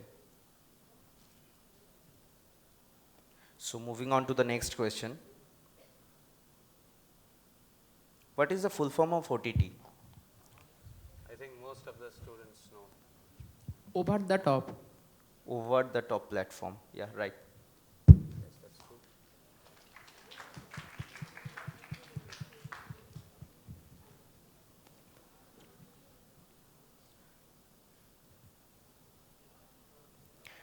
This movie was released in 2011. It shows scientists working on an experimental Alzheimer drug that unintentionally increases the intelligence of apes. I think with this last word, you can guess the name of the movie. Planet of the Apes. That is not the full name. Rise of the Planet of the Apes. Rise of the Planet of the Apes, yeah.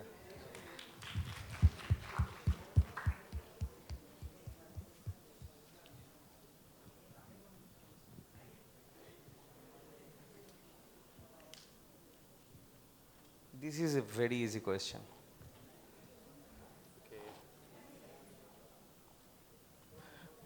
ওই কর্নারে একদম first তুলেছে Lactic acid. Yeah, right.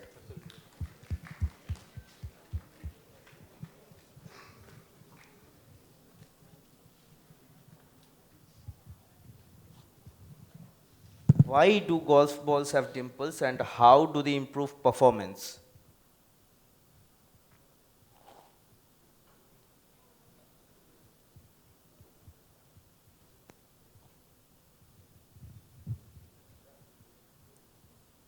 Swing in air.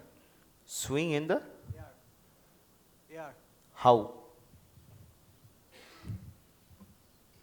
Because there is a friction in air Hmm? So when you say pressure less, and there is a pressure gradient mainly, and this is a swing becomes and put on spot. Yeah, correct. It reduces the air resistance.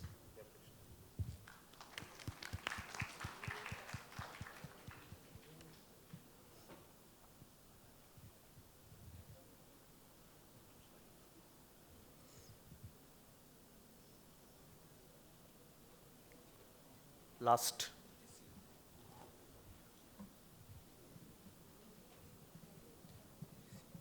Ligaments. I mean, which ligament?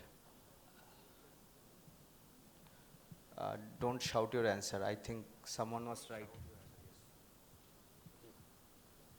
ACL. ACL. Can you say the full name? No. Okay. Okay, you can give him the prize.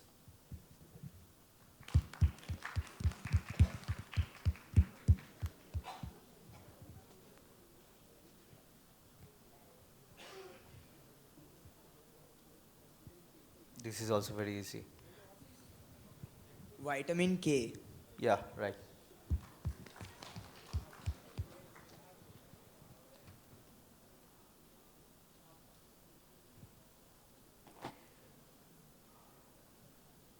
This is also very easy. Beta carotene. Which antioxidant compound? Beta carotene.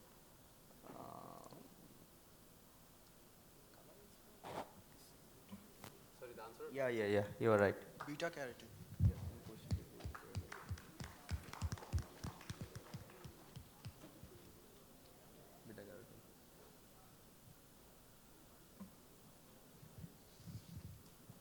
This is also very easy. Class 11, 12 standard question from chemistry book.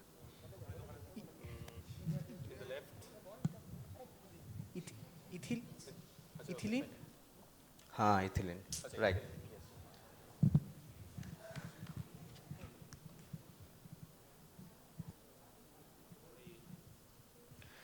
So, who coined the term artificial intelligence? Don't use your mobiles or books.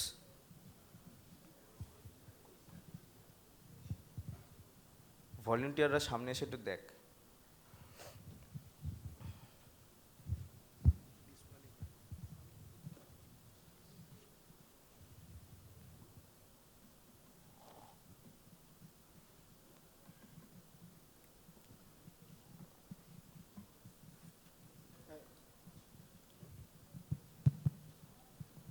John Mac cathode. John Mac ইয়েটা ছিল না বলে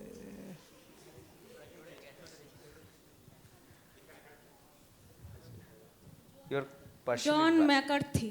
John McCarthy, yeah, right. Pronunciation was not right. That's why.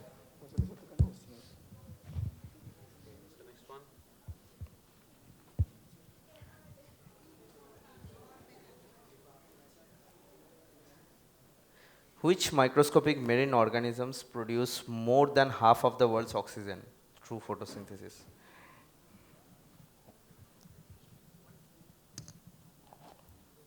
Phytoplankton.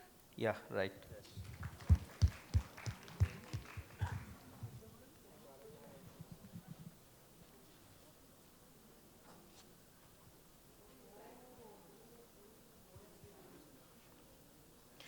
Why drinking warm milk before bed helps you in sleep?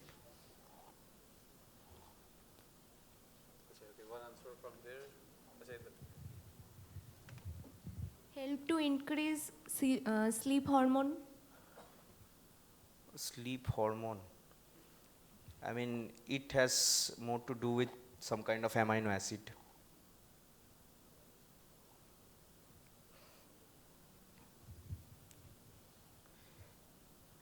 Can you name the sleep hormones? Migraine. No.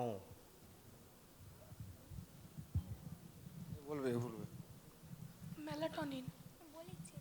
Melatonin is sleep hormone, that is right. But what does it produce? Milk? What does it contain? What kind of amino acid produces melatonin?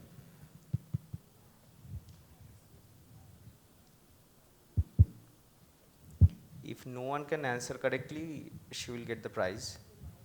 Tyrosine. No, no.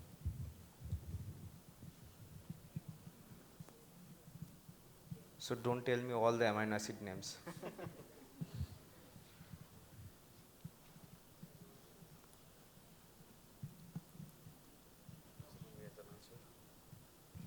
Lactobacillus acid. No. I told you to name one amino acid. Tryptophan. Tryptophan, yes, right.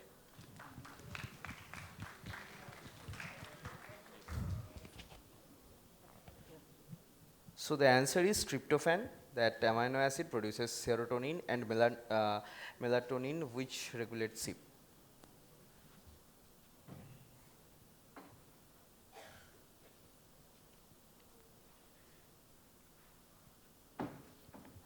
This is very easy question. What is the name of that robot? Sophia. Yeah, right.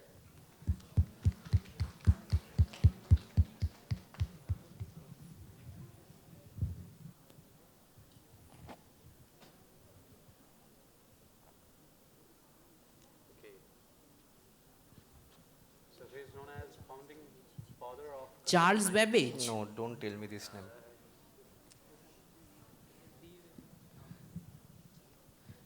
Alan Turing. Alan Turing. Yes. Do you know the biopic? Yeah, what was the name? No. Imitation Game.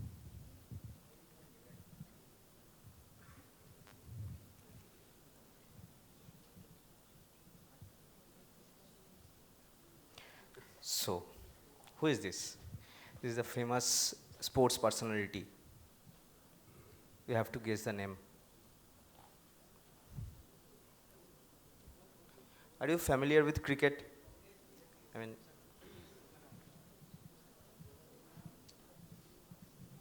Saeed Afridi. yes, right.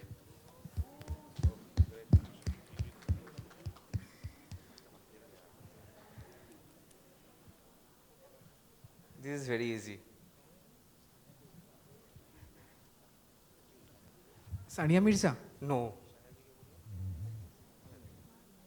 Can't you recognize the face? Saina Nehwal. No.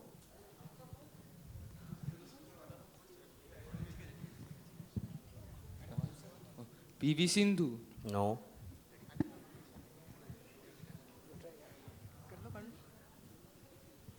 Saina Nehwal. No.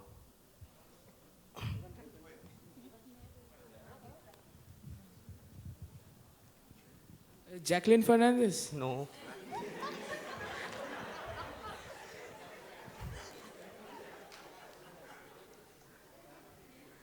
But he or she is from Bollywood industry.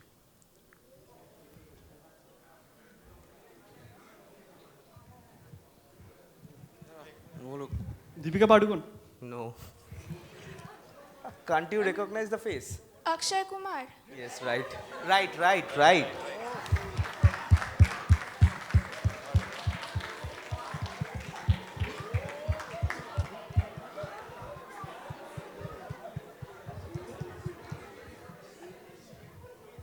Who is this? Last. Rakesh Sharma. Yes, right.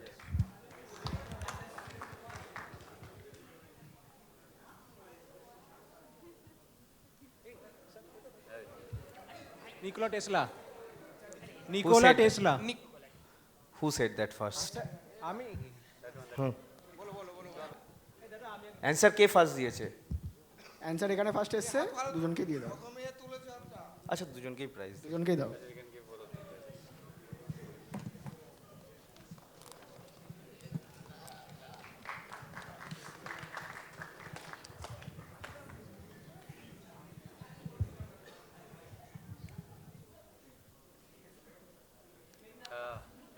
Ah. No, not You should like this. Speak out. Question disqualified then. Meghnad Saha. Yeah, give him the prize. না ও বলেছে এটা কুইজের রুলে ছিল না ও prize পাবে না give him the answer. Give him the prize. No, but the answers were already told once again. Okay, fine.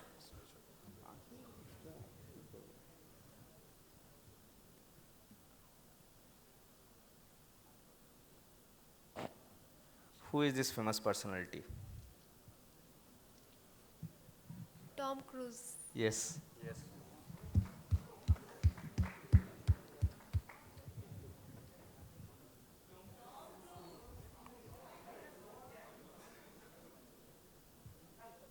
Who is this?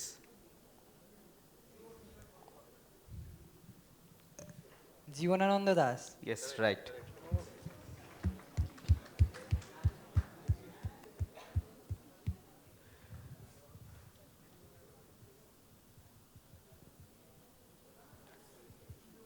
This is very easy. Michael Phillips. Yes, Michael Phelps.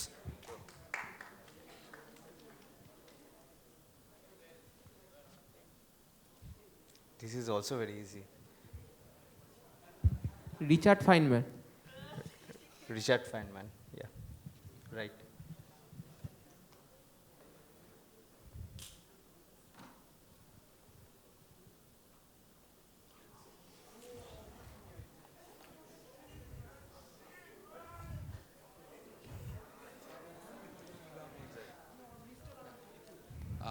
Arnold. No, no, please, please.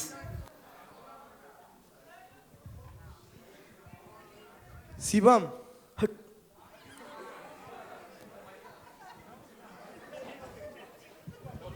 Jay Cutler.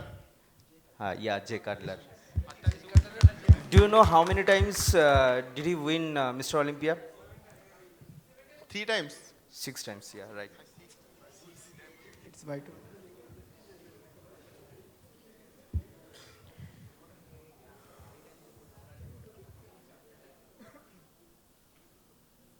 So we're again going to the general science part.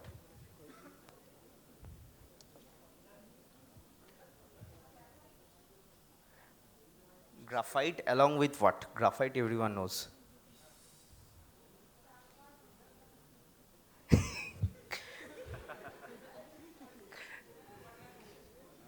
A mixture of graphite and water. No. Mixture of graphite and clay. Yes, right.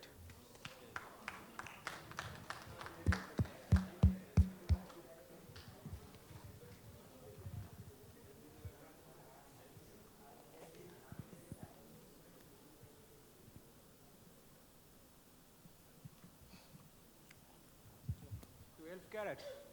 12 carat. Right. Right.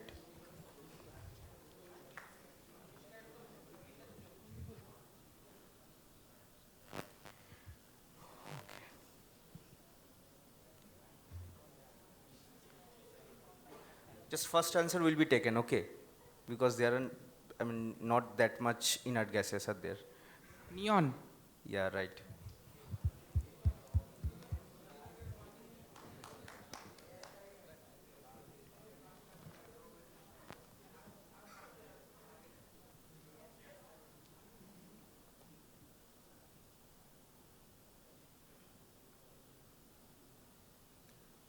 So which element is used in smoke detectors? Nicotine and tobacco. Smoke detectors, not smoke.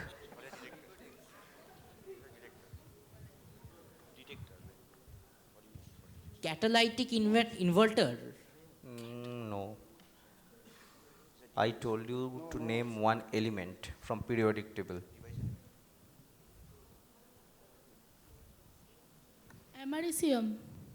Americium. Americium. Okay. You're right.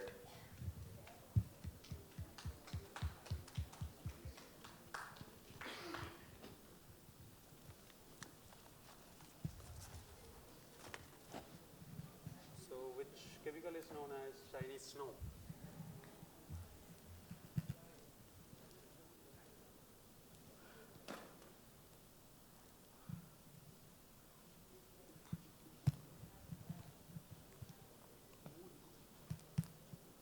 Anyone?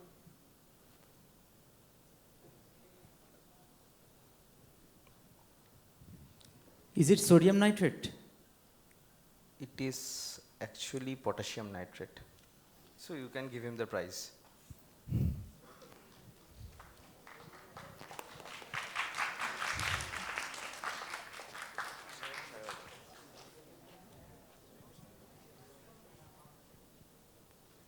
Okay, so Karmabite is known for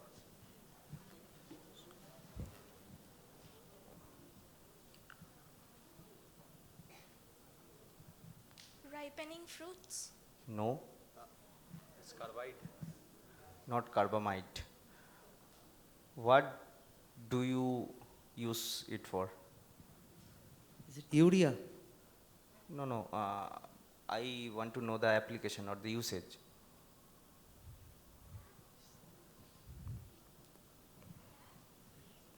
No.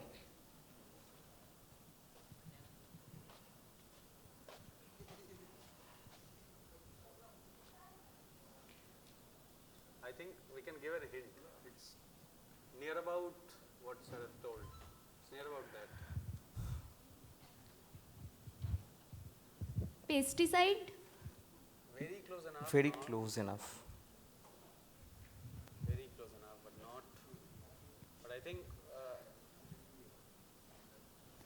A waste product. No.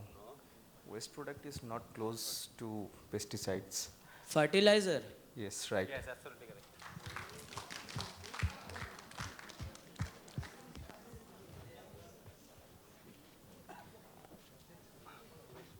Yes.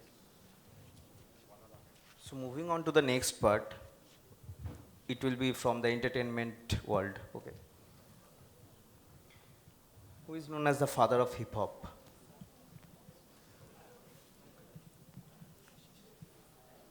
Don't tell me. Michael Jackson. No, no,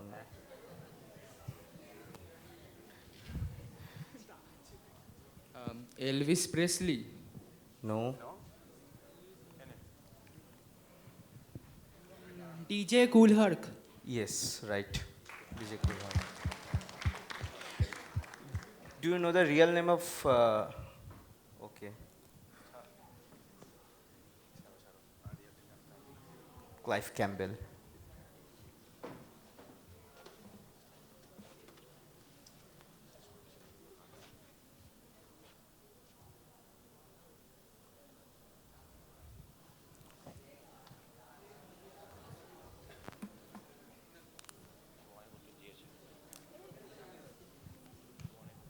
Rag Deepak.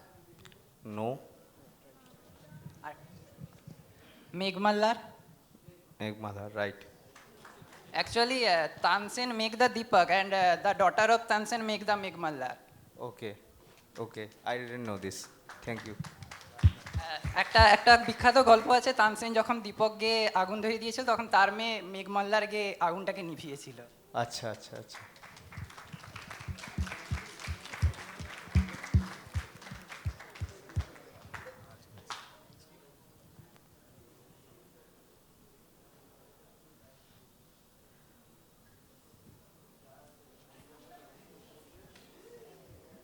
Okay, so who was the famous poet and singer in the court of Alauddin Khilji? Maybe you have all watched the movie. Rumi. No. Amir Khusrao. Yes, right.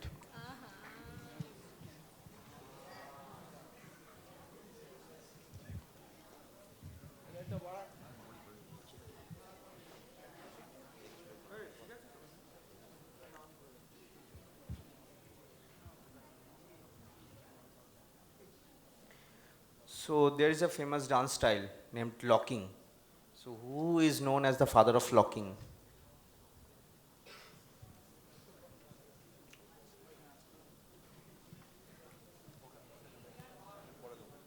Western.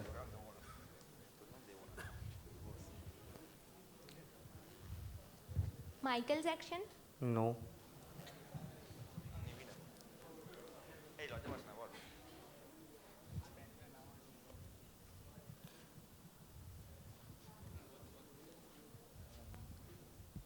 Elvis Presley. No.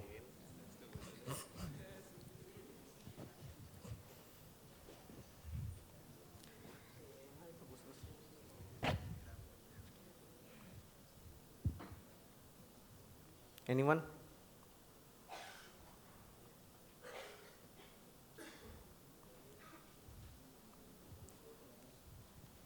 No one? Okay, so let's see the answers. Don Campbell. So again, science. These next 5 questions will be from chemistry. Galactose. No. So what is the C2 epimer of glucose? Sucrose. No. Sucrose Mannose? is not. Yes, mannose. Sucrose is not epimer of glucose. Mannose is right.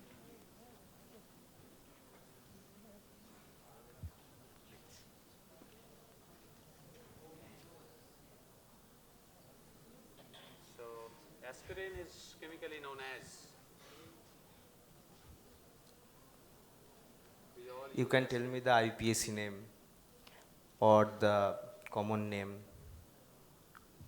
or the structure. How do you make it? Para-hydroxyacetanilide. Para-hydroxy? Acetanilide. No. I don't think it's in the para position. Acetanilide. No.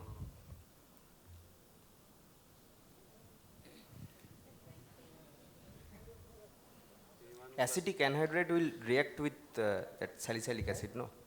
So after that aspirin will be produced. So what is the name of that IPAC? IPAC name of aspirin? Para-hydroxysalicylic acid. No. Hydroxy will not be there. Acetyl salicylic acid. Yeah, right. Yes, that is true. But in the ortho position. Yeah. It's actually in the ortho position only. So what are the major pollutants of cigarette smoke? Don't tell me it's nicotine. There in the back. Tar? No.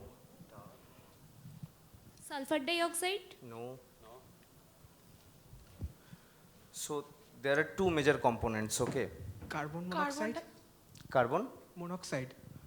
and along with that there is one carcinogenic substance is there.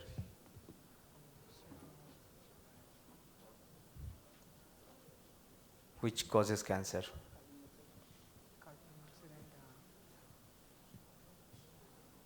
Nitric oxide. No.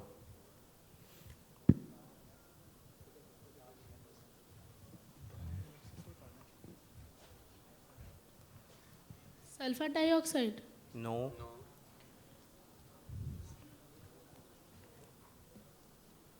If no one can answer that carbon monoxide will get the prize, but try to answer it.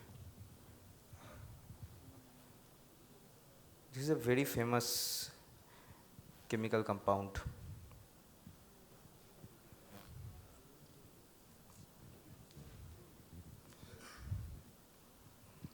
Tobacco? No. How can it be tobacco?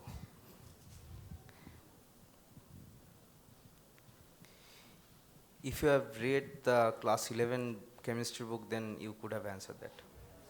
Benzene. Yeah, benzene. So carbon monoxide and benzene both will get the prize.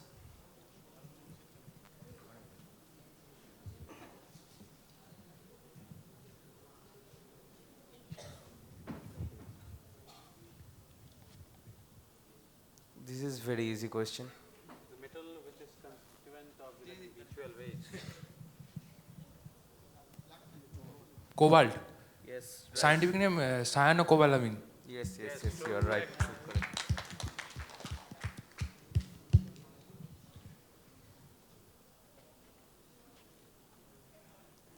So what is the element that is in the highest percentage in the composition of the earth?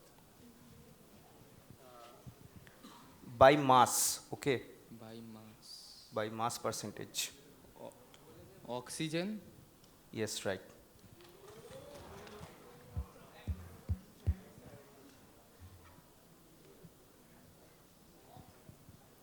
So on which scientific principle the technology of aeroplane is based? Archimedes principle. No. Archimedes, how can it be Archimedes principle? Bernoulli's principle. Yes. Okay, right. That's Right. correct.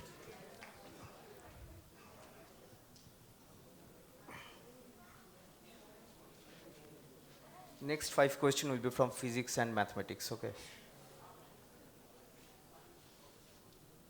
So what is the unit of measurement that measures the brightness of light in specific direction? Luminous intensity. Candela. Yes, right. Yes, correct.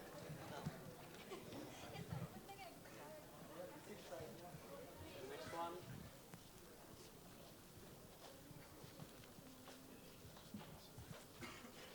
So what is the first prime number that comes after 100? 1000. Sorry, 1000. Oh, this got missed into the carton. 101. 1000. After I 1000? said after 1000. 1001. After 1000, which is the first prime number that comes? 1025. No. What did you say? 1000? No. 25 is divisible. 1025. 1003. No. 1001.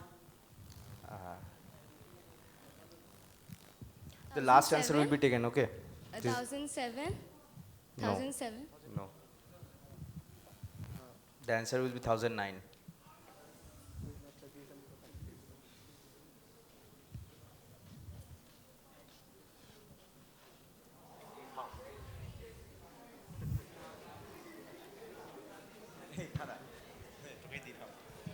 Navier-Stokes equation. Yes, right.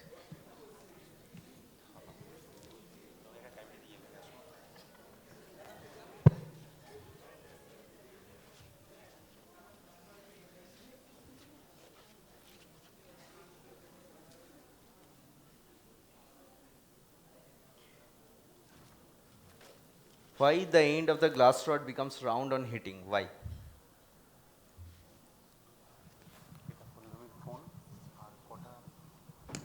Surface tension. Yes, right.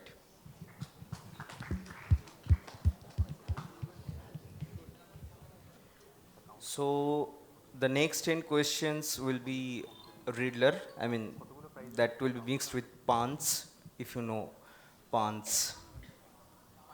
Yeah. PUN.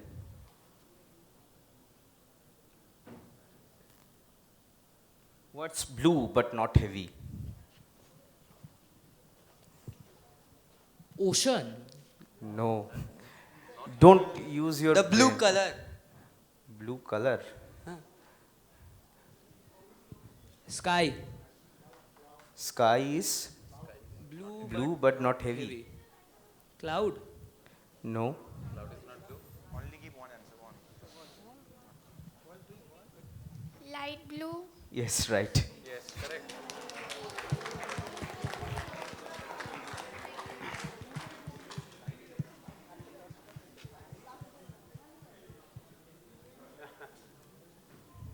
It's light blue.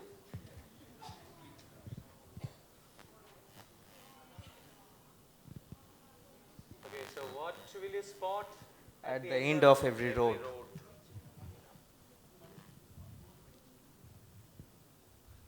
Dead end. No. Destination. No. Not every road leads you to dead end.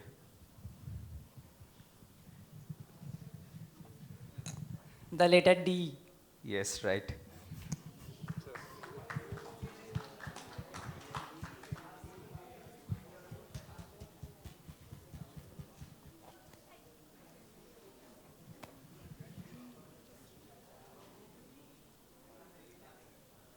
Okay, so the next one. I'm tall, but the longer I stand, the shorter I become. Guess who am I?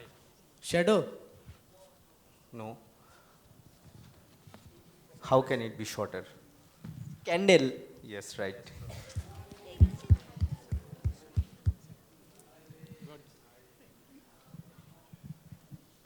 It's a non-living thing.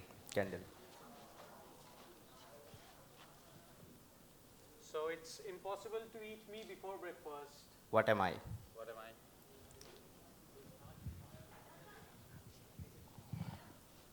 What? Lunch. Yes, right.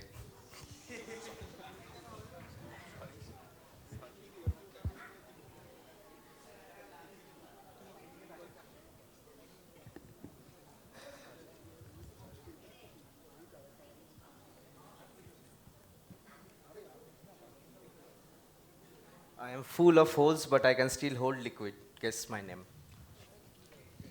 Sponge. Yes, right. But two answers? Two answers, okay. Two answers. So They will give both, both of them. yeah.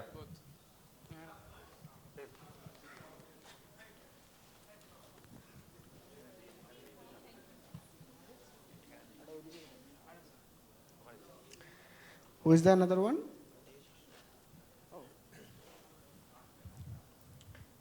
You can always see me in front of your eyes, even if you close your eyes. Who am I? Nose. No. How can you see your nose closing your eyes? Darkness? No.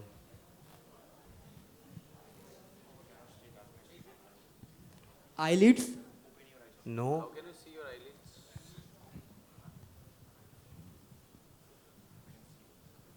Black. Black. No. Future. Future. Right. Right. Nice.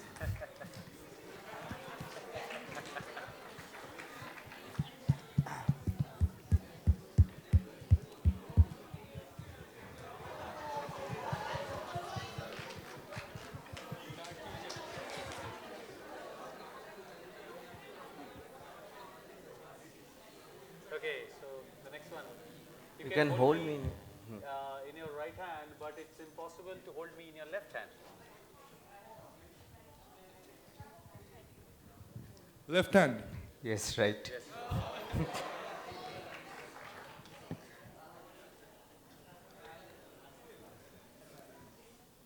So I have 13 hearts, but no lungs and no brains. Who am I? Acha, from the back.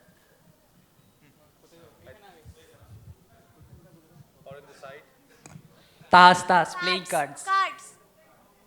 Okay, so both of them are correct. Take up Cards. Cards. Yes, Okay. yes, yes. Absolutely Right. correct. Right. Both of them can have the prizes.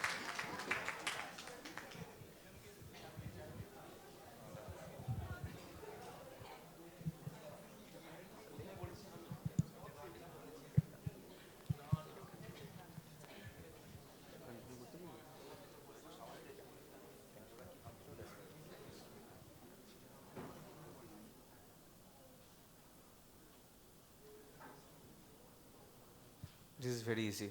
So where is an ocean with no water? Map. Map, right. Absolutely correct.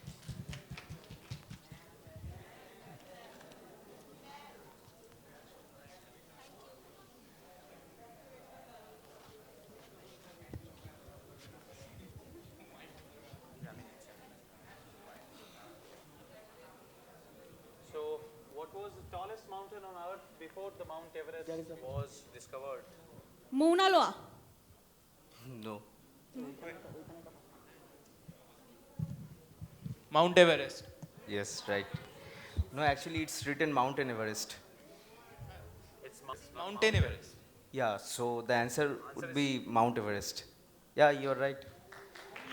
It's a tricky question, na? So, I think I'm done with the quiz part. I have Do we have time left? Because I don't have questions left here.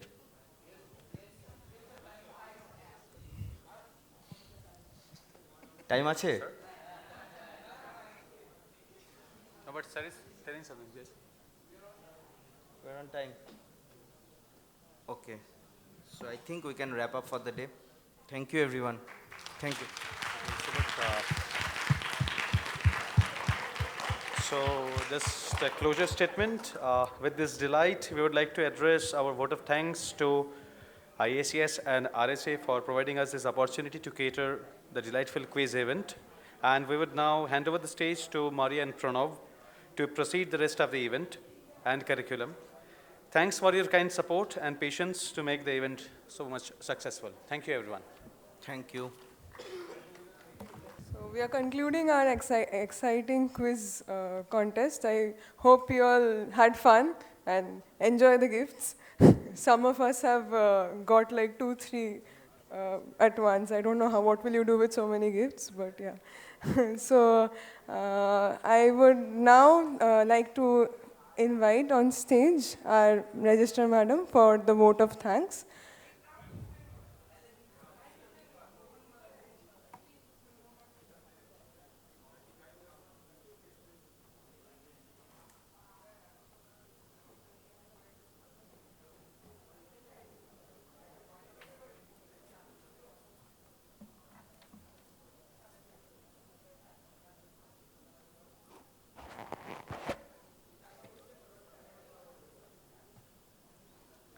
Today we are celebrating National Science Day.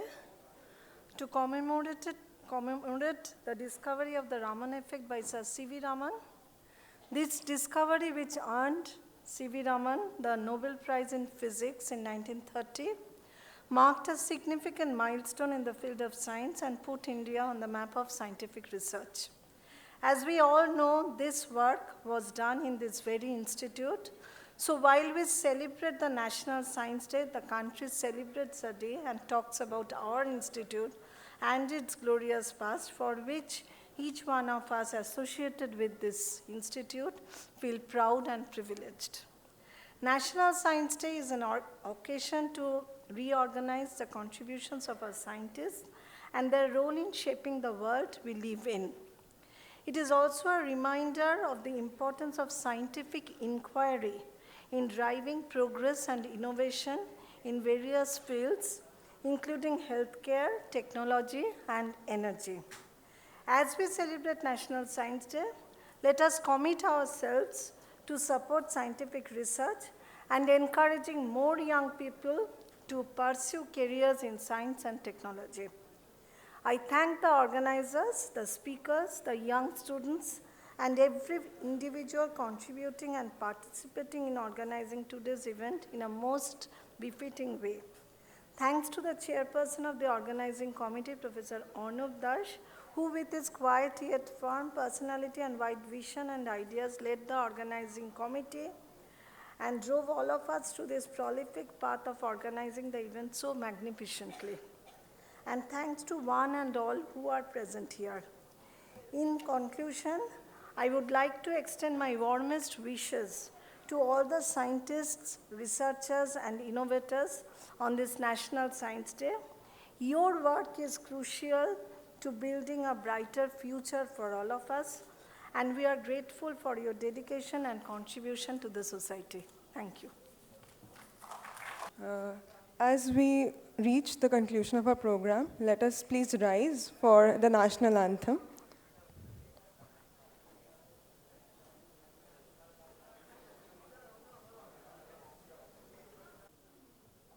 जनगण मन अधिनायक जय हे भारत भाग्य विधाता पंजाब सिंध गुजरात मराठा द्राविड उत्कल बंगा विंध्य हिमाचल यमुना गंगा उच्चल जलधि तरंगा तव शुभ नामे जागे तव शुभ आशीष मांगे गाहे तव जय गाथा जन गण मंगलदायक जय हे भारत भाग्य विधाता जय हे जय हे जय हे जय जय जय जय हे